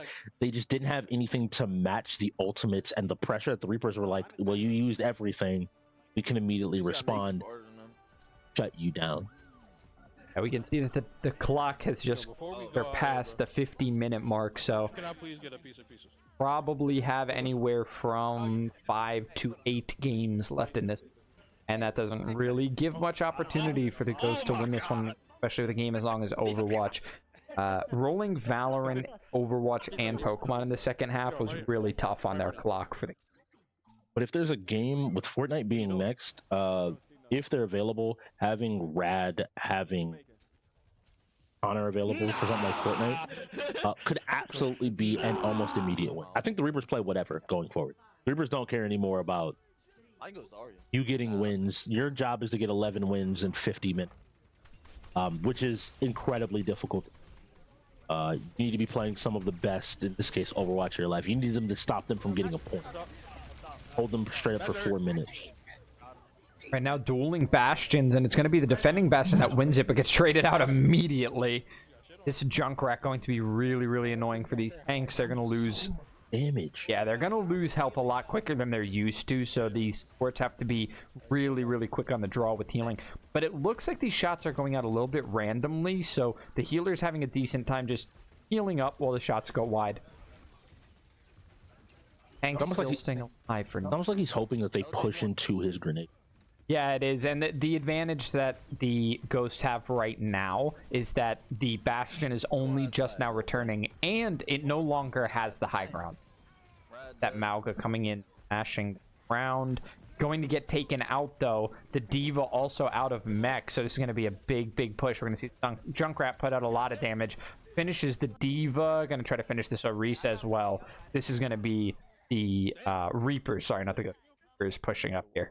I have to be honest, the Orisa play coming out of the Reaper, specifically Twig, has been great to watch. Ever since that pick has come out, I feel like they've had solid control of every situation. Kind of just feeling super comfortable to walk up, never having to back up, and I don't know if the Ghosts have found their answer just yet for this. Yeah, I'm not sure what the D.Va pick is about at the moment. It looks like right now that D.Va going down again. I think just afraid of that Bastion. I think the team in general is afraid of how to deal with that Bastion, and they're not finding the way with the D.Va. D.Va is not countering correctly. So much group damage coming out from the Junkrat. He doesn't go down. He actually gets healed up a bit. He has his ult now for the next fight, too. We talked about it. This needs to be a quick hold from the Ghosts. It might actually be a quick finish from the... They're one of those teams that I will say are top team in Overwatch, and have to be willing to play them, meet them on their territory, and when they're on, their team play is what sets them apart from every other team in the league. They are always focusing the targets. They know exactly what they want to do in fights. They play off of each other so well. And that Junkrat ult that you mentioned, luckily gets blown up, but this Orisa is not dying. Being healed up once again, stunned for the moment. Has to use the immortality field there, but so much damage coming out here from Twig. It's all getting healed up, though, so while he was able to get that D.Va out of mech, and actually they finished off the D.Va, they're just holding this doorway while they tried to finish the map. In this moment, Twig is stepping forward. He says, y'all haven't been able to kill. I've not felt like I'm in danger at all. I don't need to back up. In fact, you do.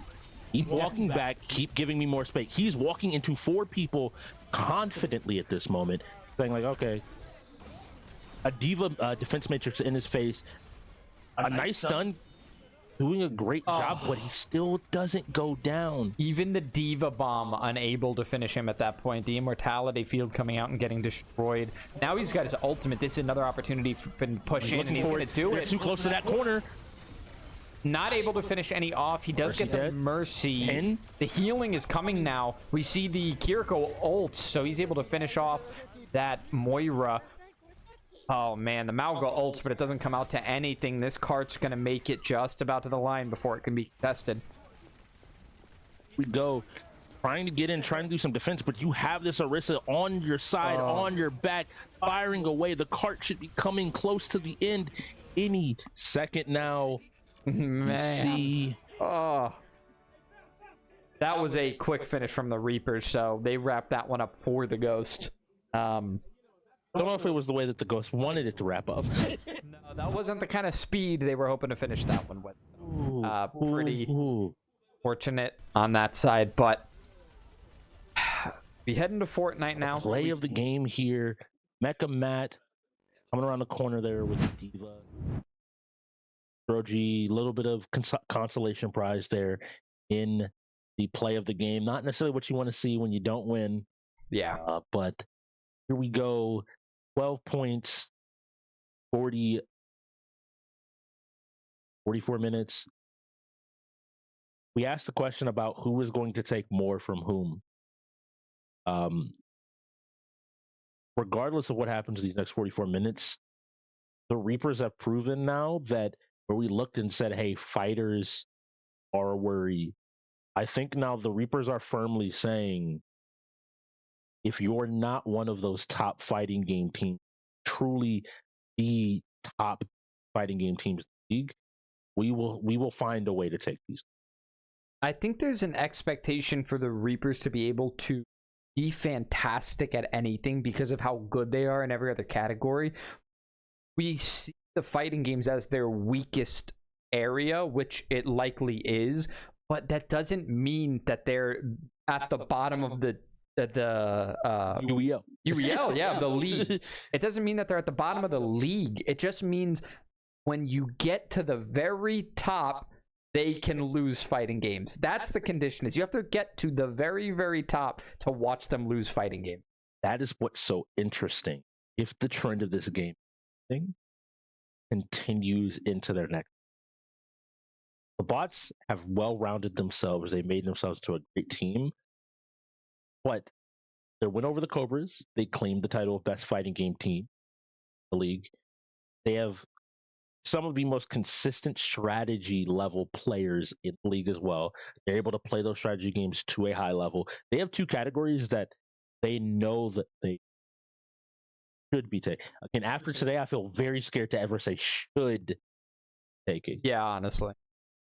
But it then begs the question for the Reapers is how do you play a team like that? Where the Ghosts are a very well-rounded team. I don't think they have an inherent category. They have a player or two every single spot that usually can hold their own even against top talent in the league.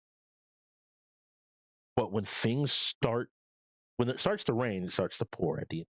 And I think this is one of those games where every time the Ghosts started to get their feet under them, the Reapers were there to kick another leg out and say, do it again, do it again, do it again. But Fortnite, if I'm going off of these lineups being correct, right? Yeah, right. I want Rad, Connor, and I think it's Rad and Connor. Mystical, I believe, also plays, but I want the rookies to have a chance to come out and show off a little. Buddy, I'm gonna say it to you right now. You got to get back that clip early in the season, first game of the season. Rad dug at the wall, shot, put the wall up, Dougie pulled the wall down, killed Cuddy. And it was such an amazing clip. And I'm like, you got to get back. Y'all got to put Cuddy. Oh no! And Cuddy is not going to be able to get back. But they have the young gun Ricky Rockham and 144p going with hitting up against Mystical, Rad, and Connor.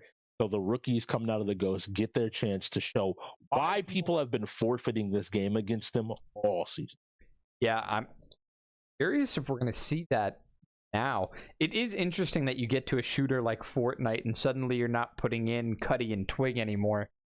It is a different game. It's a third-person shooter. You have to build. It's a game that veteran shooters of games like Call of Duty and Halo didn't all get into. So there is a different range of players. But on the same side, on the other side of that coin, this may be them being ready to forfeit the game and just putting in their other players. It's like I think that Pebble and 144p make the most sense age-wise.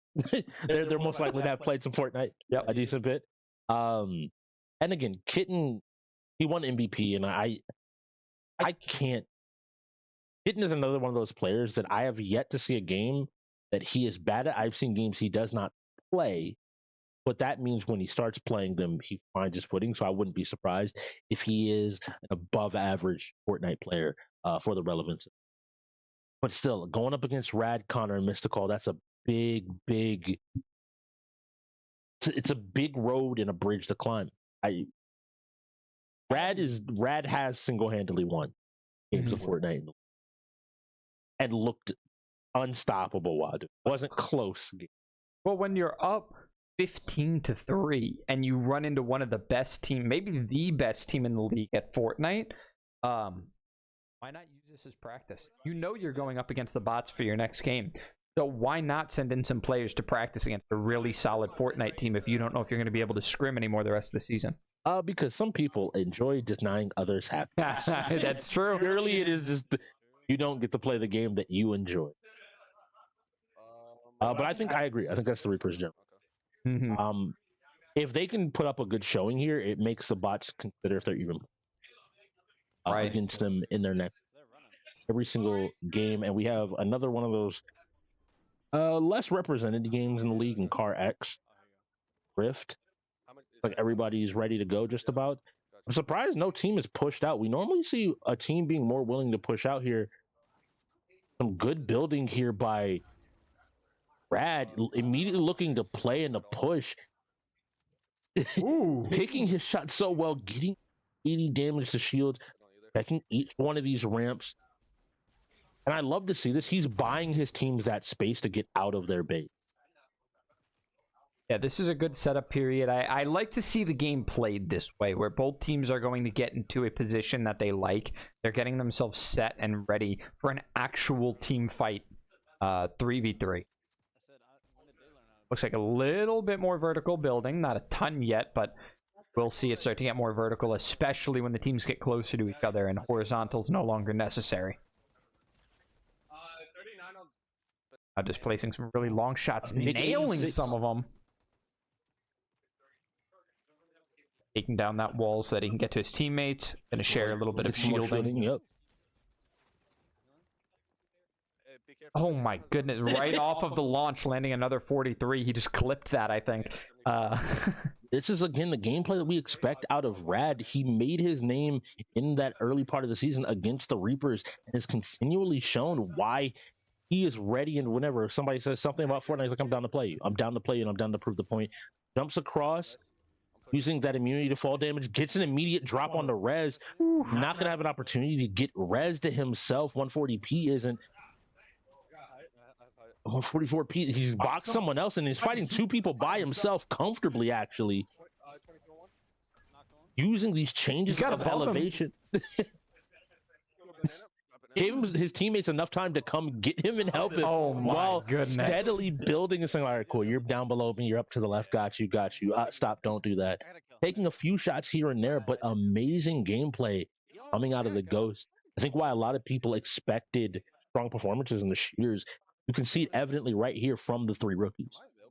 Yeah, I mean, he built an entire maze around the Reapers there. He made his way around them. They were above him and on the side of him. They had him pinched, and he made his way around and above them.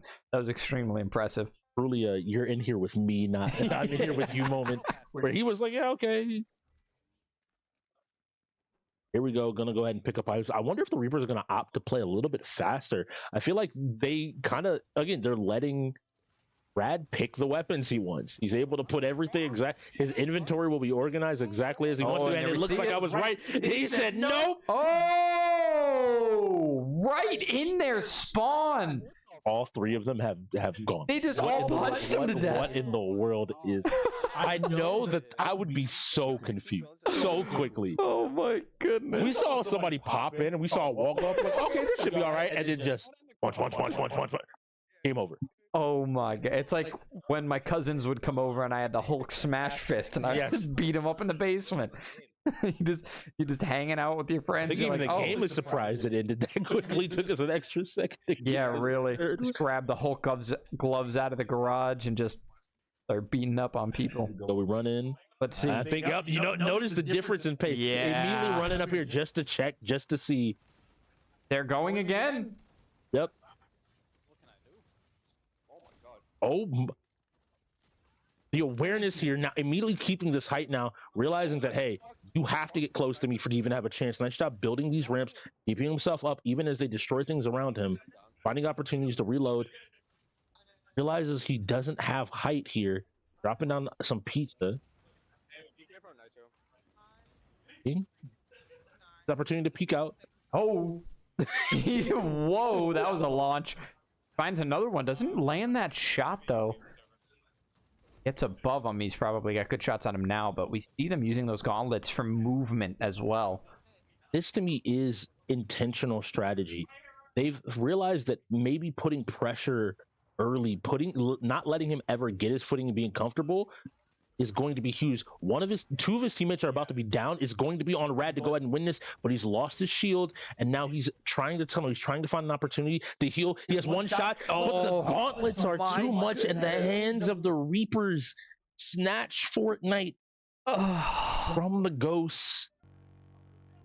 Wow. We talked about how if they could win that Fortnite game, then they start to look really scary in games that we weren't even expecting. They look really scary. It may have not been I would almost say it's scarier that they didn't win 2-0. The fact that they lost the first round and adapted a strategy. They were like, okay, we're going to play a normal game, slower pace, whatever. And then they went, wait, why are we letting them play the game? The fact that the second round went, all right, cool, I want this gun, and I'm dead. And the third round went, all right, cool. They knew what was coming in that third round, and they were like, okay, beat it. Back to that whole Reapers mentality of we are the aggressors. And if you're good enough, we'll put respect on you. But until you prove it, we're going super, super fast. And now in the car X drift, I'm expecting Mr. OG. So I can tell you both, Cuddy and Twig play this. I've had conversations with them about it. The entire Reapers team up. Mm-hmm.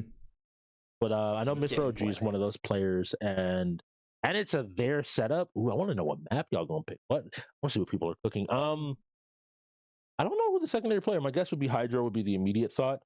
But you're looking for a fighting game, and I think there might be Tekken left. There's a few left. Tekken, Dragon Ball, Smash. DNF. You have 4 fighters left, so there's a good chance of fighter rolls.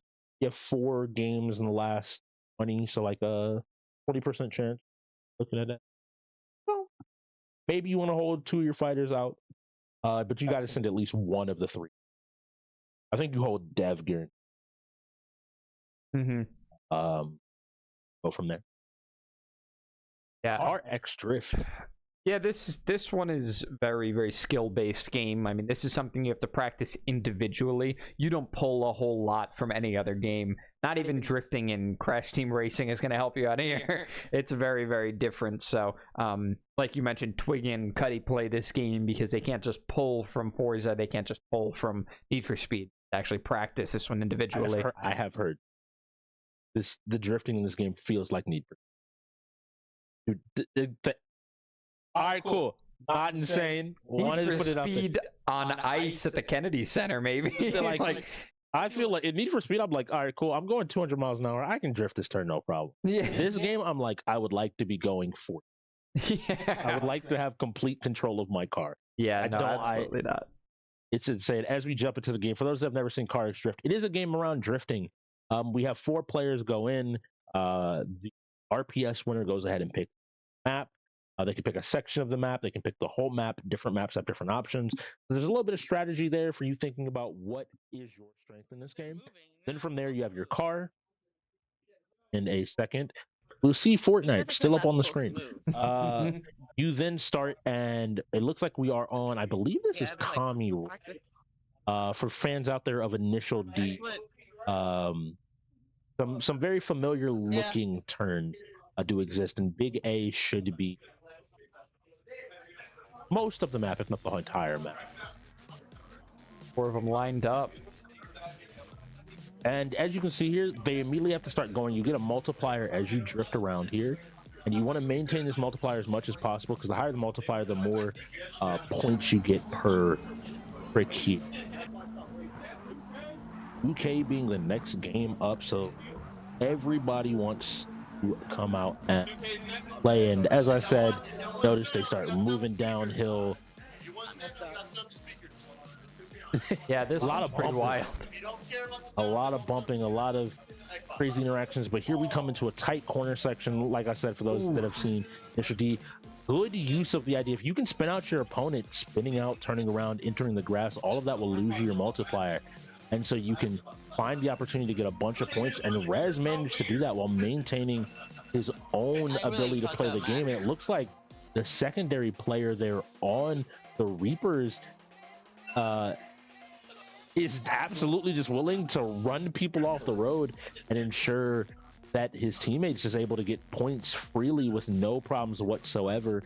Again, a pretty smart strategy we see, as the leader has a 4,000 point lead here as we've just crested the 50% mark. Yeah, that's a huge lead to have. I mean, now it's like 5,500 point lead. Second place is just about to cross past the 3,000 mark, but we can see the percentages are very close. So this first player here may honestly take the game on their own, and I believe that would be Twig, right? Yes, I believe that is Twig. We come back 5 times multiplier, completely comfortable. You can see exactly what I'm talking about. If you want an example of what to expect out of Car X Drift, Twig has consistently put himself as one of the top racers in the entire league, and I think he's showing that off again here, proving a point. Was not able to get as many points as possible with the ultimate backwards, but still finishing in style at 17,000 points, way ahead of all of the competition, even his teammate. Again, saying there are levels here. LJ trying just to finish up the race, has 22 more seconds coming into this last downhill section. 10% of the map to finish. I'm not sure if he's going to make it.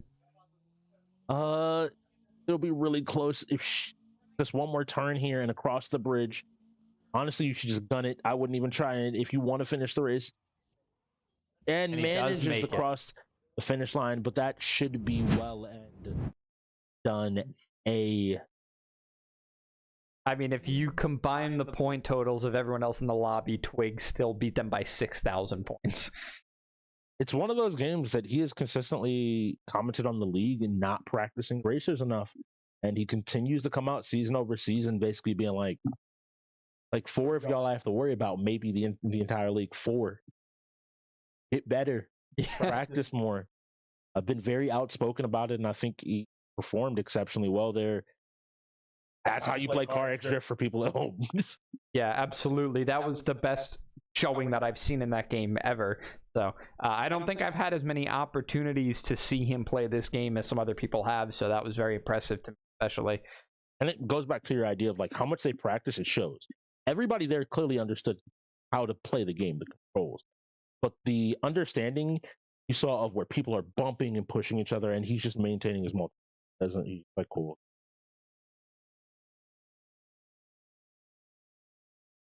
Shows a level of time in that I think also sums up the Reapers. We talk about them being offensive, but they practice. Both of these teams are 2 of the hardest practicing. They regularly stay up till 6 a.m. night after night after night. On game days, they'll be up until past dawn, sleep, and then hope to get here in time to be able to continue play some more. Always willing to. Yeah, I mean, if you want to be an end gamer, you have to, because you can't just specialize in a certain type of games. I think I've made it very obvious what games I play and what games I favor. It's about 3 of the 33 games on the wheel. They have to play 30 more games than I typically get myself accustomed to. I can't imagine having to play 10 times more what I'm playing right now. And the next season, some of them will change.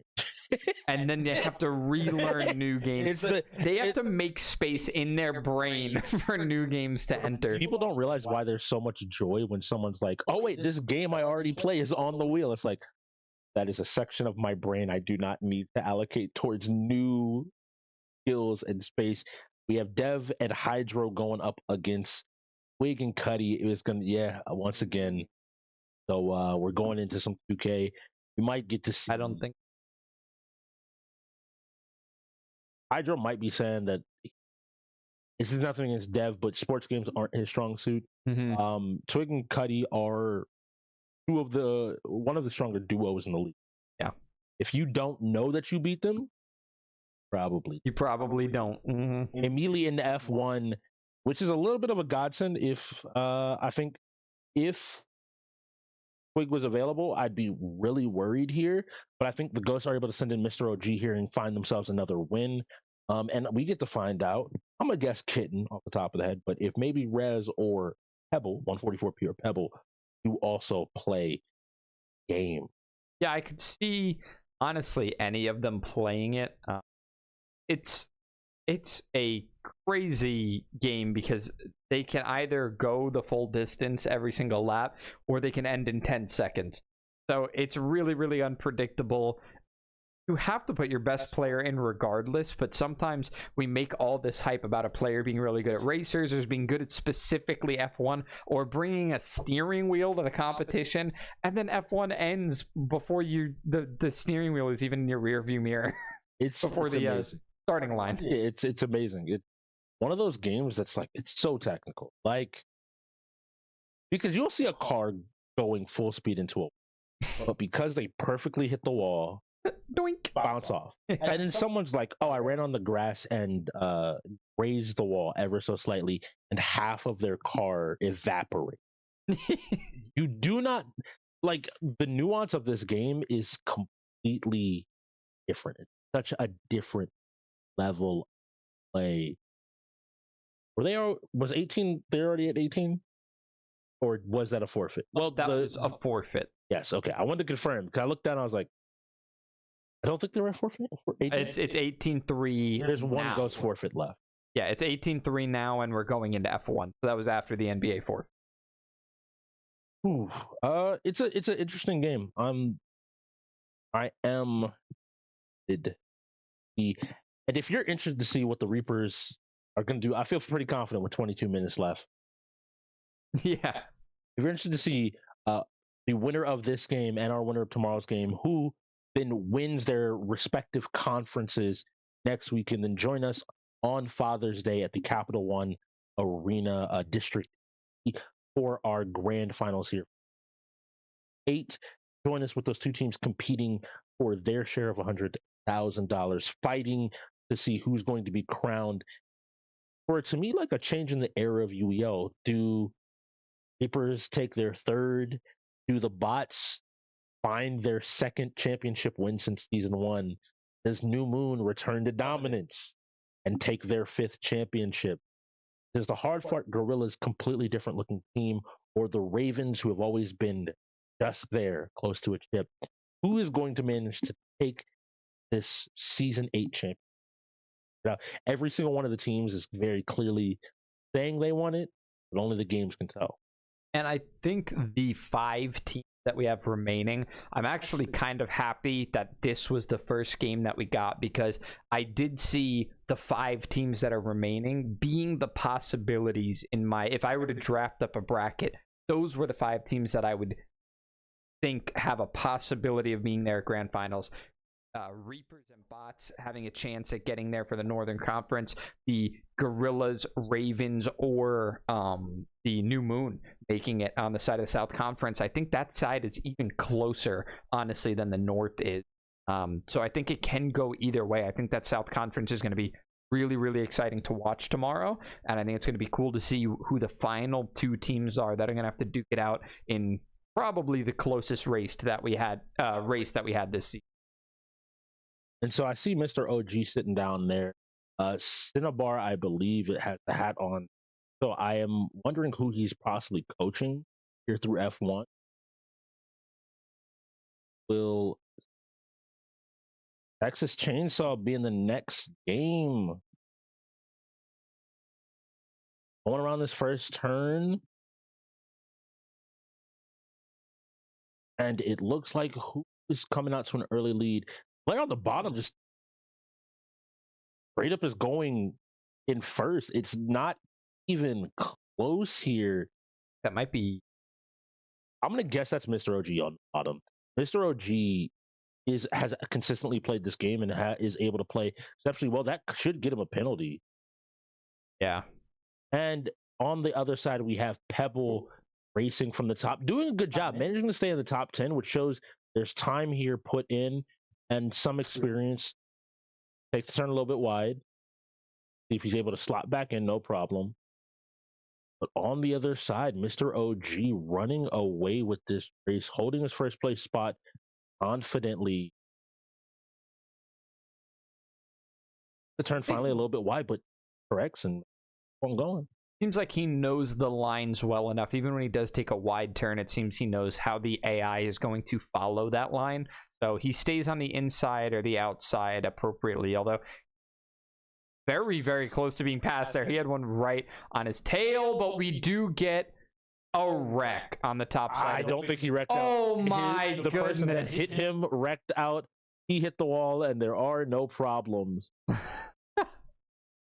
Oh, but his car is done. His car is beyond messed up, I believe.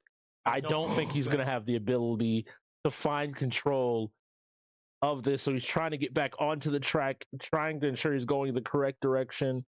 Meanwhile, on the bottom, Mr. OG fighting for this first place spot again. That'll be it. And wrecking out, we get another W for the Ghost. Mr. OG taking F1. That was a very interesting way to wreck yourself. It looked like that Pebbles there playing that one. It looked like Pebbles had a really tough time getting himself finished in the race. So eventually got himself there, but we saw what you were talking about earlier, where if you run yourself straight into the wall, it might not even finish your race. Because I love, like, you called it perfectly. We're like, all right, cool. I saw a wheel fly off. Yeah. This race is over with. He's going straight at the wall. Cool. And it went, just kidding. It wasn't even his wheel. Yes, it was.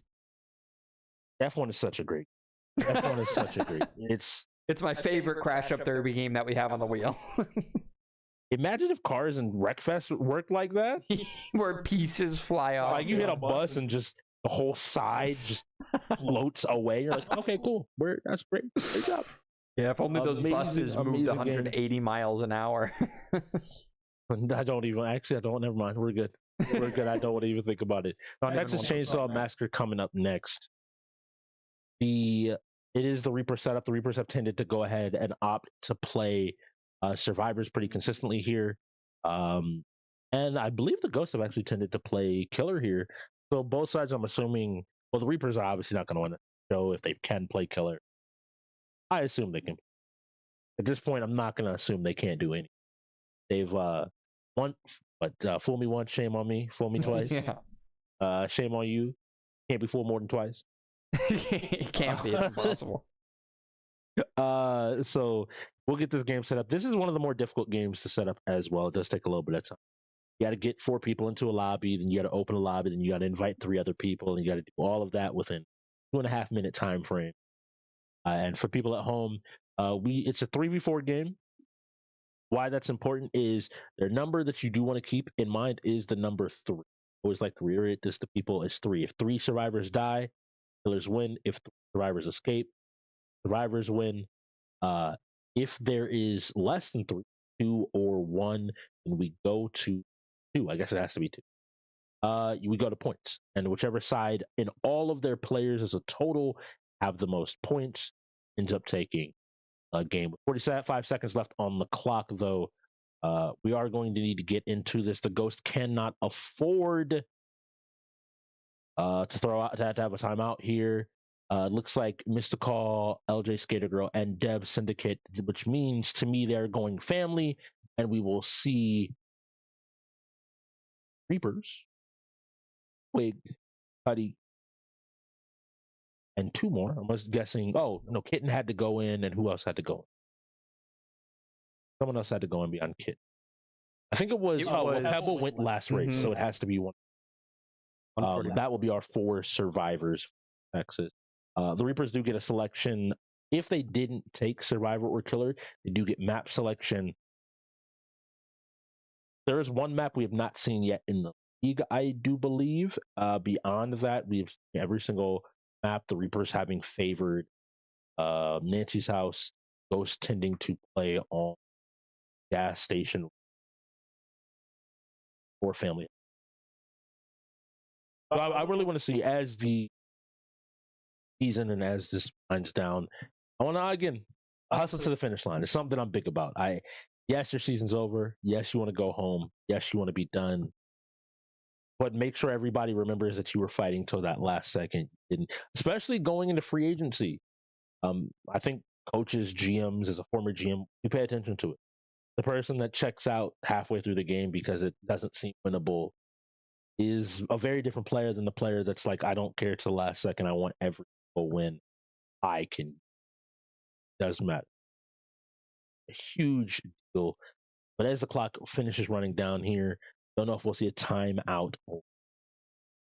Yeah, I wonder if the Ghosts are going to have to use that last 4.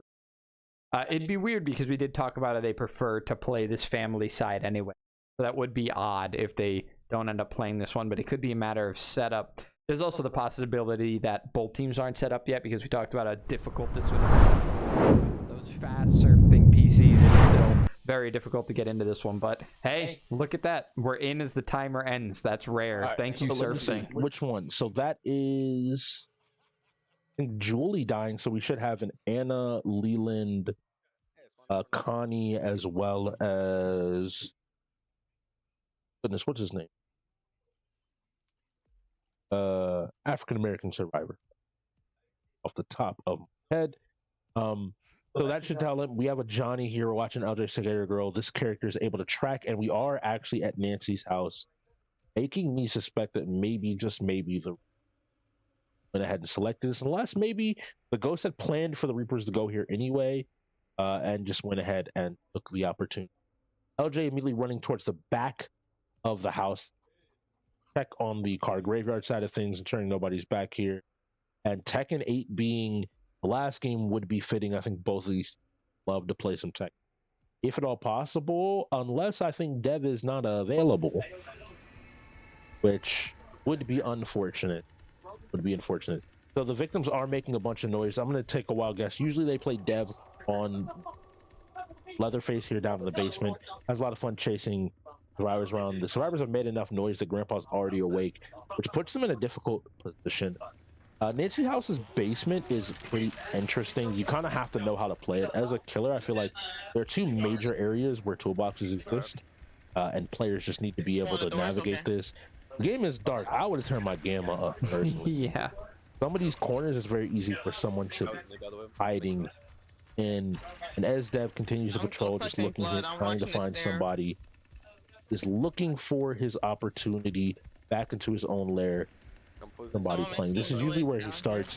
Has he cut, and he's found Leland, which is one of the survivors that you want to go ahead and find. He has not cut the barrier here, which is really unfortunate because it gives Leland an opportunity to get away and to get a little bit more space, while his team is more than likely on the opposite side of the map, working for where a lot of the toolboxes, the key toolboxes, are towards the family in area of the side. And we see Dev maybe trying to cut him off, looking to run a route, but has to be very careful. Already upstairs, actually, I'm seeing an Anna player moving. Anna along with Connie. This is not great because they can already start planning to get out of this front gate once they find another lockpick. Two ships here, just being able to play and to fight out here is a good opportunity on Connie.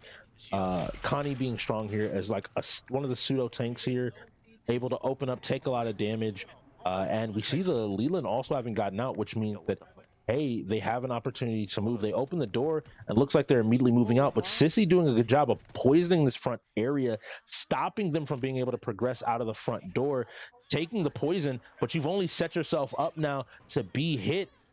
An immediate struggle. One of her teammates has to help out here, is able to break free and looking to try to maybe bait out this chase. You have three people that you have to fight. Probably calling to the teammates like, hey, I need some help here. They're just swarming me. All four survivors in one location. Doing a very good job of just waiting. The moment you leave, she's going to go through there. Just immediately up, turn around, run back. And having fun with the whole thing. Leland should be able to win this strength as a strength and skill, no problem. And I think the Reapers are playing with the fruit a little bit. The front door has now been fully unlocked. That struggle opening up the gate for them, but they have a whole nother gate to open up here. And this should buy enough time for the teammates to get up here and get to the gate. And at this point, you just need to protect that fence. You got to make sure that Connie and no one is on that last gate out. They keep making you struggle here because you're locked into this animation. Good understanding of how Texas is played, using those animations the best as possible. You don't want to grab them here, trying to bait that out here and force it to happen, but doing a good job. All the while, they may be working towards another exit because I see them not working on this front gate at all. All of this pressure for Survivor is up and out. And my question is, where are the other killers? Yeah, it's been a long time since we've seen any of them. The only other one we saw was Leatherface in the basement. And I can't think of what they're possibly doing, if not helping, in this crowded group of survivors. You got to check the gate. You got to make sure that's two people there. Don't know where Connie is. Connie is on the gate. You have to ignore the two of them. You absolutely... Whoever the survivors, they need to be. You see three people just running around you. You have to recognize that they're just baiting you here. The gate has to almost be done at this point. Any one of them can just touch it And now that you're caught in the cutscene, the gate's gonna get open and they're going to escape. This should be all but over. That's 1, 2, 3, That's all 4. 4. And in that moment, I have to look at my teammates and say, where are you? The moment I call 2, 3 people, that's all the people we need to kill. Just show up. We don't care about the other one at that point. And another W and a great performance from the Reaper showing why maybe you don't give them Nancy's house. They knew exactly where they were going. They knew who was going to be on the door. They knew who was on defense. They knew how to bait out whatever option people had. What could those other 2 players have possibly been doing that took them that long? Did they not know that map? There's no way they don't know that map, though. The big thing about Nancy's house is it's broken off into section. And most people learn initially that hill on the outside is how you get to the front gate. What people don't realize is when you go through the house directly out that front gate, you don't need to turn off generator. You don't need to do anything else. You can just walk out. If you don't know your way around the map, then that tells me that maybe you walked here and then realized, oh, I have to go back here and then go up the steps. And then I need to turn here. I'm like, oh, I can't go through this. So I have to walk all the way around. But even still, and that's because they played Johnny as well as a Leatherface. Unlike Sissy can slide through those tracks. The 2 of them can't. So they have to know the path of, I need to run in the garage and then go up the steps and then go up the second set of steps, go out the front. Have to know the maps. You have to know where you can find an opportunity to play. And I think early on, having played against the Reapers on that map, you have to be extremely careful whenever someone seems too eager for you to chase them. You have to pressure both sides of basement. You have to pressure the entire area consistently for you to be able to actually stop their play, because their ultimate goal hasn't changed the few times they've played Nancy House, which is getting out of that front. Well, I mean, Reapers took that one in a convincing fashion. They knew how to swarm a single. They knew how to deal with a single killer very well, just swarming her, letting everybody's character do what they need to do. And we will now be moving into Tekken 8, in which... And Dev is not available is the key thing here. Wood Twig is not available as well, which is something big. But 144p's Victor has been a threat, and so I'm looking here. The big matchup is going to be 144p versus Hydro. I want to see who is able to find a win here. Normally, I'd be looking at Dev, LJ Skater Girl to come in to do some damage as well, but unfortunately, Tekken being they aren't eligible to play. Both sides have their lineup. With that said, this is similar to Guilty Gear. 2 lives. Each life is a round. When you lose a round, you lose a life. When you lose 2 rounds, it doesn't matter whether it's the first person, third person, you're out of the game. You're done, and your next team comes. Looks like we're already set up to go on this character select screen, and we're going to see who, and based on these characters, I should be able to tell you possibly who's playing. We have a King. So this could be Ricky Rockham on the King, and we have an Eddie. What if some of the newer Ghost players, it wouldn't surprise me if they were put on Eddie. Eddie having pretty strong, a pretty strong flowchart, a basic set of plans that you use that test at whether or not people have practiced against the character. And being a DLC character, not everybody has.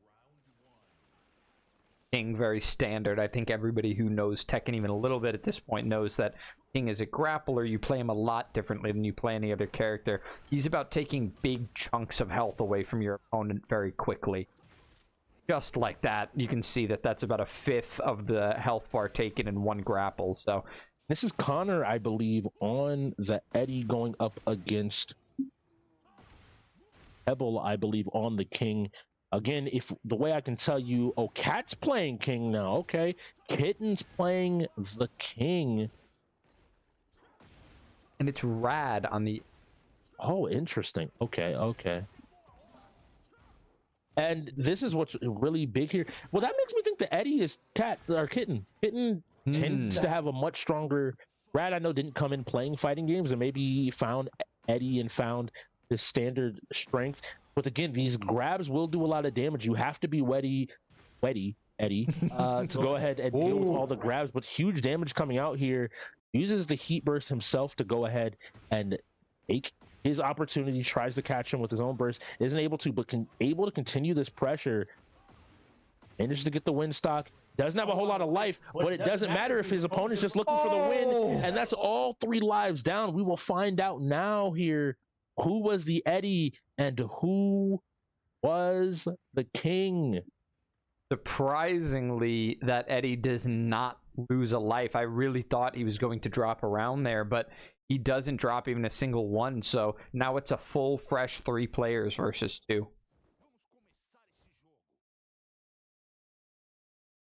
And so we find out the king was, in fact, Rad. I don't know how I feel about Kitten's an Eddie player. Well, An yeah, but Eddie he played those first 2 rounds pretty clean. And the ability to keep his cool, I think, is what makes him really good at fighting games. He's a very mellow person in general. So the fact that he can sit on such a low health bar after 3 grapples in a row and still be calm enough to finish up half of a health bar, very impressive. Starts off with the heat engager into the heat burst, isn't able to find the opportunity to take a fight and get that big damage, but immediately taking half of his opponent's health bar. And it looks like Rad has an idea of what he wants to do. Connor has an idea of what he wants to do while playing the victor. He wants to get started with these 2-2s, some of his quicker pokes, some of his opportunities just to take free damage. Nice job using the knife to get into heat and to manage to take back his turn. But Cat immediately willing to spend it to say, hey, I'm just going to stop you from playing the game. If I don't let you do anything, it doesn't matter how much you play the character. We see some combinations coming out here, but immediately responded back, now stuck on the wall. Big damage coming out. And I'm interested, to be very honest, I'm interested in why they showed this. Not knowing who necessarily Cat played is a huge boon, I think, going into another fight. I think looking at a team like the Bots, they see Eddie and they'll probably lab out some stuff just to ensure they understand the most basic levels of the character. Another throw, maybe learning from that king from before. That's 3. Is he going to go for a 4th one? Looks for it again and manages to find it. And looks for a 5th one, but the person was luckily ducking, but closing out. And that's 6 rounds now. If you want me to tell you it in the most poetic way possible, do we start with a kitten sweep and end with a kitten sweep? Street Fighter 6 was our first played game of the day. Yeah. Swept it with his kin. And it looks like Rad is... We're swapping characters. Okay, he is going to. So my big question here is going to be, who is Hydro playing? There should be Hydro up now. And then with the button check, that kind of confirms it to me, resetting everything to default, making sure things are where he wants them to be. Then on that, he was playing Audio. So he had earlier in the season been playing Fang, but if he swapped over to Claudio, that's an interesting pick. We haven't seen too many Claudios actually be played here in the league. And so it could be a very strong pick, depending on how much experience Itten has against the pick. Like I said, Hydro's consistent. If Hydro ends up picking something, I feel like it comes down to his confidence and comfort on playing the character. Fully willing to just relax, and you see that getting the throw. Seems far more confident to be able to play this matchup, right? He's willing to just play his game, find these jabs, and every single time we're going into a perfect. He should have the combo to close this out. Isn't able to find it, but never mind, finds the perfect. 7 golden leathers to start it off. Start with a grab here, like you said before, learning from that king. And here we go. Immediately, you can tell just the comfort and the difference. Where some of his teammates were really probably seeing Eddie for the first time and learning what the character does. Hydra has a little bit more experience, but Eddie is still one of those characters that you have to know what's happening. Uses the raw heat engagement, ends up getting punished for it. Patience from Kitten there to not engage when he was going to use the heat drive. And I can tell you right now, that hop kick was him saying, I'm tired. I'm tired of all of it. I'm tired of the buttons. I'm tired of you just hitting 20 different things. And use that heat engager, unfortunately, isn't able to find damage. And it looks like Hydro's found his momentum, but into a rage art. It's blocked into the throw. Good job. Good job by Hydra recognizing, hey, he'll probably press something here. Just be safe and block it out. Has lost a life, but he still has the opportunity to keep playing and finding opportunity, and maybe might lose another one. Big opportunity and big starters here coming out. Hero coming from Claudio, looking for the standing button and a pause. But who is it? Find out here in a second. Who stops moving? So I guess maybe it wasn't. It was a different connected controller. It wasn't either one of the players. Either that or the players just realizing this is the final game. They want to play it out. That's one of those small things. This should hit. does, and that'll finish it off too. So it'll be 2-2. The dance comes out. Such a sick suit. And down to his last life, Kitten chasing 2 sweeps on the day. Hydro, on the other hand, looking to put a stop to it, saying this day will end different than it started. But again, Eddie, just able to, the variety, the ability to just press, the power crush to stop him from playing offense. He still has his heat, and I know he's looking for it. Tried to go under, ends up getting caught, because I can do it too. Arrow away. Now does Cat choose to go into his heat here? He goes immediately into his own, and this will be the end of Kitten's run. And with only one round Mr. OG left. is playing. How's Hydra? Okay. It's Production's trolling us a little bit. yeah, it's Hydro. It's Hydro. Production's trolling us a little bit. Sorry about that, people at. Yeah, no, it is Hydro playing, and he does have 1 round left, but now he's going to go into the Azucena here, which will be More than likely, well, I thought Ricky played King, and I thought Rez played Victor. So maybe some different picks coming out here from different players later into the season. Never mind, it's Ricky. It's okay. Ricky. So Pebble coming in on the King here. Pebble ready to go. Now I can tell you, if you've watched Pebble play, there will be grabs. Now, whether or not they get broken is up to the person sitting across from them, that being Hydro. It really does matter here. If you aren't ready for it, you will get thrown and thrown and thrown and thrown. And All he needs is a round. yes. All right, let's see. Find that 1 round, putting into this game, and to allow his team to fully focus on their next matchup against the Virginia Bots. And a nice hop kick. Hydro said, look, I realize what happens when I let y'all play. Shenanigans. Perfect. Did it last time, I'll do it again. Perfect. But a big kick. Big kick. Big kick. Hey, yo, guess what? Big Big kick. kick. And I can hear him right now. For those that have never heard him, hey, yo, watch this. Watch this. Ooh. That grab countered again. He has his different moves. He has his different opportunities. Able to play one more time. But all he needs to do is find one of these big grabs. Hydro breaks it. Mr. OG plays Claudio. All right. And we did have the full-on correction that Mr. OG was on the Claudio, is on the Claudio with 1 more round to go. The knee finds its placement and ends the game. That is Mr. OG signed, sealed, and delivered. So it'll be a 20-4 finish going the way of the Reap. This one. Going to finish that one up in style, show that they're not to be messed with. They're a top-level team. They're not going to succumb to many losses to any teams below them, as they would say. So a very, very impressive showing from the Reapers here. They're headed into a game against the Virginia Bots now for the semifinals of the Northern Conference. It's going to be a very, very tough game for both teams. We talked about the specialties on both sides, where they're going to be bringing the action. So, but tomorrow we will have the Southern Conference quarterfinals. That will be the Gorillas and the New Moon to find out who's going to play the Ravens in the semifinals game for that conference.